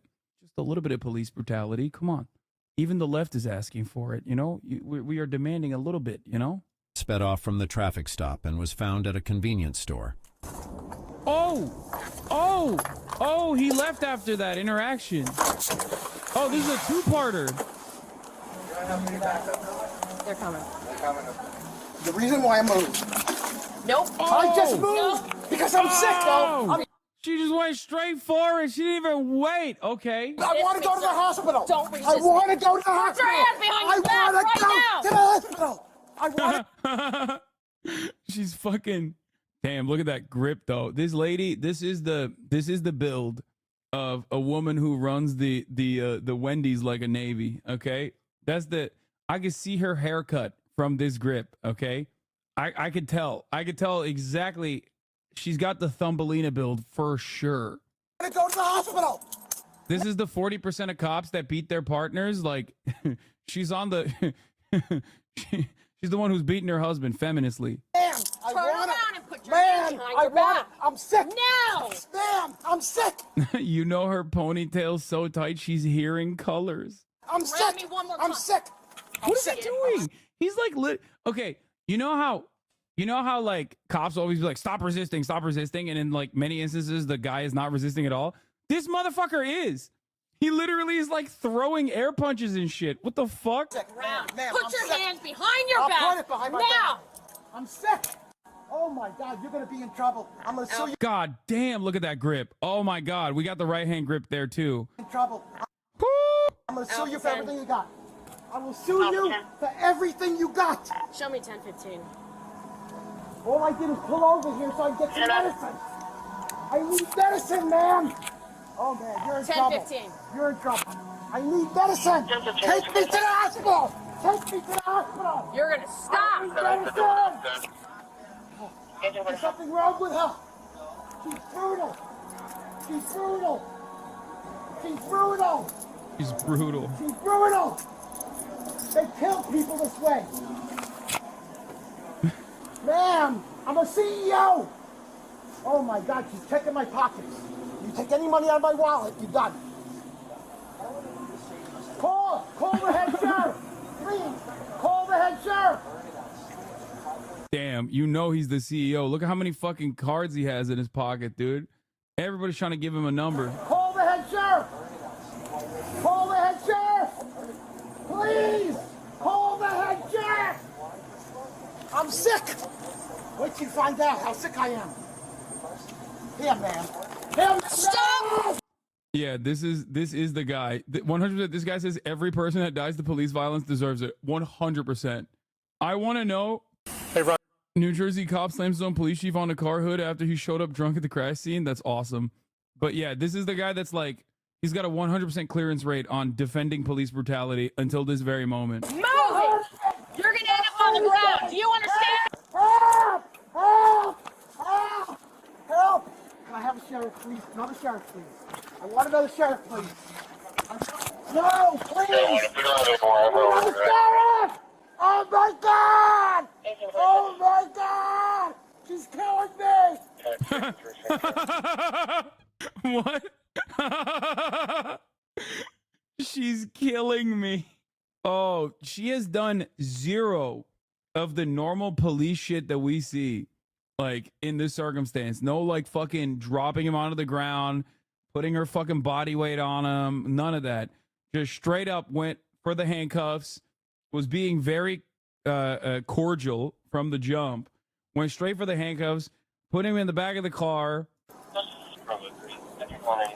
Hold on. I want another sheriff here. Have a All seat. I want is another sheriff. Have a seat. I'm hurting! Have a Man, seat. You're killing me! Sit down. I'm sitting. Put your feet in now. I can't. You're killing me. He's kind of dripped up though. This level of this button action is kind of crazy. You're arrested for being too sexy, sir. That's what she said. Hey, sir, you're under arrest for stealing my heart. Put your feet in. Ma'am. Now. I want to see another sheriff. That's all I want to see. I just Put want to see another sheriff. your I have my right. feet in. I will put it in, but I want to see another Now. sheriff. Can't you answer me? Now. Can you answer me? Can I have another sheriff? Is this another resisting charge, No. sir? Then get your butt in the car now. You're hurting me. I'm not. Get in the car. I am so sick you can't imagine. I'm going to Get the hospital. in the car. I'm going to the hospital. Now. Can I see another sheriff? 10-4. Oh my God. Put your feet in. I have to go to the hospital. I have to. I'm very ill. Man, you're going to get Lawson. You're going to get a Lawson. You're going to suffer. You have no fucking... Maybe you should have thought about that before you drove away from the traffic stop. 10 times. 10 times. Oh, he like evaded. Wait, what? I thought she let him go with a ticket. I misunderstood. Oh, he just straight up fucking jetted out of there? That's crazy. I want to go to the hospital. I want to go to the hospital. I want to go to the hospital. Your Twitter. I want to go to the hospital. Damn. So anyway, we were. That's so funny. Oh, there he is. All right, we got the sheriff. We got a man involved, okay? That's crazy that He left. He sped away from a traffic stop only to go to the nearest gas station to get a fucking big gulp. I kind of respect it. Like he was like, "Listen, I need a little drink, okay? I had a thirsty day. It's a hot summer's day. I need a little drinky after this altercation. It's my medicine, okay?" Right out on Savannah, right? I respect it. He kept revving his engine.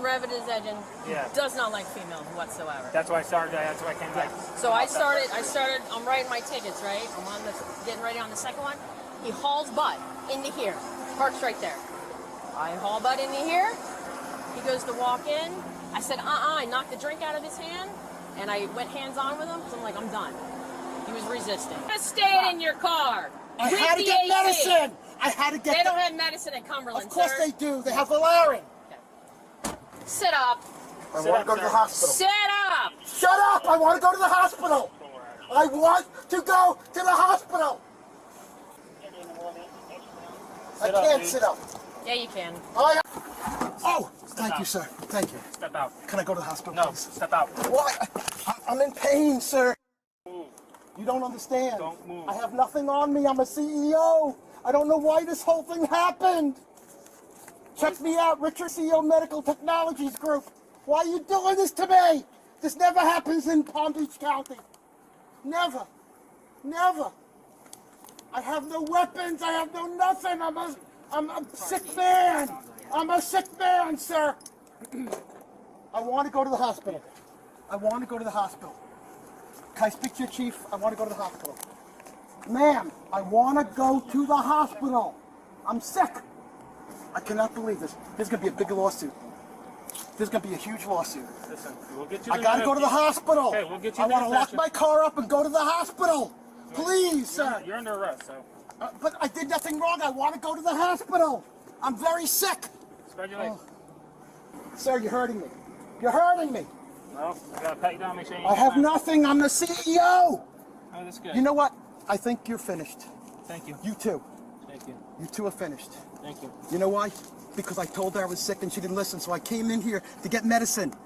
There's medicine that helps me that they sell here. What is it called? It's called generic Tylenol. It's like very high dose Tylenol. Okay, have a seat. I can't. I really was wishing he said big gulp. I really, really wished.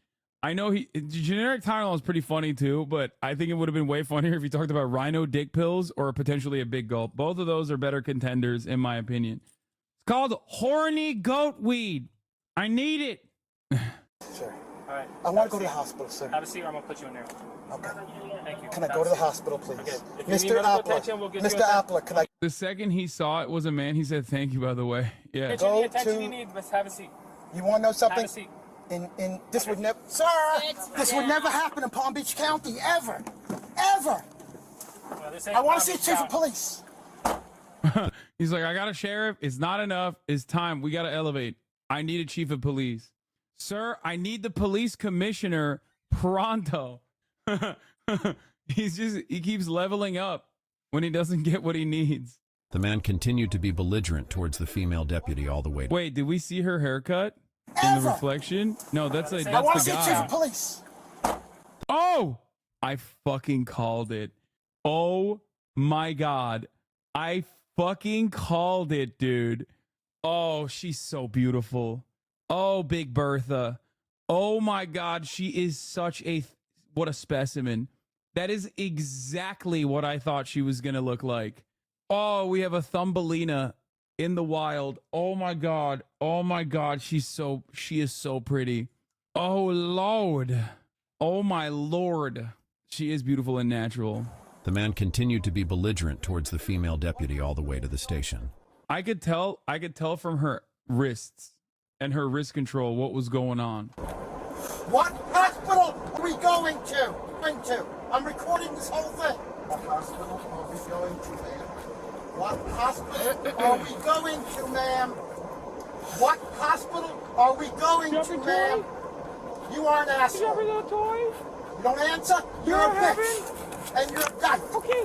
The way you manhandled me, I know who you are. You're a female Wow. He specified, you're a female bitch. Hello. Hello. Oh my God. Women's Month officially over. I'm sorry you had to hear that, Kaya. And if I don't get to the hospital, you're going to be sued forever. Oh, I missed the D word. He called her a word that is a slur in certain contexts, but also is a famous method of famous method used for rising water levels. A levee, a dam. No, isn't that? I knew a guy with that last name in high school. Yeah, a barrier against rising water. My sneaker! It's in your car, sir. Yeah, Dick Van that thing. Your name is going to the hospital 10, 15 times. It's all Dick recorded. Van Lesbian. And you ain't going to get the recording. Well, you've already seen it because you've already called me by my last name. It's Hines, sir. What's your name, ma'am?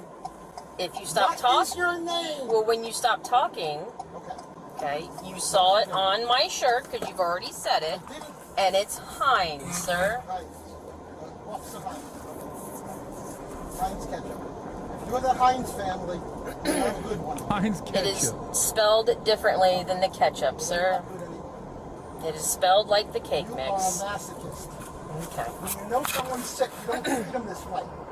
And you're going to apologize to me, and I'm going to bring you to court. I promise you, I will bring you to court. Check me out, Rich CEO Medical Technologies Group. Check me out, Richard Medical Technologies Group. That's his last name. That's Mr. Medical Technologies Group to you, ma'am. That's right. It's my name. Check me out. On this day, a war was launched between the Heinz family, Heinz Ketchup, and Richard Medical Technologies Group. I have the money to sue you and sue the whole damn Department of Martin County. And I'm going to do it. If I don't get to the hospital, it's going to be 10 times. Ah! Drive carefully, bitch! You got these cuffs on so tight. I'm not a criminal. If you weren't resisting, sir, No, ma'am. they wouldn't have had to been on the way they are on. I calmed down.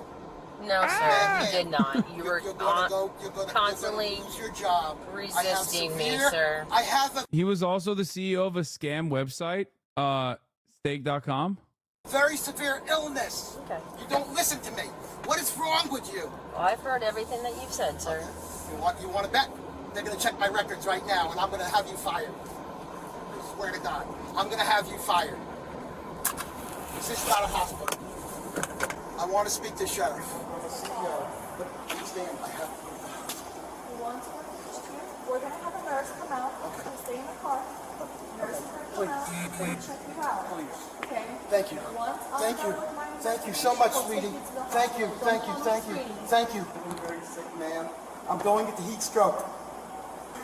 I'm going to heat stroke. Sweetie. No, the air was not on. And the petition's open, so. The air was not on, man. The air was not on, man. All right, that's fine. That's Please, why I opened please. the door so you can get Thank air you. in there. You're Okay? the only sweet one here. The guy manhandled me and she manhandled me. I did not resist. I went to get my medicine. It's a special Tylenol for stop me and handcuff me. You're going to jail, Len. She said, you're going to jail. I'm not going to jail. I'm going to the hospital. He should ask her to arrest the other cop. You're at the jail right now. No, I'm going to the hospital. We'll take you to the hospital Thank after. you. Wait till you see what's wrong with me. I'm very, very ill. I almost died a month ago. What is the big reveal that he thinks is going to be like his special get out of jail free card? Like the courts are going to be like, I can't believe you handcuffed this man. Like he had the worst case of ligma, you know? And you fucking put him in handcuffs and his ligma got so much worse. It's really fucked up. He has ADHD. You don't understand. I have erectile dysfunction and I needed my gas station dick pills. There was no reason for what happened over to 7-Eleven to get your strength because I'm not well. But let me explain something. When we do a traffic stop on you, you can't drive away. I didn't. I just pulled over to the right. But you can't do that because we don't know what's inside that car. I apologize, but you understand when you're in my condition, you have to. That's something that you should have explained to this deputy. No, she knew I was sick. She ignored me 10, 15 times. Lower your voice. 10, 15 times. Yeah. 10, 15 times she ignored me. She doesn't realize. Wait till you find out when I get to the hospital how sick I am. You know what? I'm going to sue you, please. Here, I'll show them. I'm going to sue you. First of all, stop. Okay? You didn't even give me a chance to say. Oh shit. Uh-oh. They had to bring in the big boys, dude. That's that Dark Souls boss music playing in the background. They brought in the big thumb. Good afternoon or anything like that before you start talking to me like that. So calm down. Good afternoon, sir. Okay, we got steps that we got to follow, and then we'll talk about the other stuff. Come out of the car. I just passed. I got it. I'm just making sure you understand where we're going. King Thumb doesn't even wear a bulletproof vest because he has that like hardened gut that protects him. You know what I'm talking about? Like, you know, the type of belly you only get as a father. Like, you don't have that kind of belly until you're like a dad. And it's like simultaneously a beer gut, but also so hard. I don't know how. Like, it's harder than fucking abs in general. Going. Okay. Come out of the car. Slide forward. Are you friends with Schneider? Slide forward. Slide forward. Stand up. I can't. Stand up. I can't. Stand up. It was enough, all right, to drink? Sir? No? I'm not drinking. No? I'm you don't listen. Where's the nurse? I'm going to go into a coma. I have diabetes. I'm going to go into a coma. You say he's going into a coma? Can I have some water, please? Sir, there is no water in here, Okay. so I cannot provide you water Because right my now. Jardians, You can't finish it in here. dehydrates my body. Okay, I mean, he's being a dickhead, but like, you could give him water. You know what I mean? Like, I really do hope he fakes being in a coma. That would be fucking hilarious. He's just like, oh, I'm in a coma now. You did it. And that's the sicker I'm going to get. Sir, once you're placed in a holding cell, I believe there's water I want to go fountains. to a hospital. Okay. Holding cell. This is the worst nightmare of my life. Okay, sir, just to let you know, the following is being video recorded, okay? I thank you very much. Okay, listen to It me. will prove that I'm a very sick human Okay, being. listen to me. I mean, it did, but not in the way that he thinks it Professor, did. case number is 2022. I'm sorry. Just write it down for me. 2023. I can't remember. Write it down for me. 00. Okay, my name's Deputy Levener with the Martin County Sheriff's Office Traffic Unit, and present with me is Deputy Hines. Deputy Hines, have you arrested Richard for resisting arrest? Yes, ma'am. Because I pulled into a 7-Eleven to get my medicine. Okay, sir, I'll give you an opportunity to talk. Okay? So the reason I am here is to conduct a DUI investigation, okay? Fine. Go ahead.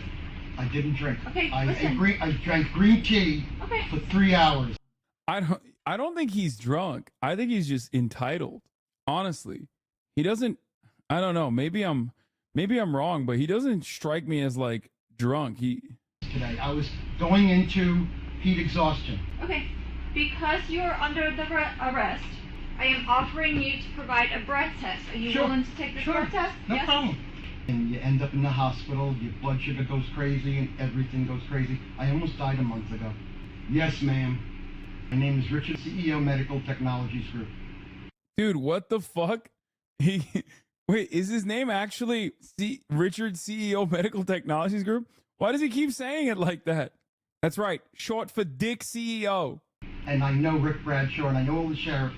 This would have never happened in Palm Beach County, ever. Well, thank you for They would have letting given me a warning and they would have driven off. I guess you're stricter here if you pass someone. I take arrests personal. I take mean people personal. What happened since the pandemic? This whole world, they're killing people. What? He's woke, bro. He's fucking woke. He's like, the cops, they're killing people. George Floyd. You're lucky I didn't go into stroke. I had fruit punch. I had green tea. I had 3 green teas this afternoon. I trust you. I'm not drunk. Okay. When I tell you to do so, what you're gonna do is take a deep breath in, create a tight seal with your mouth around the mouthpiece, and blow out. It has to be a constant breath out. You can't stop until I tell you to do so. Okay, then can I go to the hospital once you find out I'm not Once drunk? we're done with this, yes. Okay, thank you. Thank you so much. And how do I get my car? Your car got towed. But who pays for that? That's gonna be up to you. I'll have to call Rick Bradshaw, call my attorney and have him call Schneider. And sir, do you want to know your results? Yes, I would like to know my results. Your first breath sample is 0.028, and then I your had second, Tito's last night. Okay, listen, and then your second breath sample is 0.028. So it is under the legal I limit. had Tito's last night. Okay. 1 Tito's. Okay. Last night. Thank you. Do you have any questions? I would like to go down. Wait, what? Oh, rewardsforyou.com? Like he was the CEO of a scam website? I told you, I didn't think he was like actually drunk. He's not drunk. It's under the legal limit for driving, but since this is later, she could press him for driving drunk now. His liver is garbage. If he is 0.028 the next day, I'm sure he had a little bit in the morning, probably. Maybe a little bit of a hair on the dog. But I don't think he was drunk. He was just being a fucking asshole. Please look at this. I'm dying. So humble. I am humble. I'm the most fucking humble on the internet. Okay, that's my last cough. Actually, though, I know I joke around a lot, but name somebody more humble than me on the internet. Name one person. Hassan? Yeah, right. Yeah, right. That guy's over there crying about how he's got fucking only 12,000 live concurrent viewers. I have maybe 30 in here. Dude, he is so tapped in. This fucking guy, he is so goddamn tuned into all the memes. It's fucking bullshit. A little more than that, but this guy says, "Oh, I'm done with this shit. I hate my audience. I hate Hassan." Yeah. Let's get that hate. Look at this.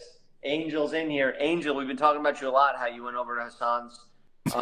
He talks about this literally all the time, dude. Still. Whatever. I hate Hassan. Yeah, let's go. El Lasan. I like that. I love Jeff. He's funny as fuck. Bro, why is your barber tripping? Dude, I don't know. He's fucked up. Comments brigaded because the streamer mentioned you. Europe is racist. Oh yeah, and it totally isn't. If you think Europe is not racist, do not come to my Greek household when Turkey is mentioned. Bro, don't. We would hate to have you. Don't ask my grandma what she thinks about Hassan Abi. Let's just say she hasn't been tapped into the React streams. Hassan Abi hate is valid. Hassan mentioned. Wasn't this guy Egyptian? What do you mean? Why'd you guys say that like people are yelling at you in the comments? They're not. This is your sign to play League? No shot. They're saying Europe is racist. I would unfollow. Hassan, Aiden Ross roasted Andrew Tate and made him leave the call. What? No way, dude. No way. Sanch is easily the best person out of the league sphere. Yes, he's hilarious. He doesn't. Genuine question. What's the reason? What reason is there to hate him? He doesn't like Blade. What is dude? These people are insane. He's a rape apologist and he unironically supports terrorist groups. Bad geopolitical taste, not living his values, cries about low viewership. Yo, you don't like Blade? I never said I don't like Blade. I love Blade. I'm a Blader. Pretty much as a Hamas supporter and enthusiast. That's a new one. Yeah, it's so funny because like there hasn't been a victim of rape that Destiny hasn't bullied and shit on. So it is pretty funny that his community and his fans are now being like, Hassan is a rape apologist and a Hamas enthusiast. Like literally, I feel like he does it for fun at this point. Like he finds stories that are not even like out there to just like shit on the people and telling them that they deserved it somehow. Me going to the Hassan stream to get my daily dose of Hamas. Fake Drainer, you're not even saying it right. It's Blade E. Wait, what? I thought it was Blade. I didn't think it was Blade E. I used to say Blade E. People would. It's Blade. Yeah, that's right. The next cop vid is great. Oh, this one. New Jersey cop slams his own police chief in a car hood after he showed up drunk and crashed. Pull that up and put it to the shoulder. Yeah. Thanks. What is it? The RMA. I am not the police, okay? I came here with the ambulance. I want to make sure you're okay. I don't know what he's thinking. I don't know. I'm asking you if he's RMA or not. Oh, yeah, no.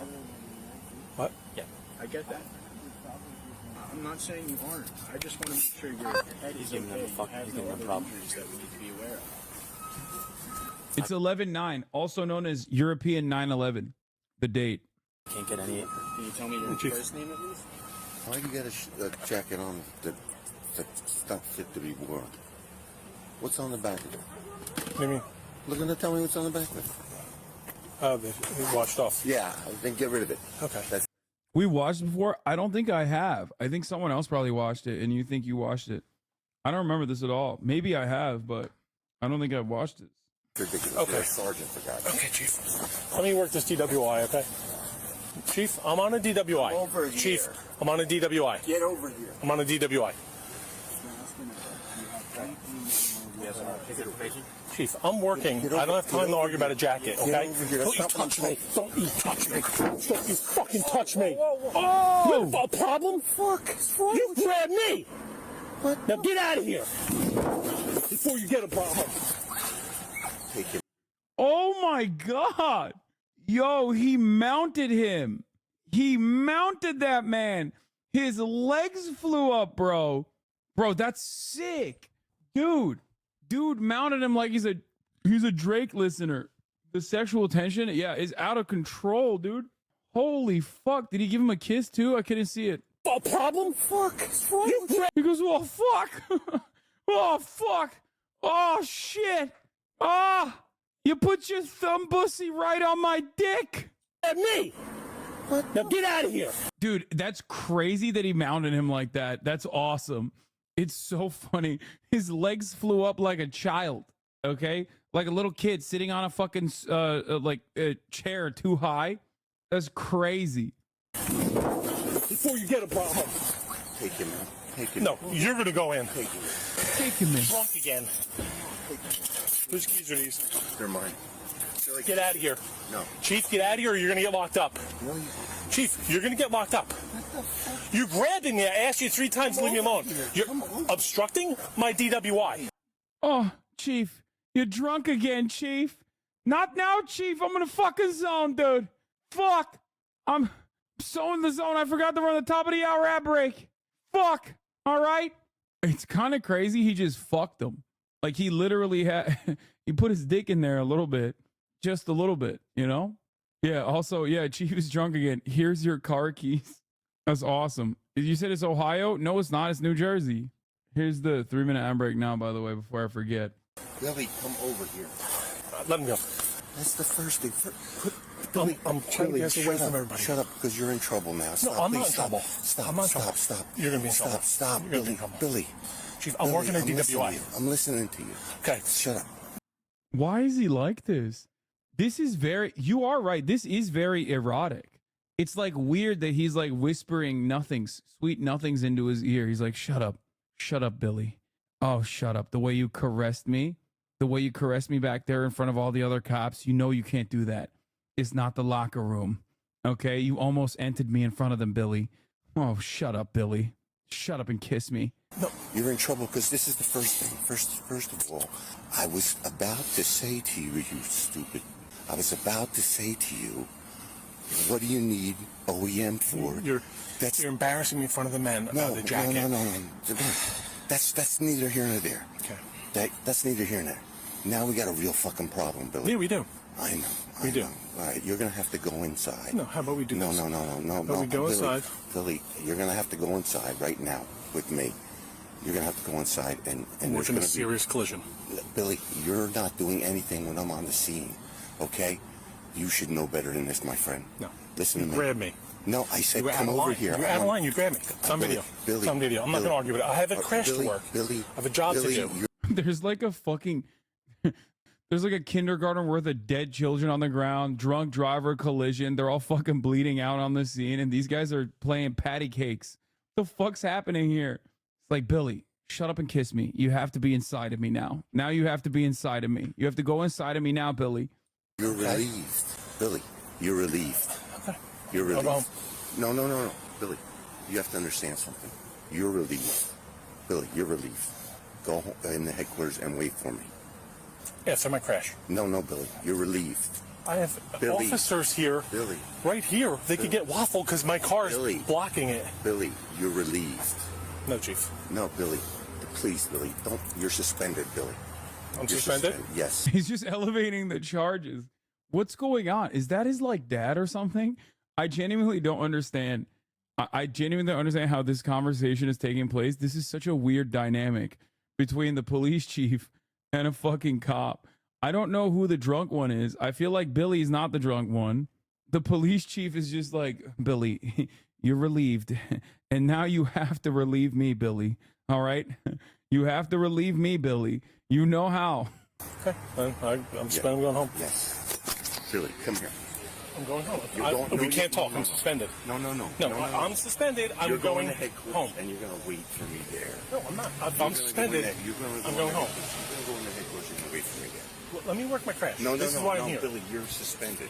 All right, if I'm suspended, then I'm not going to wait inside. Nothing more to say. No, Billy. You have to. Let me explain something to you. Billy, you're suspended. Okay. He's so stupid. No. You're suspended, but you can't go home. You're suspended. You have to go back to the precinct and wait for me. He's just following him around. Yes. Okay. Wait for me in there. How did you do that? What a menace this girl is. What a menace. Ray was like, oh, here, this is a toy that she hasn't been able to break. Little did she know, Kaya, of course, is capable of breaking all toys. Look at her. What are you looking at? What'd you do to your toy? You broke it. Don't wag your tail at me like that, little cutie pie. Oh my God. Look at this. It's crazy. Look, watch when I turn around. Tail wag stops. Tail wag stops when I look away. Oh, she's so fucking cute. Oh my God. Oh my. What a cutie patootie. Can you do me a favor? Can you put your car where my car is so our officers and first aid don't get run over, please? Thank you. Billy's suspended. See what happened there? Yes, Chief. What happened? There's some type of exchange between you and Sergeant Major. We're going to talk about that later. Everybody's got that. Billy's suspended. We already got this. What do you got here? What do you have? We're trying to figure that out, Chief. Go on, Billy.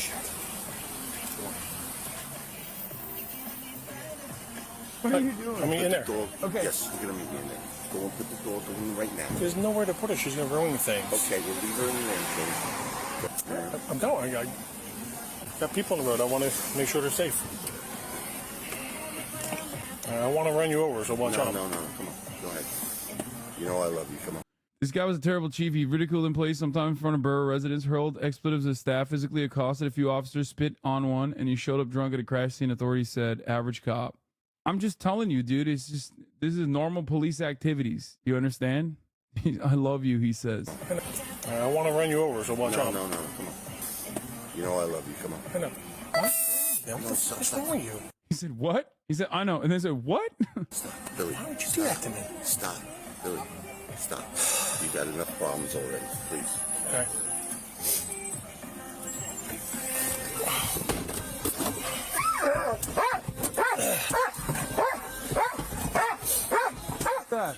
There's a canine unit, Kaya. Those are bad cops. Or those are bad dogs. Yeah, apparently after this, the police chief actually retired early after this altercation. Leonard Gaida is retiring effective March 1st, 6 months earlier than planned.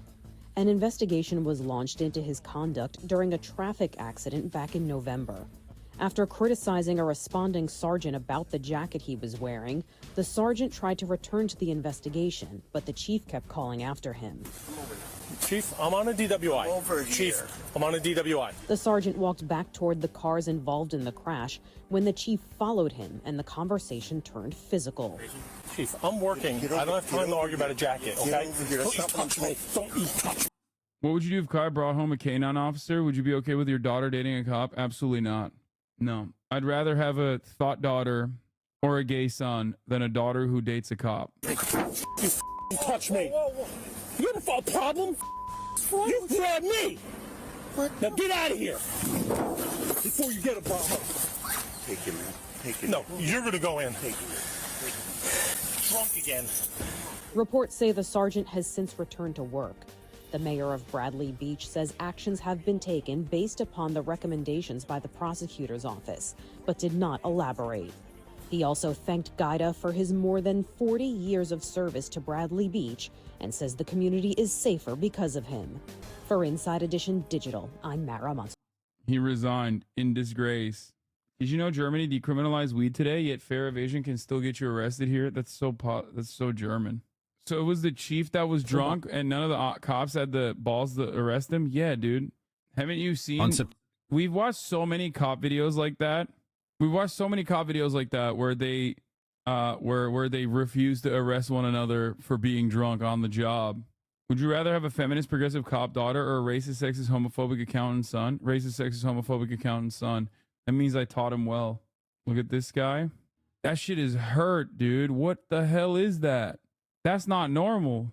Check his PC. What the fuck happened to it? Police officer, influencer, cringe. You know, it kind of seems like these days each career is Oh yeah, sexy cops. Cody said ACAB. Them, are you okay? Nah, I'm just tired, torn apart, irritated, regretting everything, extremely exhausted, D, drowning. Yeah, I'm just tired. It's a new kind of genetic engineered goat. Wait, really? D, drinking on the job. Yeah, cops going emo is awesome. I want to build a strong family. Difficulties do not scare me. I'm not afraid of children. I like animals. Bro, it's so funny because he's got like the fucking the I like to beat teenagers badge on too. I think he has a thin blue line. Yeah, of course. But this one's just kind of confusing. Wait, women are shocked when they find out that I'm a lonely cop. They think I'm weird. Don't any of you like me? I mean, this is just kind of like, don't any of you like me? You're under arrest for not liking me. Women are so M's. If you hate cops just because they're cops, then the next time you get in trouble, call a crackhead. We need cops to keep us safe. Oh, he played the fucking next time call a crackhead. Bro, a crackhead's got better dance moves than this motherfucker. I think crackheads get a bad rap. Nah, still ACAB back to blue. Horny Deborah's fucking posing. Just found out there's a wink challenge. How'd I do? Dude, I mean, these like... That is illegal. That should be illegal. He should go to jail for that. I think he should go to jail for that. I feel like that's valid. There is a crisis of horny Deborahs and Barbaras out here on TikToks. In the comment section of TikToks, this is the real epidemic. Ain't nobody is stopping them. Dude, someone said white men scare me, but like honestly, horny white women are, especially above a certain age, like, what was that Twitter? I saw a tweet like a while back that was like, white women get to a certain age and they get so horny they could power a nuclear reactor. It's like, I don't know how to describe it. It's a terrifying horniness. Very specific type of conservative white lady too. Audience for these ladies right here. They like a man in a uniform. Women refuse to date me when they find out I'm a cop. They say I'm a loser. Am I not worthy of true love? No. Next question. I would like to spend nights with a girlfriend, but I haven't. That's why I'm working so much at the moment. But I keep waiting for you, my future love. Future love. I would like to spend nights. Oh my God. Oh my God. Oh God. I'm about to turn 40 and still not married. Women are afraid to get involved with guys in a uniform because it's a dangerous job. In that case, am I not destined to find love? Yes. Next question. Women refuse to date me when they find out I've tased their father. Why am I so lonely? Yeah, it's just they saw the 40% statistic and they don't want to partake in it, which is valid, I think. I'm 35. I work hard. I like sports and I have a dog, but I feel lonely. I haven't met a woman in a long time. But I feel lonely. I haven't met a woman in a long time. Where are all the single girls? Single girls. Why are there so many posts like this? I don't understand. What is it about cops where they like are so sadly horny online? Arrest me. Oh my God. Fucking flex. And I'm still single. Does any? I'm 39-year-old. I'm cop. I don't drink alcohol. I drive a car and I'm still single. Does anyone like it here? Or is this a real thing? Like, are they just always posting this shit? He said, I'm cop. I drive a car. He got so horny. He couldn't even type correctly. I've been covering copfluencers for a long time, but security TikTok is really where it's at. Yeah. I need to be alone in my thoughts when I'm tripping. Pouring out my heart, but I don't think you really listen. If you stab me in my back, I hope you stand on your decision. And if you ain't in my shoes, and stay the fuck up on my business. MHUD, this has 1 like. How did you find this? MHUD, this has 1 like and 6 comments, man. McDouchey. And he said, hater. Niggas ain't your brothers, had to learn that shit the hard way. You know how we rockin', swear to God, that's what they all say. Hoes don't want love, they want nail appointments and spa days. Put my heart on ice, cause all these bitches tryna ride way. Keep it lit for keeps, you know we gon' live it up for you. That's my nigga Myron, I remember looking up to you. To my last bitch, I can't believe I used to fuck with you. She only broke my heart because I let her get too comfortable. Put my faith in people, but they always disappointed me. I don't need your love, can you show me all your loyalty? Don't see the bigger picture, you just tryna make the frame fit. Telling me you different, but you showing me the same shit. I've been in the This is crazy. What is he even showing? I don't understand what he's securing right now. As you in 20 years, bud, I will not be wearing these fucking Oakley ass glasses. Let me tell you, I love copfluencers. Becomes a cop because it sounded fun and exciting. Slowly starts missing holidays, B-days, family events for work. Becomes miserable introvert who doesn't want to do anything. Then don't be a cop, man. I don't get it. Securing his loneliness. He's securing the fucking bag. Another vid from security. Oh my God. You guys are so cringe, dude. Take a week off. Okay. Yeah, you got me. Lol. Fucking got him. Don't listen. Everyone in this community is celebrating mid right now when you do that. You're celebrating mid. Horny Deborah's in the comments of this. Oh my God, it's so loud. What the fuck? Is this trend still trending? What is the trend?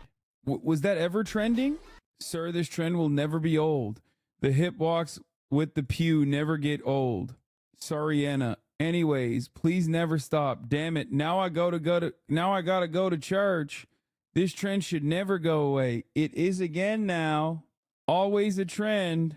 The hip walks never get old. Gonna break all the laws. Oh, yes. Thank you for your service. Stay safe. On another note, love these. Yes, I looked. Bro, what happens when you find out your mom is like in the comments of this? You know what I mean? Like, who the fuck? What is happening here? Like, these are abortion.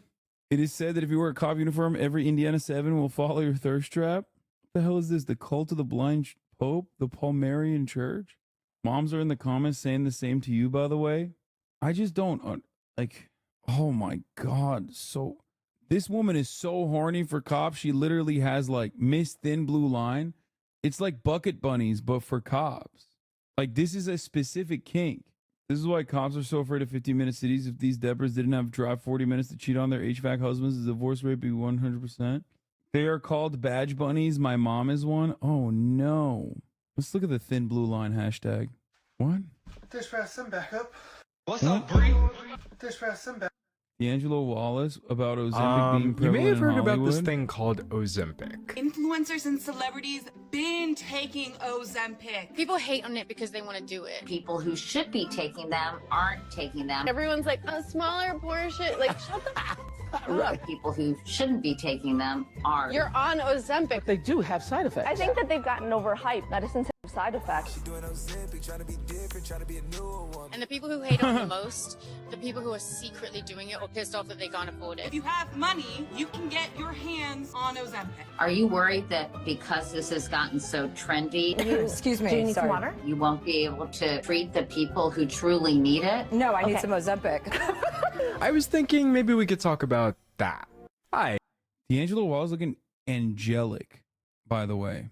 Looking ethereal, out of control. Yeah, I'm D'Angelo, and at this point, introducing myself would be like introducing the air. We already know I'm all over the place, but I still give you life. Anyway, I'm glad you're here, because today we have ourselves a moral dilemma. Rich people have finally figured out how to purchase being skinny. Yes, it's every bit as dystopian as it sounds, and no, it's kind of not great for anybody. Ozempic is a weight loss medication, and to call it popular would be the understatement of the century. The only thing more prevalent than the Ozempic prescriptions at this point is the number of people who seem to have strong opinions about the drugs, and everybody who's using them. As you can tell from the intro, there's a whole lot of discourse about who should be using this medication. And if you ask 10 different people, you're probably going to get 10 different answers. But one thing is clear, there are a lot of people who should not be using Ozempic, and many of them seem to be hanging out in Hollywood, California. It's gotten to the point where even other celebrities and the companies selling these drugs have called out certain people for using them earlier this month. Some people have been using medicine, never meant for them. But with Oprah releasing a viral TV special just a couple weeks ago where she defends her Ozempic usage, the discourse is only intensified, and at this point, it's boiling over. So what's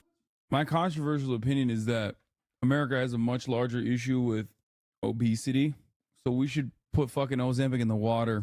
What's really going on here? Well, it turns out the answer is a little bit of everything, I guess. So I figured we could do a deep dive into how Ozempic is being used by celebrities, how that affects the way everyone else uses it, and what this says about some pretty deep-rooted societal issues like fat phobia, classism, and unattainable body standards. All of which probably explain why people get so touchy about this. I've got a ton of pop culture examples, opinions from experts, and even just my own personal experience as somebody who used to be overweight. So as you can see, we have a lot to get into. So first, let's take a quick look at today's sponsor. Today's video is sponsored by Grammarly. Some people seem to think YouTube is easy or something. Like, I just wake up every day and I'm naturally funny, well-researched, and attractive without even trying. And you know what? those people are right. But sometimes the research takes a bit of Ethical writing, reacts. and that's why I use Grammarly, the AI writing partner. Don't people gain back more weight when they get off, or do you just have to take it for life? Yes, you have to. If you get off of it, you gain more of the weight back. You rebound way harder. Because a lot of people, there's also a bunch of side effects too. There's a bunch of side effects apparently as well for Ozempic. Just regulate your damn food. It's so hard, man. That's crazy that you're saying that. I say that as someone who, like, obviously doesn't take Ozempic, but has been able to figure out a way to regulate my damn food. Let me tell you, it's just not easy. That helps you write better, faster. With a ton of features just a click away, I find it super helpful. Grammarly helps you ideate, so you can quickly get past the idea stage by kicking things off with some AI assistance. Grammarly helps you reply by summarizing incoming emails and helping you draft your responses. The less time it takes to clear out your inbox, the better. Grammarly helps you revise. No more guessing when it comes to tone and clarity. Now, you can easily make sure your work is compelling and easy to understand. Grammarly doesn't allow third parties to use your writing for AI training, so you're completely in control of your privacy. To explore all the ways that Grammarly can help you improve your writing from start to finish, you can download Grammarly for free today at grammarly.com/wallace02. Again, you can try all these great features for free. That's grammarly.com/wallace02. Now let's get into the video. You know what? I'm about to say it. The F word. Sorry, YouTube. The word fat is not a slur. It's a neutral descriptor that should imply nothing about a person's attractiveness or character, but unfortunately, we live in this. It's not that hard to just buy healthier food. What are you talking about? This, dude, weight loss is so much more complicated than that. Come on, guys. It's used for hyperhidrosis primarily. Now it's a fashion weight loss drug. Okay. Everybody, the quickest and easiest and best way to lose weight is just eating less. Okay, that's it. But that part is not that easy. Ozempic has the capacity to, I guess, according to some, not only just shut off your appetite, but also has the capacity to, like, help with addictive behaviors in general. You do, I think, lose muscle mass as well, and it's used for diabetes. Why is everyone being so odd about it? Easiest way is to go through her Twitter likes. That's funny. As a doctor, it's extremely simple. If you have diabetes and obesity or morbid obesity without diabetes, it is safe for you to take Ozempic. But yes, you have to take it for life. Side effects are mild, by the way. Solid drug, to be honest. Yeah, I think a lot of people hate it because it's a fad. That's what I think. But there are definitely side effects to it. I think gut paralysis is one of them. Like, I've looked into it. All right, let's watch society. Hear what he has we to could say. talk until the cows come home about what fat should or should not mean, but it doesn't change the fact that the word still does get weaponized constantly, especially by people who are thinner. So personally, I will not be using that word to describe anyone, not because it's a bad word, but just it causes different feelings in different people based on their experience with it. But let's make one thing clear. If I'm talking about myself, I used to be fat. I have experience with obesity, major weight loss, and existing in a bigger body. Nowadays, it's a thin body. And while I may have changed outwardly, it's important for you to know that deep down, my ego is just as big as it's ever been. If anything, it might be even worse now because it's... Please stop spreading misinformation. Ozempic is extremely dangerous. Wait, what? Extremely dangerous? Jesus Christ.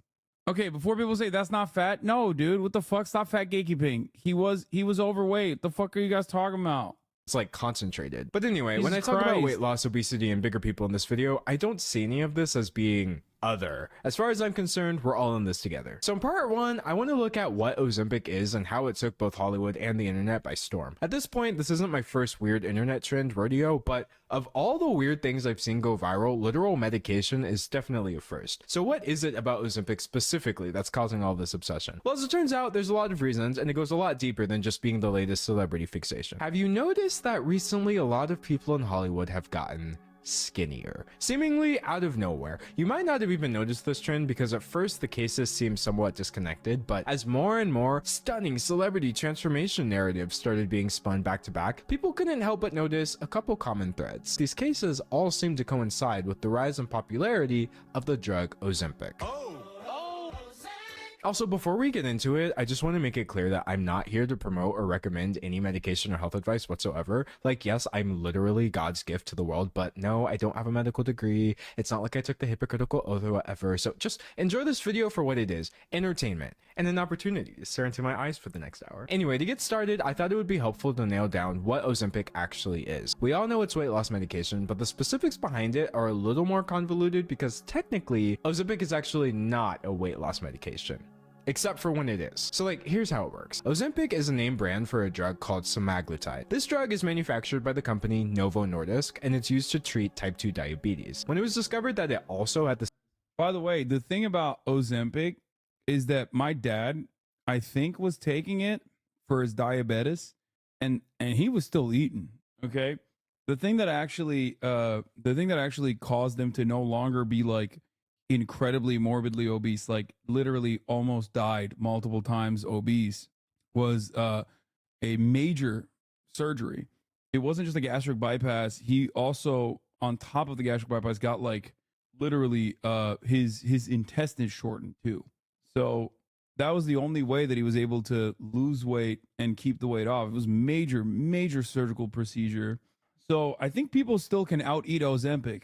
The side effect of pretty major weight loss, doctors began prescribing it off-label for obesity. Off-label means even though the FDA approved it for one thing, it still works for the other thing, and so it's also being used for that. But then, Novo Nordisk started marketing semaglutide, the very same drug as Ozempic, under the separate brand name of Wegovy. And Wegovy, they were able to get approved by the FDA for the treatment of obesity. But it doesn't end there. In addition to semaglutide, there's a similar medication called tirzepatide. They work in slightly different ways, but they have mostly the same effect. So besides Novo Nordisk, there's another company called Eli Lilly, and they're the prime manufacturers of tirzepatide. Just like semaglutide, tirzepatide is effective for 2 major diseases at once. Your dad lost weight because he was at the top 1 economic status and could afford medical attention? What? God, these performative fucks care about fat phobia until it's about a fat conservative hog? What are you talking about? What? My diabetic dad was prescribed Ozempic last year and he stopped taking it because he made him barf endlessly? So Eli Lilly sells that drug as both Mounjaro for type 2 diabetes and Zepbound for obesity. But also, much like Ozempic, Mounjaro is frequently prescribed off-label for obesity as well. Got all that? So here's a recap. Ozempic is Novo Nordisk's diabetes medication whose generic name is semaglutide, which they also sell as Wegovy, a weight loss medication, even though both get prescribed for weight loss. Similarly, Mounjaro and Zepbound are the name brand of Eli Lilly's tirzepatide, which they sell for diabetes and obesity respectively as well, even though both get prescribed for weight loss. So basically, when someone says Ozempic, they may be referring to any one of 4 different medications, which are actually just 2 medications that both do the same 2 things that are made by 2 different companies, which market the 4 brand names in the same 2 ways. Which I think is probably why people just say Ozempic. Oh, and also Novo Nordisk sells semaglutide as pills instead of injections, and they call that one Rybelsus. Does that all make sense? Like, you got all that? So anyway, now that nobody is confused by that anymore, I think it could also be helpful to take a look at how Ozempic, aka semaglutide, works. I'm gonna give you baby's first explanation of GLP-1 receptor agonist medication. Not because I think you're stupid, but because I feel like a baby, and this was the first explanation that I actually understood. So basically, your body naturally produces a hormone called GLP-1. GLP-1 regulates your brain's hunger signals as well as your body's insulin levels and therefore your blood sugar. Some people's GLP-1 levels are not as balanced as others. So now their blood sugar and or hunger signals are too high, which can lead to type 2 diabetes and or obesity. That's where semaglutide comes in. It mimics GLP-1, which balances your levels back out. What is Ozempic?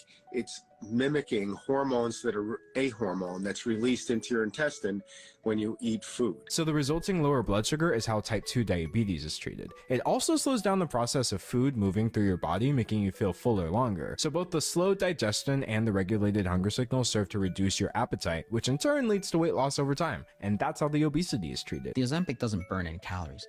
It's about controlling your hunger. And there you have my declassified, highly simplified glucagon-like peptide 1 receptor guide. Now, GLP-1 receptor agonist medication isn't exactly new. We've been using Ozempic, by the way, for 5 years. But recently, the medication has surged in popularity more than ever. I'm talking crazy popular. Ozempic Wegovy drug prescriptions hit 9 million, surged 300% in under 3 years. It's at the point where these drugs are accelerating the expansion of the economy of Denmark, Novo Nordisk's home country. Other companies are feeling the effects too. Walmart said the drugs are causing people to buy less food. Weight Watchers is experiencing their worst financial times ever. We'll actually get into the Weight Watchers thing more later, but as you can see, this is all kind of a big deal. And on the one hand, I feel like the Ozempic— Your food fucking rottens in your body? That's why people are throwing up? What the fuck? What is this man saying? What do you mean food is rotting in your body? What? Ozempic boom just kind of makes sense. Like, the World Health Organization tells us that there is a global obesity epidemic, or globesity, which is a term that the WHO has been trying to make happen since 2000. Bro, I mean, this was going to happen no matter what, dude. The moment that Ozempic started popping off in like LA circles, I would say like 2 years ago, and then they did that 60 minutes, that 60 minutes special. I was like, oh, it's over. This shit makes me so mad. Like, why wait until the chronic illness of diabetes, heart issues, etc., caused by obesity, and not curb it with treating obesity as a chronic illness? I agree, and so does our public health specialist in the chat. I don't have an issue with Ozempic. I don't take it because I've been able to manage my weight loss without it. But if I couldn't, I would. You know, I think that it's like, it's fucking awesome. It's great.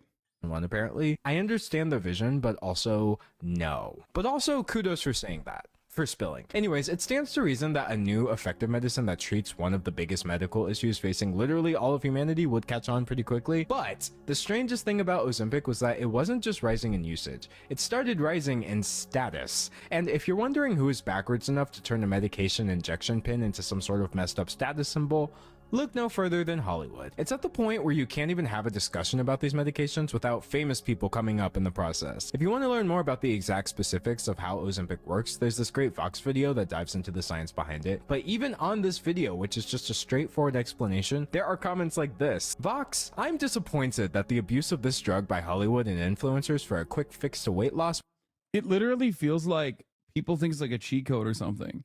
I think it's like, weirdly enough, it's unironic fat phobia, in my opinion, that people think that like fat people should suffer. Okay? Like, sure, there are reasonable cautious people in the situation, especially the yo-yo dieting, especially like if you get off of it, you are going to relapse and most likely fucking take on a shit ton of the weight and more. There's that reality of it, especially if you have disordered eating, if you haven't like actually fixed your eating regimen in a healthy way. And then beyond that, there's also the fears of the side effects, which is understandable, maybe a little overblown, but definitely understandable. It is wild to me though that people unironically are just like, fat people should lose weight, but not like that is the main consensus here. Fat people should lose weight. Fucking lose the weight, fatty. You're a fucking moral failure. Also, like, people getting mad at Lizzo going to the gym. You know what I mean? Being like, why is this fat fuck going to the gym? It's like, what do you want him to do? What do you want her to do? She's at the fucking gym. Isn't that what you want? Like, what is happening? And then they're like, oh, you're cheating. You're cheating. If you lose weight that way, you're cheating. And it makes no sense. It's like, okay, well, what the fuck are people supposed to do? What do you want? What do you want people to do? They're losing the weight. Why are you mad? I thought that's what you wanted. I thought that's what you thought fat shaming was good for. Fat shaming works because it makes people lose weight. First of all, it doesn't, okay? It literally doesn't. Fat shaming does the exact opposite. If you actually care about the morality behind it, it legitimately does the exact opposite because fat people know they're fucking fat, okay? They see it every day. They carry it around with them all the time. No pun intended, like literally. So the idea that like, fat shaming is going to somehow help fat people is silly, ridiculous, does the exact opposite. But then people fucking get mad when people take Ozempic, and it's like, what do you want? It's like when I was 290 pounds and jogging and teens would drive by and say, run, fat ass. Bro, I hate it. This wasn't emphasized as much as it should be. So you know what? We're here. We've got time. Let's emphasize it. All right, so here's the thing. I'm not going to sit here and point to specific celebrities and say, yep, that guy, Ozempic poster child, because at the end of the day, unless you're literally this person's primary care physician or med spa drug dealer, you literally have no way of knowing if they're using this medication or not. But at the same time, it is also an open secret at this point. In fact, I don't even know if I would call it a secret. Like, this off-reference clip of comedian Jimmy Kimmel making a joke about Ozempic at last year's Oscar Awards says a lot. When I look around this room, I can't help but wonder, is Ozempic right for me? The polite yet strained laughter is pretty clear. Celebrities are obsessed with semaglutide right now. Elon Musk tweeted about using Ozempic/Wegovy. Comedian Chelsea Handler opened up about it, and I'm only mentioning people right now who have admitted it. What do we think of this Ozempic takeover in Hollywood? Well, listen, it's a miracle for anyone who's ever struggled with their weight. And here's the thing, she is right. The fuck? When was Chelsea Handler even like overweight? That's wild. But like, anyway. This shouldn't be too much of a hot take, but medicine is good. It's great that we have better ways of treating obesity now. But here's the problem. Hollywood isn't exactly known for being full of people struggling with obesity. Some of these celebrities are not trying to treat a medical condition. They're literally just trying to fit into their ever-diminishing red carpet outfits. Like, apparently the drug is being handed out so willy-nilly that Chelsea didn't even know she was taking it. My anti-aging doctor just hands it out to anybody, right? I didn't even know I was on it. So here's the thing. Fuck? Well, okay, that's not the average person. That's just like insane Hollywood nonsense. That's insane. How the fuck do you not know what medication you're taking? What is an anti-aging doctor? What the hell? Dude, what is going on here? Dude, Hollywood doctors are crazy. I would never shame someone with a medical condition for, you know, taking medicine. I think it's pretty safe to say that that is a completely separate issue from this. She goes, if you ever want to drop 5 pounds, this is good. If you ever want to know what's really going on in Hollywood, look no further than the comedians. They are certainly part of the in crowd, but they're a lot more likely to expose the open secrets of said crowd in order to get laughs from those on the outside. We laugh because it's confirming what we already know deep down, that these people are really, really weird. The joke functions not just as comedy, but as an insight into a truth hidden in plain sight. The whole phenomenon is best summed up by the poet Homer. It's funny because it's true. So what truth are Jimmy Kimmel and Chelsea Handler telling us? Well, that rich people have indeed figured out how to buy skinny, and now their anti-aging doctors are prescribing Ozempic even just to lose 5 pounds, resulting in the last little bit of body diversity in Hollywood being weeded out once and for all. People who are not that overweight are taking these drugs to lose maybe 10, 15, 20 pounds. How a diabetes drug became the talk of Hollywood, tech, and the Hamptons. This is the Hollywood drug. Everyone. Ozempic isn't a solution, dude. That's what some people are getting pissed at. Yeah, some people are getting mad it's a Chico, but other people are pissed in the same way that they were mad at Mr. Beast. It's not a solution, only a bandage on a festering wound. Wait, what? Okay, this is like getting mad at Mr. Beast literally for fixing, like for curing the one specific disease that he helped cure. Though people are mad, myself included, that the system is broken. If everybody, I wouldn't be mad if if healthcare was free and Ozempic was being fucking dished out. Like, what do you mean? I'm not mad at like people taking Ozempic. Like, you're talking about being mad at the system and then acting like people that are mad at Ozempic are not mad at it being a cheat code.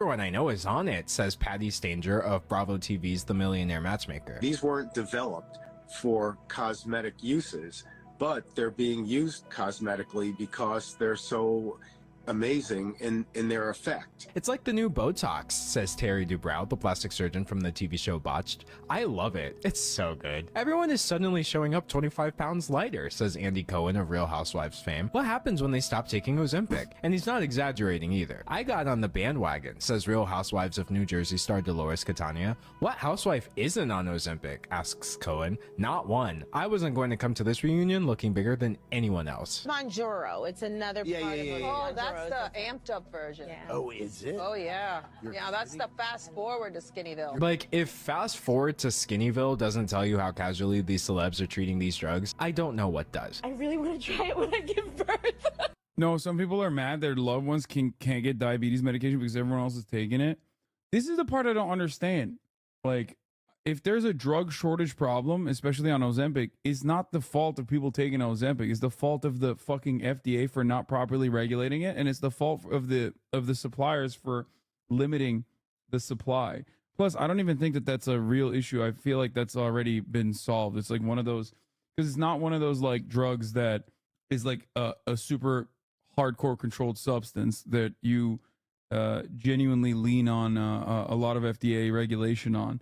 They should still up the production though. Like that's the issue. The new anger is it costs $5 to make and they charge $1,000. I mean, that's awful. It also makes it really expensive. It makes insurance companies not want to provide it. Yeah, because those guys are fucking pieces of shit. Hello? That's a totally separate issue. The reason there are shortages of Wegovy and Zepbound is because of the pens. They don't have enough injector pens. Mounjaro is currently on a national back order. I just got off the phone with my pharmacy 5 minutes ago, and they've been told the issue will persist until at least the end of April.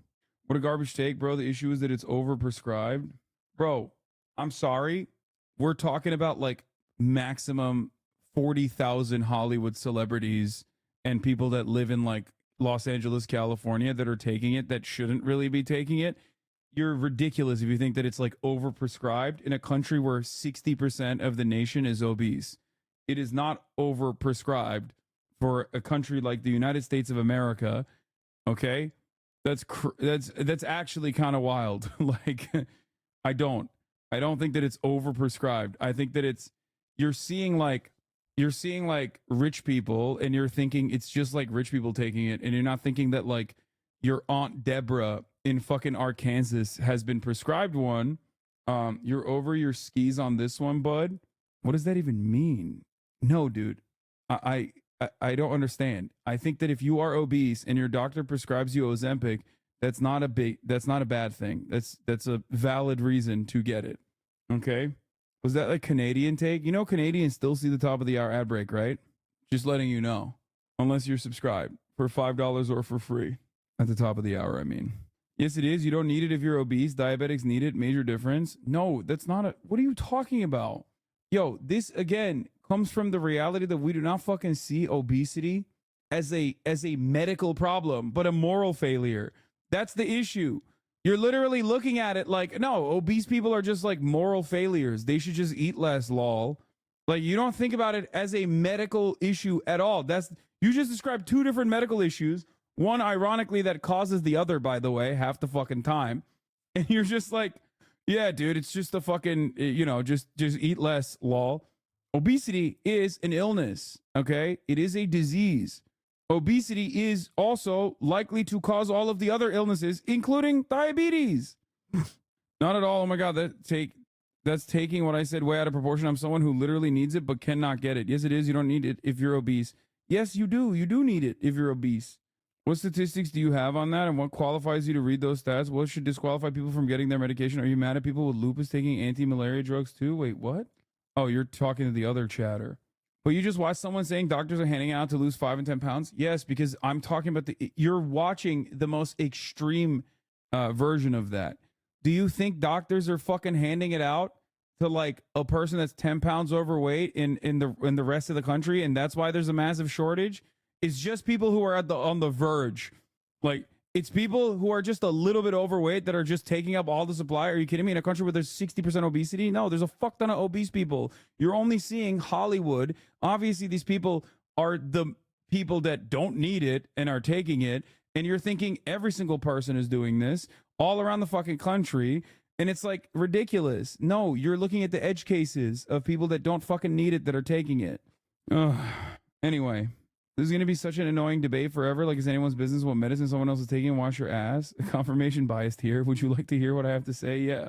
Like, Hollywood weight loss trends are only the fucking tip of the iceberg, okay? That's the issue here. A lot of people think that it's just like, a lot of people are surrounded, okay? A lot of people are surrounded by, unironically, like extremely overweight, obese people who probably would like to take it or are taking it right now and think that it's just the fucking Chelsea Handlers of the world that are taking Ozempic. Okay? In a country where there is a massive problem, with obesity, like, it makes sense why this would be prescribed a lot. And it's not just the celebrities that are taking it. Because that's why I said maximum 40,000 people in Hollywood are not the reason why Ozempic is like on a shortage. It's on a shortage because there's a shit ton of people who need it. Because I do see obesity as a health issue, similarly to diabetes. This is literally a joke to these people. Besides the fact that this is just dystopian in general, I have to point out that it's not only extremely unethical, but very dangerous as well. Medicine is tested on people who have medical conditions, not typically on those without. So taking drugs to treat something you literally don't have is just reckless because you have no idea what you're actually doing to your body. Ideally, what doctors are looking for is for a continued 1 to 2 pound weight loss per week. Certainly not the 10, 15 pounds in 1 week that people are claiming they've lost on these medications when they're using them in a non-prescribed, That is a problem. If you're losing more than a pound and a half a week, it's very dangerous. That's not good at all. Unless you're like super, super omega obese, in which case like you will in the first couple of weeks like lose a shit ton of weight. But that should stop after like the 3rd week, basically. Yeah. Like obviously, and I say this as someone with like a lot of personal experience in this. Like you're shedding a lot of water weight when you start dieting, but You should never be losing more than 1.5 pounds maximum 2 pounds a week. If you want to reliably lose weight in a healthy manner. That's crazy. Uncontrolled way. And putting yourself in danger just because you want to be size 0 instead of size 1 is one thing, but it gets even worse. These medications have been on the US government's drug shortages list for years at this point. Drug shortages aren't just bad for the obvious reasons of people not being able to get the help they need either. It gets more awful when awful people take advantage of people's desperation for this product by selling counterfeit Ozempic pins online, which resulted in serious side effects and sometimes even death. So these Hollywood actors potentially endangering themselves is one thing, but it's absolutely unacceptable. Pound a day, absolute max. Pound a day. I'm talking 2 pounds a week, man. What the fuck? Max. No, it is unhealthy if you lose more than 2 pounds a week, especially after like a certain period. Unless you like pound a day is you need a doctor to fucking get you back on track. Pound a day is insane. Pound a day, you're shitting out of your doo-doo ass. Yeah, there's an issue there. Acceptable when you realize they are contributing to a shortage that is endangering the health and very lives of people who actually need the stuff. And also they can perpetuate the same beauty standards that there's no medical evidence to suggest faster weight loss is unhealthy. Whether it's sustainable is another discussion. Sustainability is the key factor in weight loss. Chad, what the fuck are we talking about? It's the most important part. People don't just like unless you're trying to make weight for like wrestling or some shit. The fuck do you mean sustainability is another problem? Sustainability is the problem. It is the only problem. That's why you should not be losing more than a fucking pound and a half a week anyway. That's the whole point. People always think, people have a really weird, unhealthy, and outright false understanding of what diets are. Diets are not something that you do for like a couple months and then quit and then go back to your old eating habits. Diets are lifelong. You can have an unhealthy diet. You can have a healthy diet. You can have a diet that focuses on gaining muscle or gaining fat.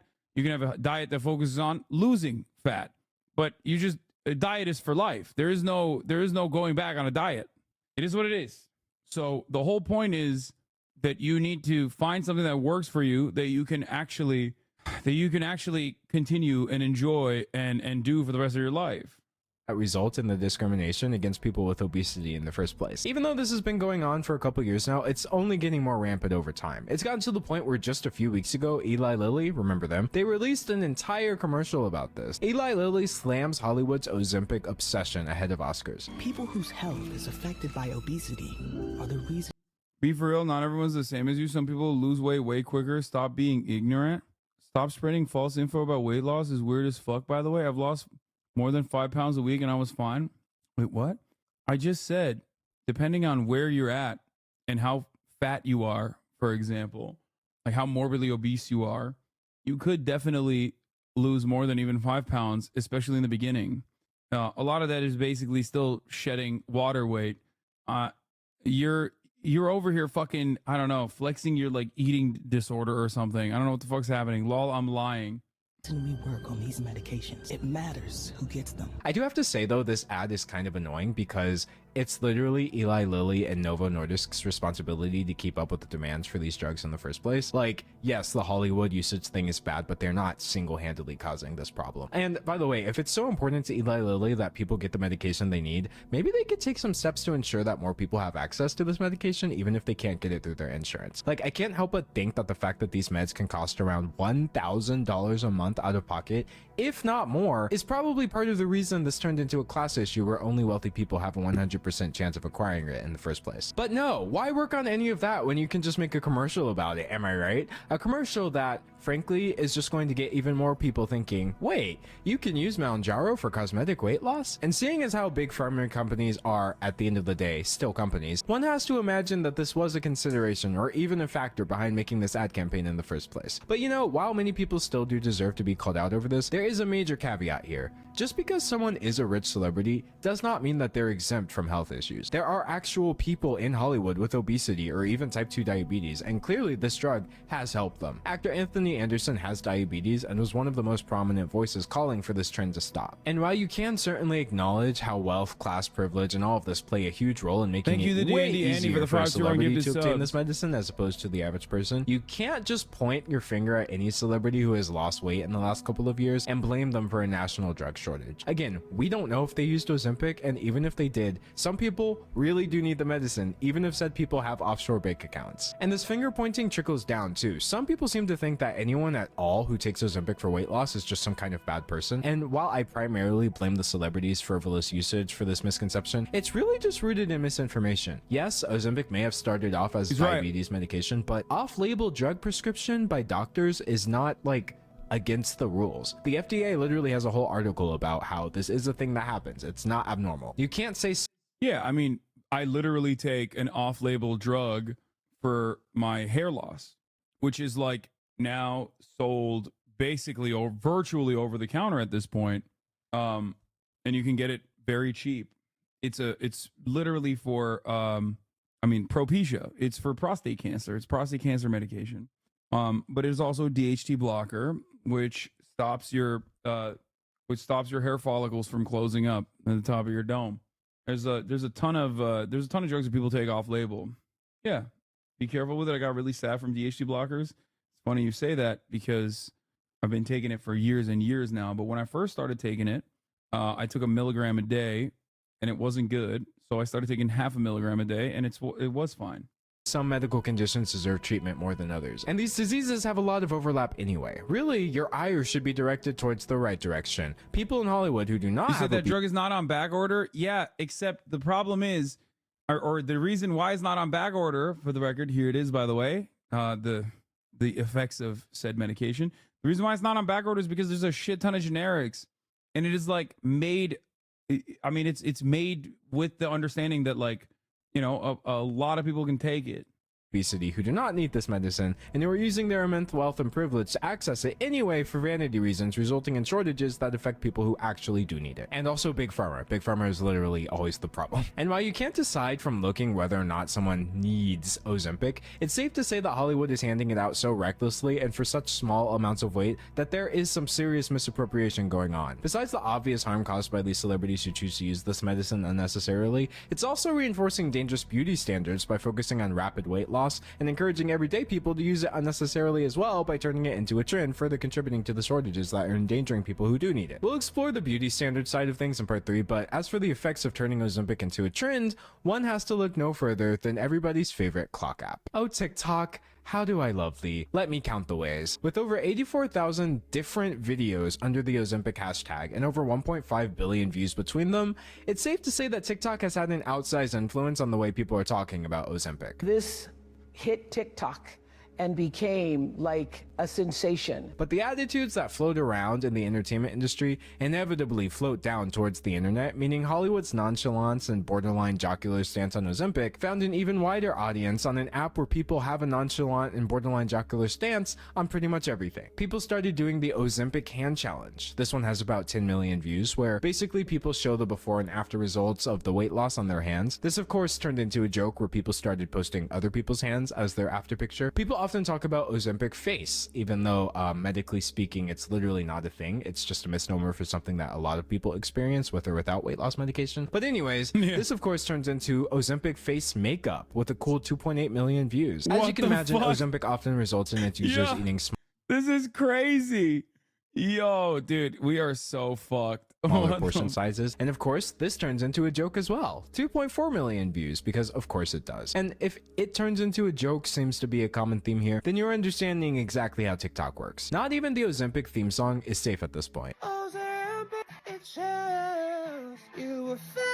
And then things like this get 20 million views, and people kind of internalize not just the humor, but the attitudes behind it. Like, the lyrics to this parody song are somewhat mild, but I think they reveal some pretty key themes. Ozempic, we know you didn't do that alone. Ozempic, it shows you were fat not that long ago. Like, I get the joke, but it also just kind of makes me wonder, should people have to do it alone? And what does doing it alone even really mean? And I don't want to make it sound you did it the right way. Like, I did it the right way. Okay, the quote-unquote right way.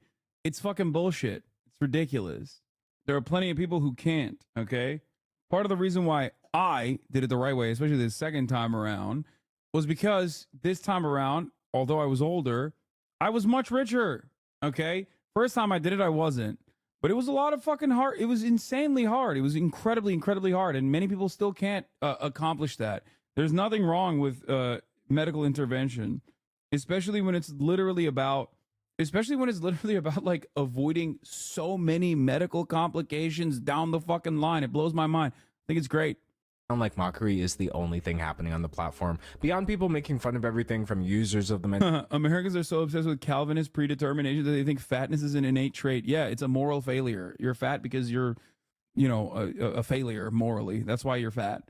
And even if you try to fix it, right, you have to do it the way that I want you to do it. Actually, I don't want you to do it at all because I want to just feel superior to you somehow. Medication, to their faces, to their symptoms. You can find people who are actually sharing helpful information about Ozempic and its counterparts. There's actually a whole side of TikTok just dedicated to people on these medications discussing their experiences. But the thing is, with the majority of the discourse being anywhere from completely unserious to outright misinformation, it starts to do a number on the people consuming this content. I want to be an Ozempic girly so bad. What I gotta say to the doctor to get this? I want Ozempic face. These are all comments with a ton of likes. Obviously, a joke is a joke at the end of the day, but it's all just a bit jarring to see this ticket to Skinnyville sentiment repeated ad nauseum here, just like it is in Hollywood. And guess what? The misplaced anger is alive and well too. One person was just sharing their experience with side effects, specifically vomiting, and someone says, "Good. Hope it happens to more Ozempic girlies like you. Y'all deserve it." First of all, using the term Ozempic girly in what is undoubtedly a hate comment is just unhinged. But secondly, no. I said it once and prescription drugs should not be advertised on TV. 100% agreed. That is not a joke. I do agree with that. It's fucking ridiculous. America is like one of the few countries where you can do that. It is fucking mind-boggling. Yeah, it's crazy. I am telling you, they want fat people to die. No, literally. I think, well, they don't want them to die. They just want them to keep suffering. That's what it is. Because if they all die, then there's no fat people to make fun of and feel morally superior to. I think that's what it is. A lot of people literally like are grossed out by fat people. They think it's like, you're disgusting, you're gross, and I want to feel superior to you. And half the fucking time, you didn't even do anything to get to the position that you're in. You know what I mean? You just got lucky. You have better fucking genetics. You know what I mean? In many instances, that's it. Motherfuckers that don't know how to diet, they haven't had to worry about it their entire lives, looking at fat people who did and thinking that they're above them. It's so crazy. It is crazy. And I'll say it again, there is nothing wrong with taking this medication if you need it, and you cannot tell if someone needs it just by guessing. Nobody who's actually trying out meds for health reasons deserves negative side effects, but we'll get into more of this idea of people deserving or not deserving things in part 3. Another thing that TikTok is very prone to is leaning into unsafe trends that endanger its users, who are typically too young to identify the behavior as being harmful in the first place. And in this case, that's exactly how we wind up with the Ozempic challenge. Make this drink and you're going to lose 40 pounds less than 2 months. The idea of losing 40 pounds in 2 months when the CDC recommends that most people should aim for about 1 to 2 pounds a week is horrifying. And telling people that this completely unrealistic— Look at that fake ass CDC, more like the Communist Disorder Central, telling you can't lose more than 2 pounds a week. What the fuck? Goal will definitely happen if you just make this one weird drink is super irresponsible. We are officially on day 5 of lose 40 pounds in 2 months diet. But don't worry, this guy in particular only has a combined 8 million views across his oats. What the fuck? 40 pounds in 2 months? What is my boy doing? You're gonna fuck your life up. What the fuck is happening, dude? Listen. Here, I'll give you guys another fact that shocked me to my core when I found out, but here's one the fats have over the skinnies, okay? Fat people can live for much longer without eating food than skinny people can. It's true. That's right. You could just literally eat the fat stored on your body for much, much longer. It's true. You die, skinny people, you die way faster in a life or death scenario. It's true. Once the ice age comes, we will rise the power. Yep. But as a fat person, I'm also miserable. That's not a win, big dog. I'm just saying, dude. I'm just saying. How are you building muscle after losing 40 pounds of everything like this? Like, what's going on there? I mean, he's not. There's no way. Ozempic videos. What the hell? Mi gente, this here is working. And that's just this guy. And unfortunately, things like this taking off is just par for the course on this platform. But of course, it gets worse than that. Now, for the love of God, I hope that there is nobody who is just drinking this and not eating anything, because I did see quite a few comments in the video that I was tagged in that said you should try a water diet. A water diet, also known as literally not eating. I hate it here. Please don't do, please. I have no other words except for don't. And in typical TikTok fashion, all of the videos I've just referenced are still publicly available on the platform with no sort of warning attached whatsoever. But don't worry, because they did start taking down content, except the content in question was from the people I mentioned earlier, who were literally just talking about their experiences with the drug so they could help other people. I think there's several people that would like this answered, and no matter what I say, it's getting taken down. So let me get this straight. Targeting harmless small creators is more important to TikTok's trust and safety than addressing viral trends that are potentially encouraging children to literally starve themselves. You know what? I think this section's good. Yeah, fasting is fine. Didn't a guy survive like years out of, was it months without eating? His beast? No, it was like almost a year, I think. I don't know what the world record is. I think, oh yeah, there it is. 382 days. Oh, a year. Yep. The thing is, you have to still drink water, and I think like take vitamins. You have to, otherwise you will die. But yeah, you can do that. You still need nutrients. Wasn't he monitored by doctors and given nutrients and electrolytes? Yes, of course. Yeah, also, again, he was studied closely by medical professionals. But you can't do that as a skinny guy. You can't do that shit as a skinny guy. Let me tell you, you'll die. Just letting you know. So you were just eating through water? No, your body is eating your fat storage for energy, like a bear during winter hibernation. It's true. Now, of course, this is ridiculous, and you shouldn't do this. Holy shit, I never felt more attacked. Fuck you. Yeah, sorry, skinnies. Sorry, skinnies. You're cooked. Absurd and risky as his goal sounded. Fast over 40 days were still considered dangerous. He wanted to reach his ideal weight, 180 pounds, so he kept going. And what was a surprise to his doctors, he lived his daily life mostly from home during the fast, coming to the hospital for frequent checkups and overnight stays. Regular blood sugar tests intended to demonstrate that he was somehow able to function while very hypoglycemic, assured doctors that he really wasn't eating. Weeks turned into months. He took vitamins on various occasions throughout the fast, including potassium and sodium supplements. He was allowed to drink coffee, tea, sparkling water, all of which are naturally calorie-free. He said there was an occasional time that he'd have a touch of sugar or milk and tea, especially in his final few weeks of fasting. Anyway, let's continue.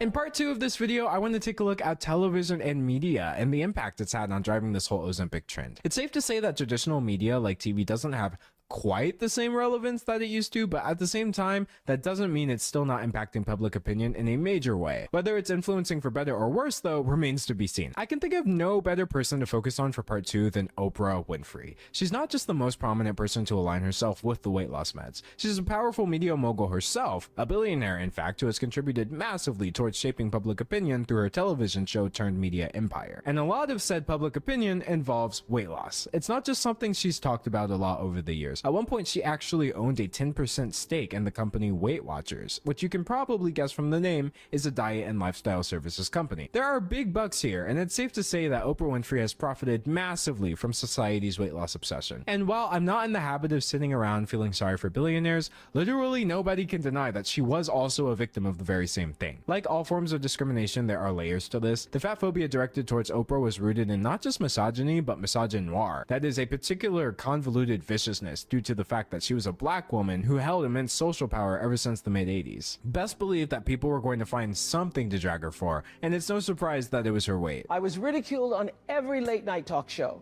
for 25 years and tabloid covers for 25 years. Here are just a few of the thousands of headlines written about me. It's extremely nasty stuff. But now Ozempic has risen in popularity, and she announces that she's hosting an entire TV special where she talks about her experience with the medication as well as featuring other people's stories. And if anything, it almost seems like damn, she bought some stocks. She's the perfect person for the job, right?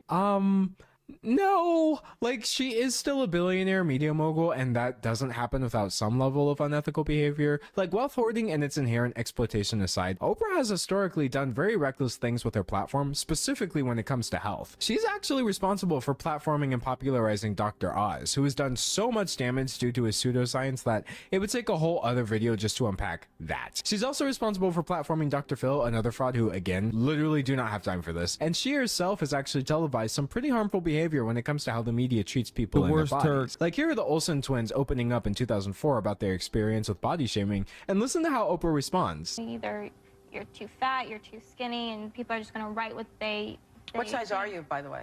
Like, bruh, you are part of this problem. And these are just the ways in which she's problematic, specifically in regards to weight and health. Start looking outside of that and the list truly goes on. Like I said, billionaire, not great. So while I would not by any metric say that Oprah Winfrey is the perfect host for an Ozempic TV special, she's certainly not the worst. I would describe her as part of the problem, not the cause of it. And she does still have a right to speak out about her experience as a victim of fat phobia, even if it doesn't quite sit right with others due to her being a perpetuator of the same issue. But internalized bigotry is a hell of a drug, so honestly, we'll take what we can get. So I watched the special and I would describe my feelings on it as mixed, which as you can see is just par for the course when it comes to Oprah in general. She's definitely had some good moments on there, what with her briefly covering the side effects and inviting doctors, actual sane doctors this time, on the show to talk a little bit about how Ozempic works, even though it was all pretty surface level. But the show was definitely not without its faults. A lot of the way Oprah talks about weight loss is very us versus them, which I certainly understand, but results in clunky things like this. I thought all of the people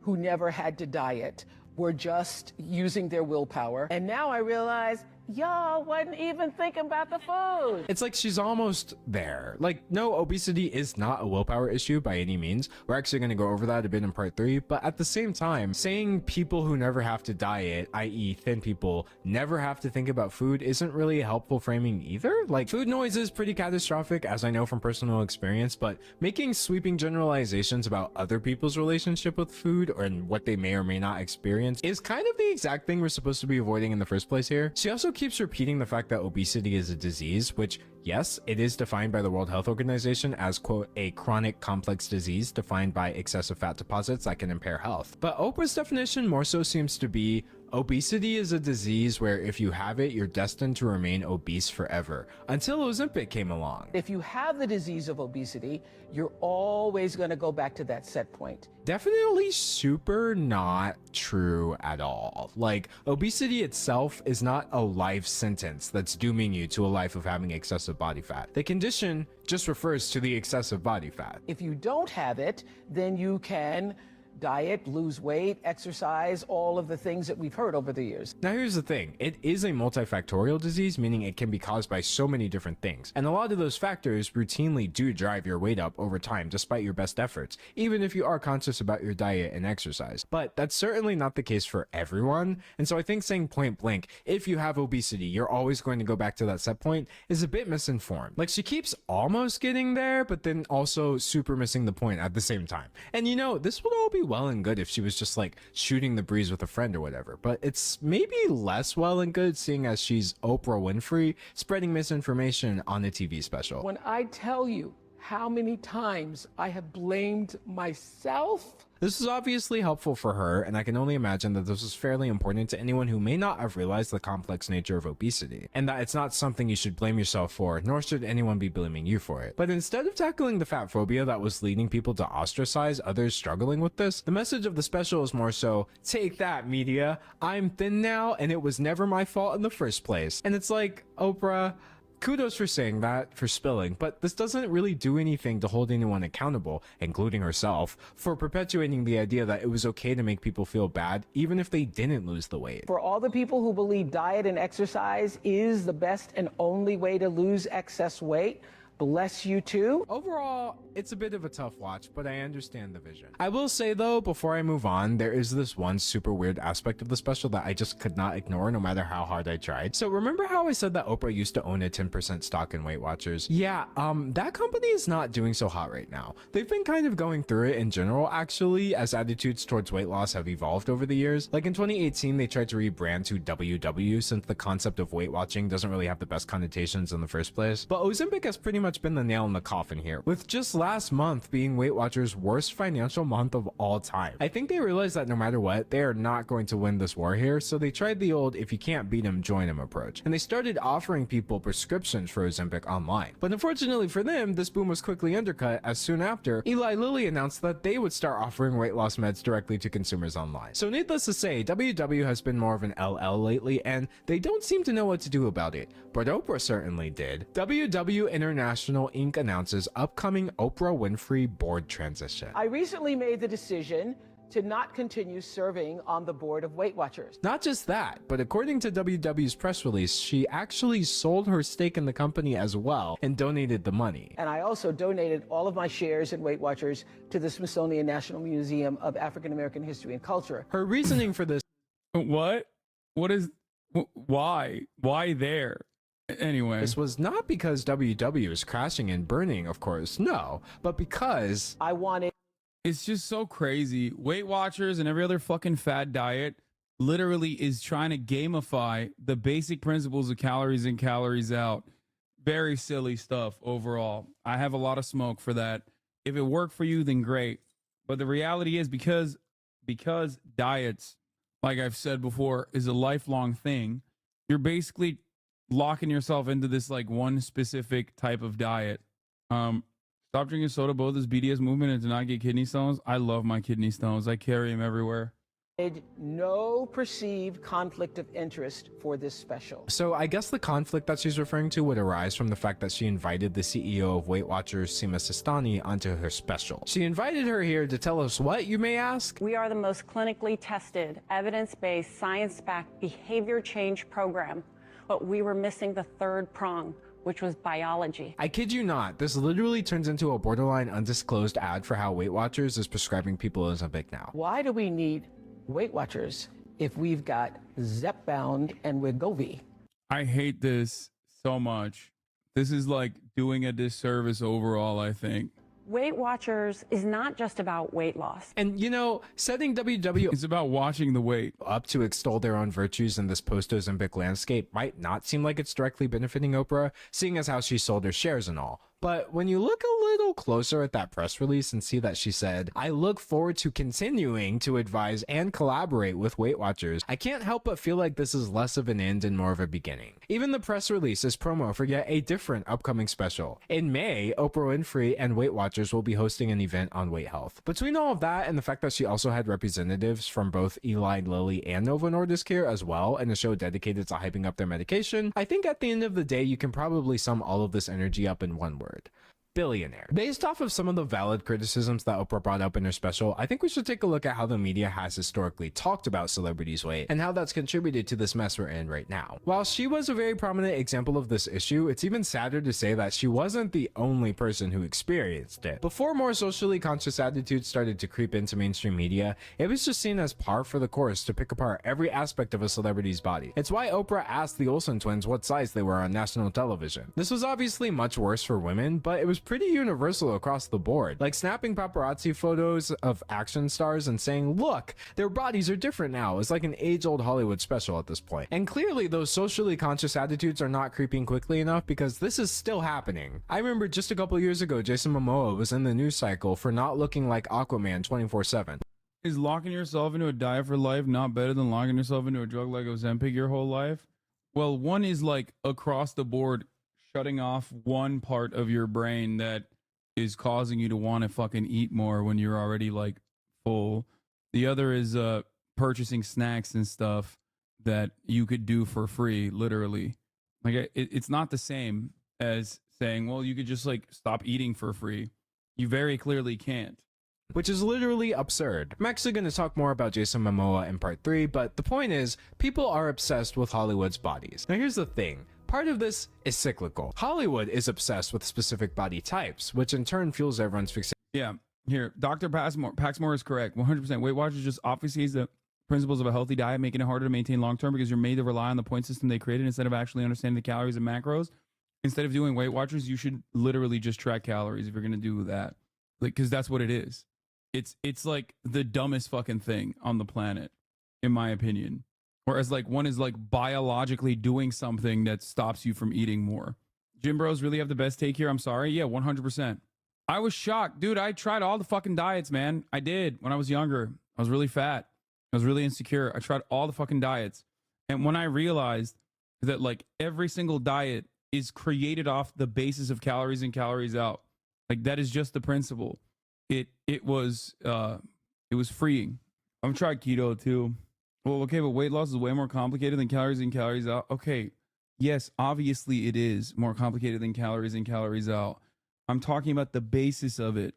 Not all calories are equal. Here we go. Okay, guys, I'm not talking about a macronutritional breakdown, like a healthy breakdown of macronutrients that you also need to have. I'm not talking about like do a fucking carnivore diet or some shit like that. I'm saying in the most reductive terms, every fucking weight loss diet, every weight loss fad is still built on one fundamental principle, which is your body is an engine, okay? Your body is burning energy. And if you put in less energy than your body burns, your body will start eating away and you will lose weight. Depending on how much less energy you put into it or what kind of energy you put into it, whether it's protein, fat, or carbohydrates or whatever that breakdown looks like, you can actually end up burning your protein as well. You can end up burning your muscle mass as well, and not just your fats. Okay? But overall, the basic truth is your body is an engine, and if you put in less gasoline than you burn throughout the day, you will lose weight. If you put in more gasoline than you burn, you will gain weight. That's it. Weight loss is a lot more complicated than calories in, calories out. Body composition is a lot more complicated. Calculating calories in and calories out can be complicated, but weight loss is really just calories in, calories out. Yes. And it's more important. Your diet is more important than your workout for losing weight and for gaining weight. Your diet is more important than working out. These are very common misconceptions. You cannot outwork your diet. Okay? That's not a threat. That's not a challenge. That's a promise. Like a lot of these bro sciencey shit that people say, are actually kind of true. Like the whole abs are made in the kitchen. It's correct. This is like reductive, but it's correct. Conversation on bodies in general, and then this spills out and affects people in Hollywood even outside of their job in moments when they are not working hard to look unattainable. This in turn completely skews everyone's idea of what normal looks like. What do you think of Jeff Nippard? Love him. Brilliant. Smart. Best Hassan Abi head out there. 100%. I've also watched his videos on weight loss, and him and I are in 100% agreement. So I don't know why you guys are like bringing his name up as though I wouldn't agree with the things he's saying. Elaborate. You can't outwork your diet. I thought a deficit was literally about that. No. The broadest majority of calories you burn across the board. That is determined by your resting metabolic rate, which is impacted by how much lean muscle mass you have, how much like extra activity, how jittery you are, and also how your body processes food, how much calories you burn while processing food. These three concepts are very important.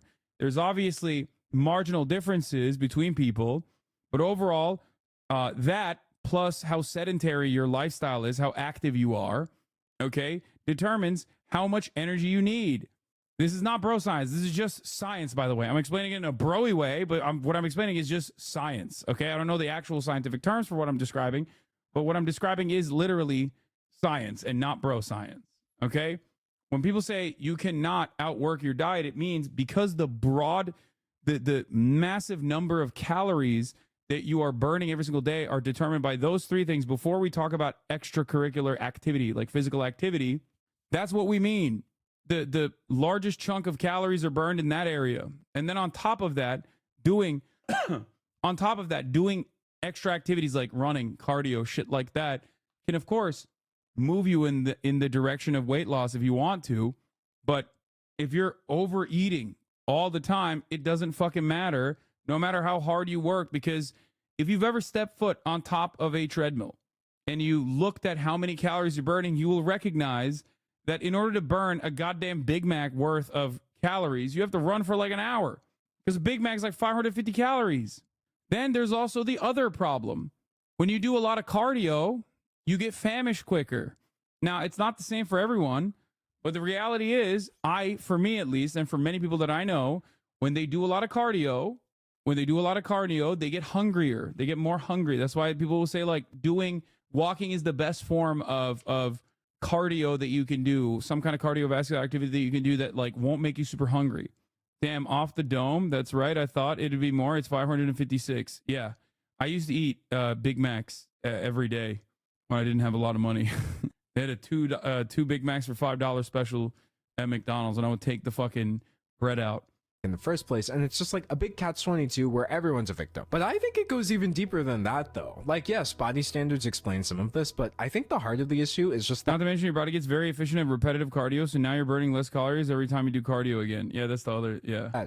People are obsessed with the concept of transformation in general. There's just something innately human about wanting to see something change. Think about how many YouTube videos featuring some sort of crazy transformation are insanely popular. When it comes to things like, say, caterpillars with no riz turning into dripped out butterflies, or a house getting renovated from a literal dump into a modern masterpiece, I totally get it. But when this transformation obsession manifests itself as photographing celebrities without their consent and then picking apart the pictures to prove that they gained weight because they don't look like they do in a photoshopped or highly contrived photo shoot or video, it's safe to say that it's more of a negative in this case. I also want to talk about the flip side of this issue. Celebrity weight obsession doesn't somehow become better when you're talking about weight loss instead of weight gain, right? We seem to have at least figured out for the most part that someone's body getting bigger should not be a news report, but nobody seems to have gotten the memo about the reverse. There are so many articles anytime a celebrity dares to look somewhat smaller than they did the last time we saw them. And it neatly fits into our transformation mania. It's not as overt as outright fat shaming,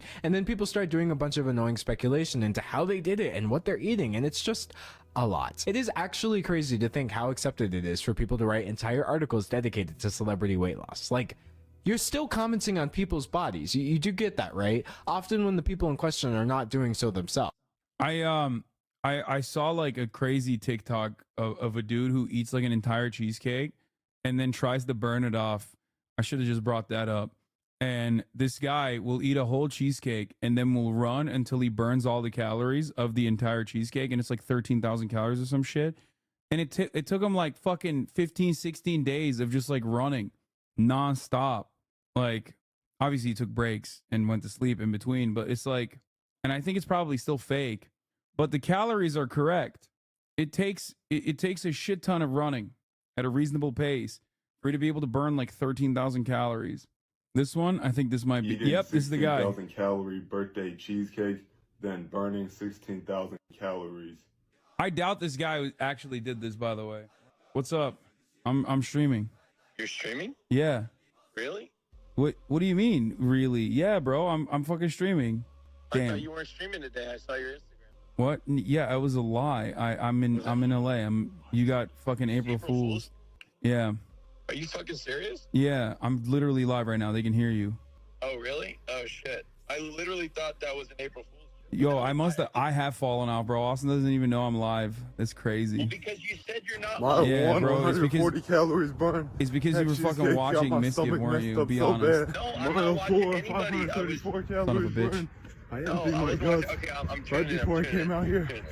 All right, So I what's should up? What be do you able want to to run a say? decent amount of miles. No, just Mile 7, 903 I was gonna call calories you on burned. stream to talk. It's so windy out here. Oh, Feels like I'm gonna okay. get I'll blown call you away after. when I run in the opposite direction. Mile 10, 1,260 calories burned. Mile 13, 1,611 calories burned. Eating all that cheesecake makes me not want to eat again for a week. Mile 16, 2010 calories burned. Mile 19, 2000. Pause the video. I can't hear shit. Oh, you were here in the video. Like, look at that. 19 miles, 2,388 calories burned. 2,388 calories is like the average fucking meal at Applebee's. Okay? I'd also like to point out that weight loss is not always good. Who remembers the show The Biggest Loser? I certainly do. I literally remember watching this show as a kid and thinking, wow, this is awesome. And then I wonder where this obsession with transformation comes from, right? But this show is a prime example of weight loss that is completely disconnected from health. Yes, the pretense of getting healthier. Yes, it's not an accurate way of measuring burning calories because your body naturally burns calories at rest. Yes. Your body also naturally burns calories while you're eating a 13,000 calorie cheesecake. Like a shit ton more calories that it burns to break down the food. But obviously, it's not an exact science that he's engaging in. He's doing a TikTok trend. Is there, but frankly, the whole idea of rapidly losing weight so you can win a cash prize isn't something that should be encouraged under any circumstances, when again, gradual weight loss has been shown to be more sustainable over the long term. And that's not even getting into the multiple other issues with that show and the unhealthy behavior that they were promoting. It's not a great sign when your Wikipedia page has risks and criticism as Yeah. Neat. Non-exercise activity thermogenesis refers to that portion of the daily energy expenditure resulting from spontaneous physical activity that is not specifically the result of voluntary exercise. Jittering. Literally jittering. one of the biggest reasons why Alex is like 5% fucking body fat, in spite of the fact that he doesn't like go out and work out, is, well, he does a lot of physical activity throughout the day, but he also doesn't fucking stop. No, that's not making shit up. No, it's correct. I don't know what the actual scientific term is, but yeah, no, it literally is. Section. But anyway, besides that, there are so many medical conditions one can get where the side effects include rapid weight loss. And in this case, losing weight is actually kind of awful. And frankly, unless someone tells you, you have no idea of knowing how they lost that weight in the first place, nor is it any of your business. You can't know if someone is healthier just because they are now smaller. You're not really celebrating their health, you're just glorifying their image because it happened to change to fit into your standard. But we'll get more into that when we start talking about the fat phobia of it all. And you know, I personally think there is a fairly straightforward answer for how the media should be commenting on people's bodies going forward. Basically, they shouldn't. That's it. That's the solution. Notice how I haven't actually made any comments about anyone's body in this entire video, thin, bigger, or otherwise. It's not hard to do, even in a context where I am constantly talking about weight loss and weight loss medication. A concept that I really strove for, in not just this video, but my personal life as well, is body neutrality. WebMD defines it simply as the act of taking a neutral stance towards your body, both emotionally and physically. That means not supporting the hatred towards your body's limitations, or investing the time and energy to love it either. Literally, your body is just your body. Like, it's not this holy temple that should be worshipped, and it's also not something to be despised. It is genuinely just there, and it is doing its absolute best to persist, and honestly, that can't be enough. Learning how to let that be enough was a huge thing for me. And here's the thing, if that's not your personal stance on your own body, that's absolutely fine. But it should definitely be your stance on everyone else's body. Like, we are not affected by how other people look. They are literally just there. Other people's bodies don't exist for us to have opinions on, but for the people in them to live their lives while we live ours. There's nothing wrong with being proud of your body, and it's okay to join in celebrating someone else's achievements if they are the ones bringing this to the table. But fixating on this... Okay, I wasn't the one who also was like seeing that, right? Yeah, the audio levels change.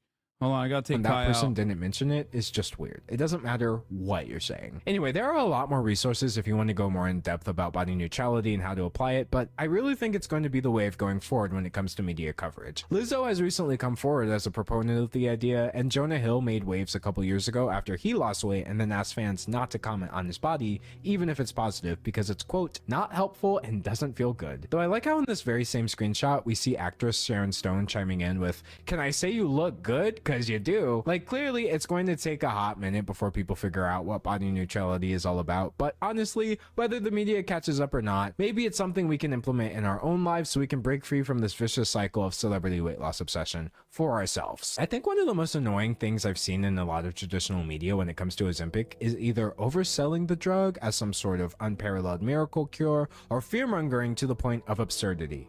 Or sometimes even both. It's usually both. And with the overselling, I'm not exaggerating with the miracle thing. Are these drugs a miracle moment? I would be very hesitant to say that anything with obesity is a miracle. Semaglutide is obviously a huge advancement, and it's clearly working better for a lot of people than previous attempts at treating obesity. But at the same time, not every medication is right for everyone, and so I think positing this as some sort of wonder drug is not only misleading, but potentially disheartening for people as well. We are still learning what is the best way to give patients these medications, follow them on it.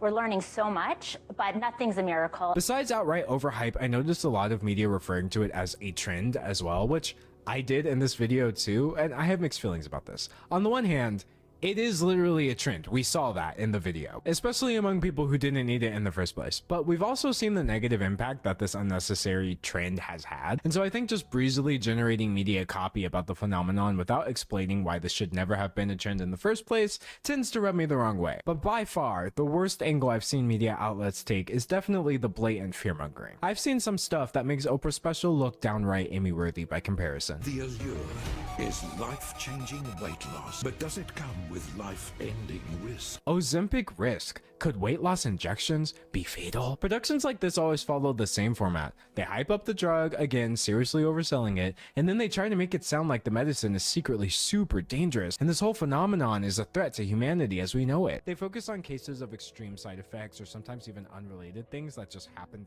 to people on Ozempic. And speaking of side effects, there are two reasons I think that the discourse around them is completely overblown. A, the side effects make perfect sense, and and B, none of them are a secret. So again, kind of thinking back to this medicine and how it works, i.e. slowing down your digestive process beyond its natural rate, it kind of tracks that the majority of side effects in that case are related to digestion. Nausea, diarrhea, vomiting, constipation, stomach pain, etc. If Wegovy was like causing people's hair to fall out or turning their nails brittle or something, I think it would be pretty natural to question why this is happening, but it's pretty clear that that's not the case here. And also, if you're wondering where I'm getting this list of symptoms from, it's literally the website for Wegovy. Like, I don't get why some people treat the side effects like they're a secret or proof that the medicine is evil. Even the one side effect, which is the most serious, has a prominent section on the website. These drugs do carry a black box warning for a rare type of thyroid cancer. Do not use Wegovy if you or any of your family has ever had this type of thyroid cancer. I don't think it can get any more specific than this. Not everyone who brings up the side effects is doing so to scare people off. I do believe that this is valuable information. Sharing it is not inherently bad.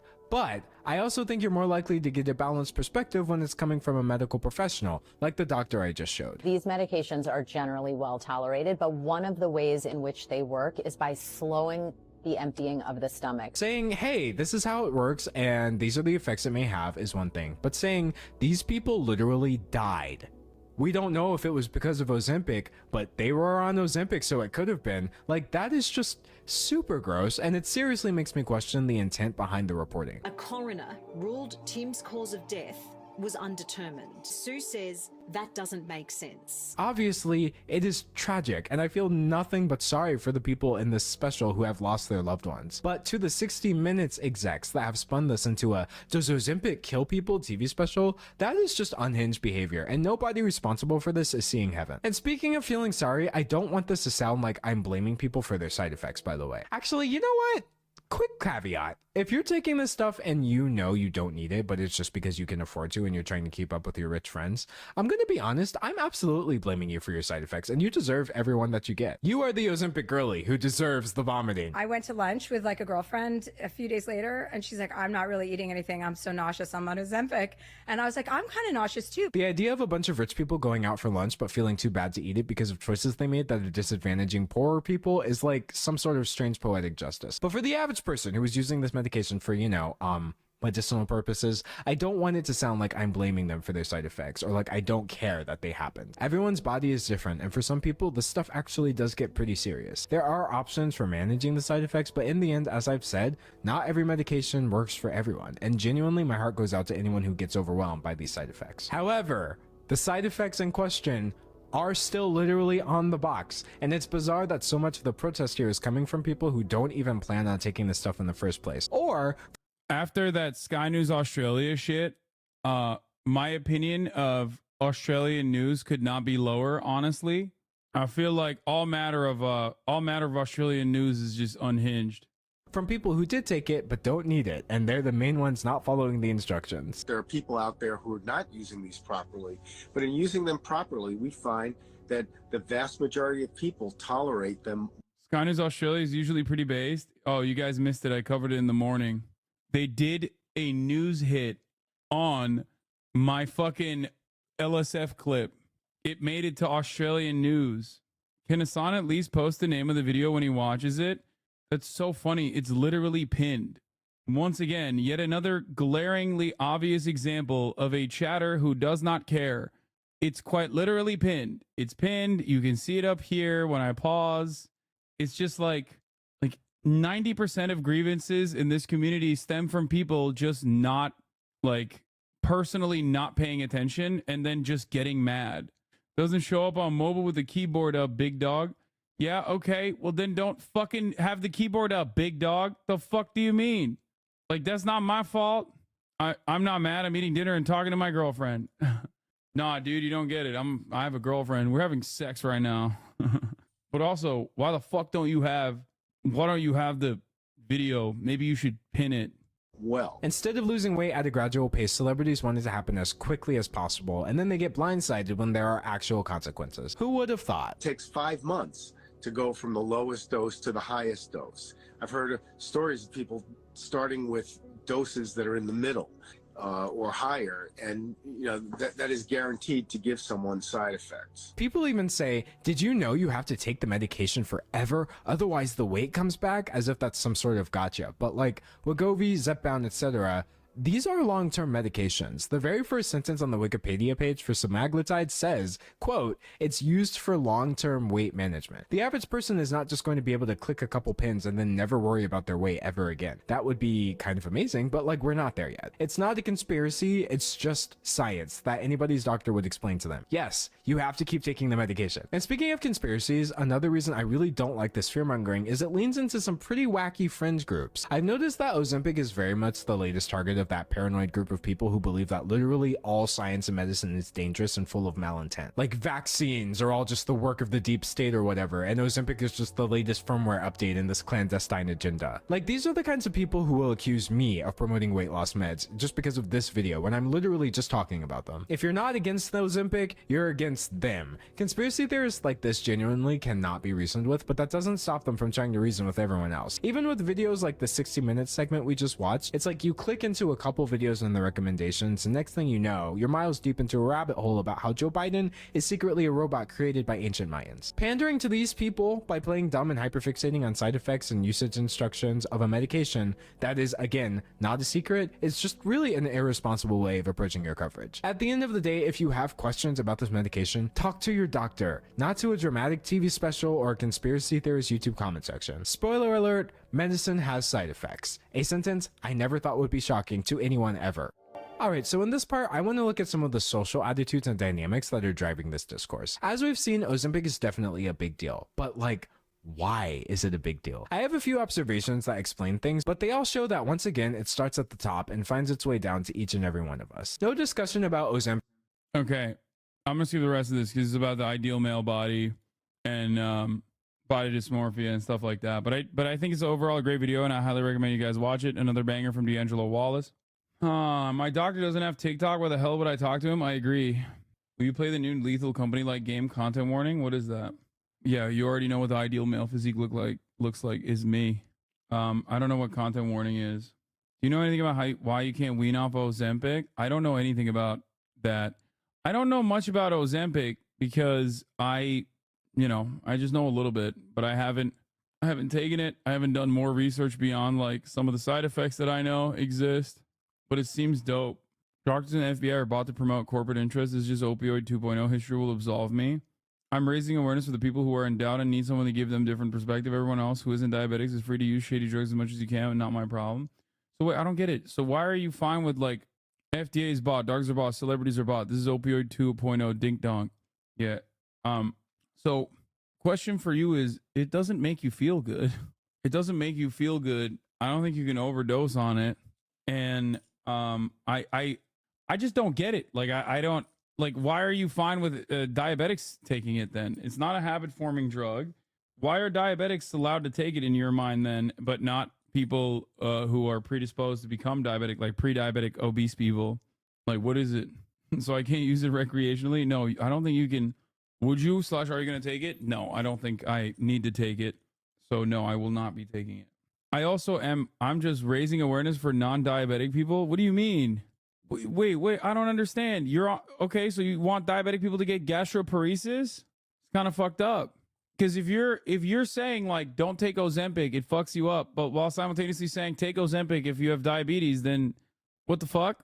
Is there something going on with diabetic people that they don't get gastroparesis specifically?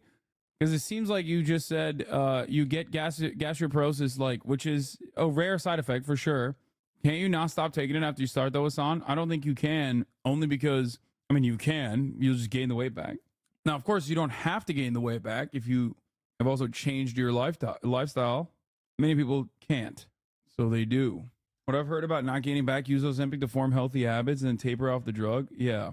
Gastroparesis is not a rare side effect. It is literally the drug working. The level of slowing can vary, but it happens to everyone using the drug at a therapeutic level. I also raise awareness for fat people by yelling, run fat ass, stupid excuse for hating. Gatekeeping medicine just for one specific thing. I guess lamotrigine shouldn't be used for bipolar disorder, but only epilepsy. Yeah, no, I mean, I literally take like I said, I take a prostate medication specifically to avoid the top of the hour ad break, and it doesn't work because the only thing that helps you avoid the top of the hour ad break is by subscribing. Will you still gain the weight back even though you manage your diet? No, if you fucking eat the same way that you do off Ozempic as you did on Ozempic, then yes, you won't gain the weight back. Duh.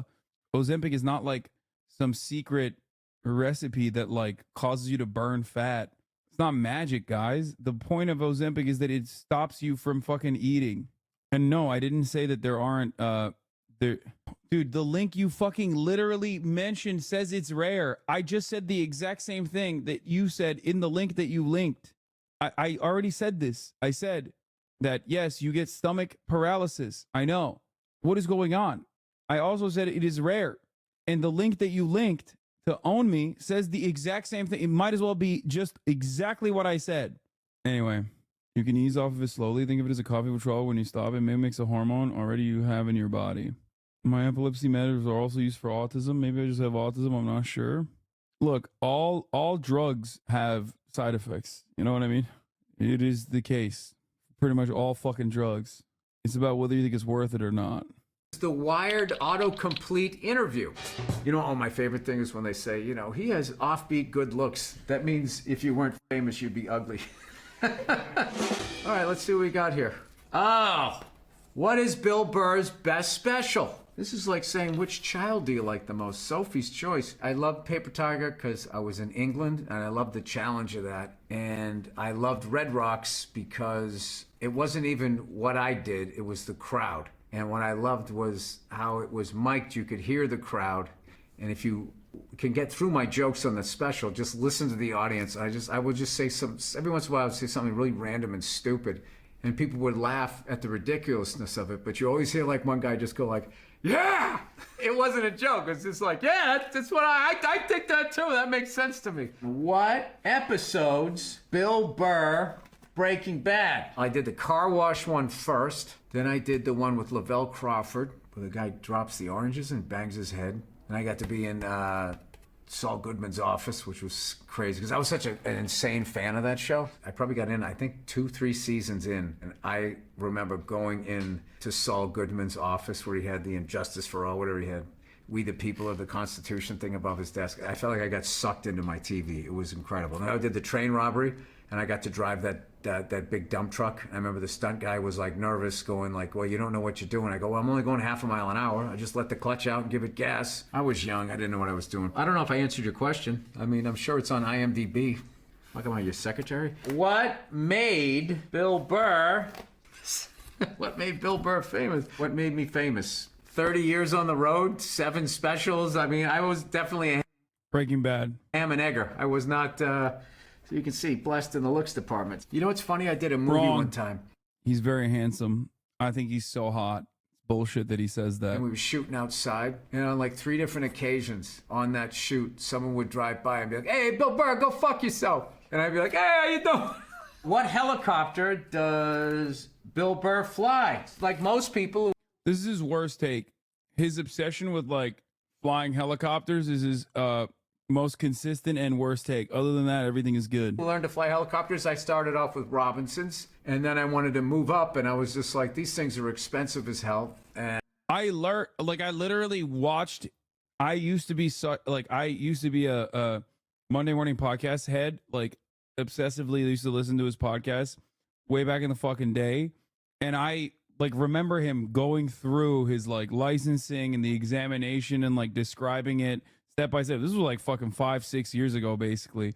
I don't know if he still does it, but I remember like listening to him describing like learning how to fly a helicopter. And fortunately, there's this company called Cabri that makes the gimbal Cabri G2 for all you non-helicopter pilots. It's a 3-bladed system. It's a baby A-Star, which is what the police and news people fly. I've flown a bunch of, I've rented them and stuff like that, the bigger ones. And I just fly like a little 2-seater. So it's funny, whenever I fly a bigger one, I'm always paranoid that the door's open because I'm used to the door touching me as I'm sitting there flying. What is Bill Burr like in real life? I am an inquisitive person. I try to stay just ahead of my depression. And if I'm learning something new, it's exciting, it's challenging, it's embarrassing because I'm making mistakes, but I don't have to listen to the demons. It shuts them up. Okay, they start talking around 11:15, 11:16 every night. And that's when the booze used to come. Not anymore though. Next one. There we go. Did you get paid as like a hand model like back in the day? When is Bill Burr gonna shut up? No. When is Bill Burr going on tour? Great question. I just started up my umpteenth thousandth tour this year, and this is my favorite hour and a half that I've been doing on stage. I'm getting ready to do a special. It's unbelievable amount of fun to be on the road right now because there's so much serious stuff going on. People need to laugh and they need something silly. Actually, if there's any comedians watching, if you're feeling the gloom that most of us feel, go on stage and just try to be a little silly. It actually makes you lighter. I can't explain it. When did Bill Burr move to LA? I moved here with my lovely wife in September 2007. And 2 weeks later, I bought a Prius. I just went all in. When did Bill Burr start comedy? I started comedy in March of 1992, 32 years ago. I started at Nick's Comedy Stop. I started in Man's been doing comedy for almost as long as I've been alive. That's crazy. Boston. I've always believed that I have lived a charmed life because what are the odds that I wanted to be a stand-up comedian and I was living in Boston, the greatest stand-up comedy scene in the country, I feel, and it just had absolute murderer's row of headlining comics there that you could learn from. Kevin Knox, Frank Santarelli, Steve Sweeney, Don Gavin, Tony V, Bob Seibel, Rich Seiser, all of these guys. They all had their different own styles. Kenny Rogerson, Mike Donovan. One of the best things about starting off in Boston was you knew what killing was. Where I went down to this tri-state area and I saw some of those city comics and people like that. Oh, dude, I slayed, I killed. And I remember thinking, like, I mean, you had a good set. I wouldn't say you killed. You weren't Noxie Tuesday night at Nick's Comedy Stop killing. All right, here we go. How did Bill Burr end up on The Mandalorian? I ended up on The Mandalorian through Jon Favreau, who... Boston Love, his other L take, I disagree. He's made Boston palatable for me, okay? I first knew about Billy from the Opie and Anthony show. That's crazy. That's a wild way to know about him. He went on the Opie... I mean, that does make sense. Bro, this motherfucker went on the Opie and Anthony show. Please come on my stream. Billy bitch tits, please. Listen to my podcast. Used to always hear me making fun of Star Wars and thought it was funny. Ended up meeting him at a mutual friend's birthday party. He goes, you know, there's a part in there that we're writing right now and we think you would be good for it. And I was like, you know, John, I got to be honest with you. I always kind of make fun of Star Wars. Not in a malicious way. It's just, I just see people really enjoying something and I just know, well, that's an easy hit. If I make fun of it, I can really just watch them get upset. And, you know, it fills up my day for whatever reason. He goes, no. He goes, I know, I've heard it. I think it's hilarious. I think your fans would think it was funny if you were on this show. By then, you know, my better half, Nia, was kicking me under the table. And I was like, all right, yeah, let's do it. So I get down there, and the first scene I'm doing, I'm in a spaceship. And I'm the only guy that looks like a person. Everybody else has all this crazy makeup on. And I'm sitting in there, and I literally feel like I'm in the Muppets Take Manhattan. So we're going to rehearse the scene, and I'm trying not to laugh. The actors were so amazing, that all went away. I'm like, oh my God, I'm going to get my ass kicked in this. And I was totally locked in, and I ended up having a great time. John showed me a trailer of the first season of The Mandalorian. My jaw was on the ground because it was like a spaghetti Western. It would look like Clint Eastwood was doing Star Wars, and I was like, oh my God, I can't believe. I don't know what the fuck's going on with the sound mixing today. I almost stuck my foot in my mouth and didn't get in this, and it's one of my favorite things I've ever done in my career, and I will say Star Wars fans are cool as hell. Okay, there we go. I'm getting a little defensive. Is Bill gonna wrap this up? Was Bill ever gonna get a hair system? Is Bill ever gonna admit that it's not us, it's him? Is Bill Burr a Patriots fan? Yes, absolutely. All the way back to Jim Plunkett. I love the Patriots, whether they're good or bad, and I actually really enjoy how much fans are giving me a rough time right now because the Patriots aren't good, because all I hear is we're so relieved that you're not kicking our ass anymore. Is Bill Burr a drummer? That's debatable. I play drums. I always say I'm a guitar-centered drummer. I'm a dad drummer. You know what I mean? If you need like a cover, I can do a decent cover. I could be in a wedding band. But an actual drummer, Like, you know, somebody comes in with a riff, you have to come up with the drum part that fits that and not only complements it, hopefully elevates it. That's a musician. Is Bill Burr in Reservation Dogs? Yes, I am. I play Coach Bobson. They actually asked me to come back a second time, but unfortunately I was editing a movie I did called Old Dads, so I didn't get to do it, and it kills I heard the Old Dads movie was kind of mid. I haven't watched it. Me because they wrapped up that show. They were building something, and the people I worked with on that, you know. Don't listen to these people that talk about Hollywood. There's a lot of great people in this business. All right. Is Bill Burr nice? Am I nice? You would have to ask other people. I try to be nice. All right? Is Bill Burr political? I don't watch CNN. I don't watch Fox News. I don't pay attention to elections. However, I'm more interested on what corporations are doing and what they're getting away with and why people are allowing it and why, if you're running for office, if you start to say that that's what they're doing, they just tar and feather you. I like what's behind it, is kind of what fascinates me. Does Bill Burr go to therapy? Yeah, I haven't in a while. I will say that the biggest change for me is I took mushrooms. What I love about that drug is it doesn't make you want to do more. It makes you want to deal with your life. Bill Burr, Bill Hader. Oh, to choose between the two? I mean, that's a no-brainer. You got to go Bill Hader all day. Bill Hader is arguably the greatest impressionist I've ever seen. I fucking love Bill Hader. And the fact that you would even have my name next to his, and the directing and the writing that he did on Barry. Bill Hader is like... Bill Hader is fucking awesome. Ridiculously underappreciated by all those foofy award shows. It's ridiculous. This guy's a monster talent. And I think it's time he gets his goddamn hardware. What do you think of that? Does Bill Burr start on time? Usually not, because we have to have yonder bags, and that's your guys' fault. Because you fucking assholes, every 5 seconds you gotta sit there and film, oh my God, what's my life right now? And then you edit it like CNN and Fox News to make me look as bad as possible to try to get me in trouble so you can get some more friends. I was here on time, right? I am on time, all right? I don't know how that yonder shit works. Did Bill Burr write F is for Family? I wrote on it. I co-created the show with the great Mike Price. Yeah, we could talk about clip chimping, dude. Come on. Michael was the captain of the ship. It was a big writer's room. There was 10 people in the room, including myself. And that's another question people have, you know, is my dad like Frank? Frank was an amalgam of all of our dads. And I actually think towards the end, he was more me than anything.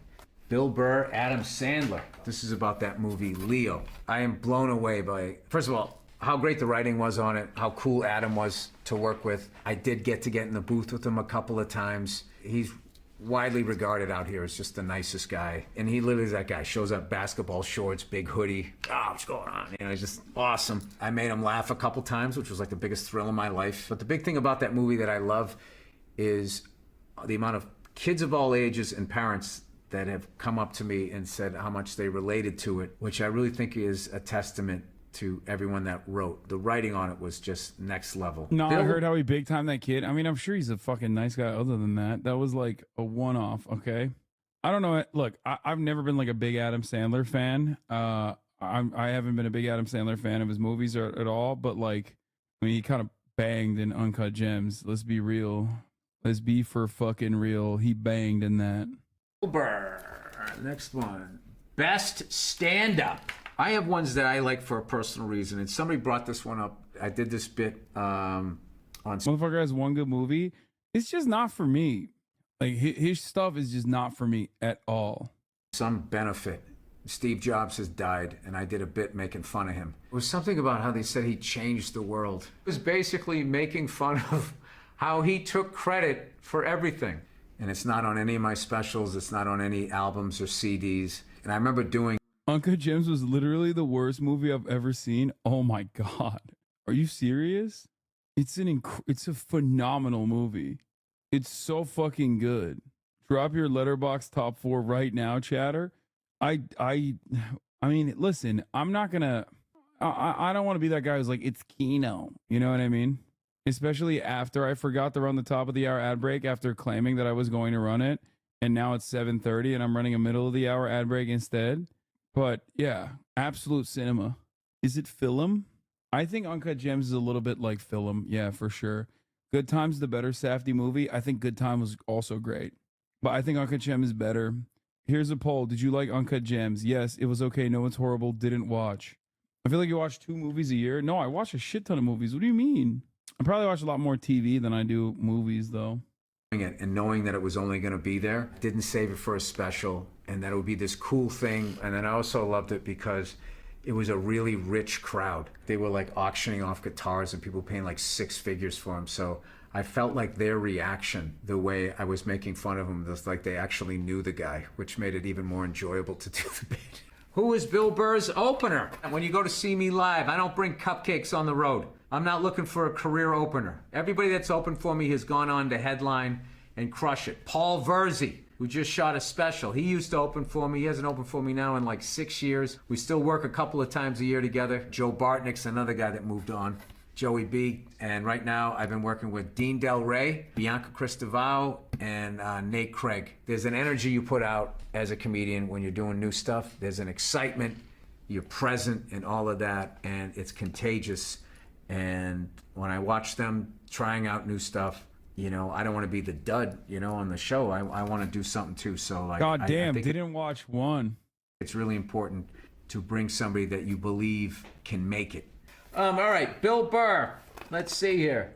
Bill Burr, Elvis. He was the first, I feel like, post-television superstar and had to deal with a level of fame where there was no roadmap. He's the original behind the music. And if you look, he made every fucking mistake. Surrounded himself with yes men, did drugs, married a 16-year-old. I mean, he just did everything.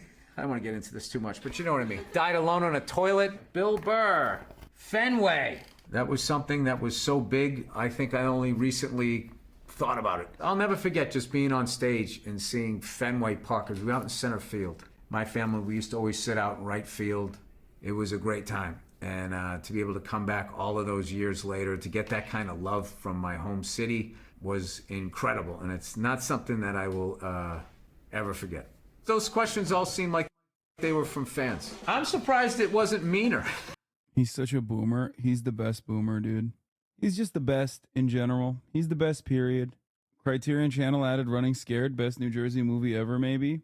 Prank gaming frogs by playing a game. No, the game I'll be playing right now is ending the broadcast after 8.5 hours. I'm tired. Want to hang out with my daughter. I literally got off the plane and started streaming immediately. So that's it for today. Gaming frogs are starving again. No, gaming frogs, I'll be back for you. Don't worry. You have a daughter? She's literally standing right, laying on the ground right here. Do you not see her? Oh, it's Shogun time too. I watched the last episode, so I'm excited to watch tonight. Oh, it's so good. Oh yeah, baby. Anyway, see you tomorrow. Peace from the Middle East. The starlock to the starlock to the topic just begun. There is again her sun is streaming, her sun is streaming. There is again her sun is streaming, her sun is streaming. Review in the P.O. box, Uncle Uger's face. Sudden discord at your prop, great names take on breaks. Tiny Bernie Sanders, LGBTQ Air Force. The whole left at your fingertips, Ane at your door. H3 crowded debate, the Young Turks online show. 3 full fucking years of this, plenty more to go. 90-day fiance, talks of champagne, bourgeoisie. A Trump rally live reaction, a mass riot at DC. There he is again, her sun is streaming, her sun is streaming. There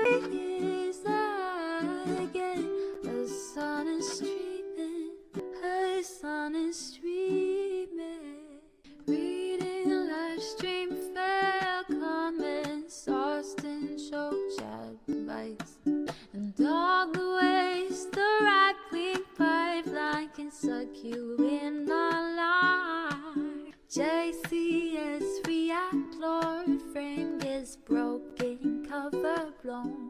A full-blown mass pandemic, monster streaming at your home. Total radicalization coming out to find. The system you were taught to trust in was broken the whole time. All these daily streams, whether big or whether small, have helped me and so many find the meaning through it all.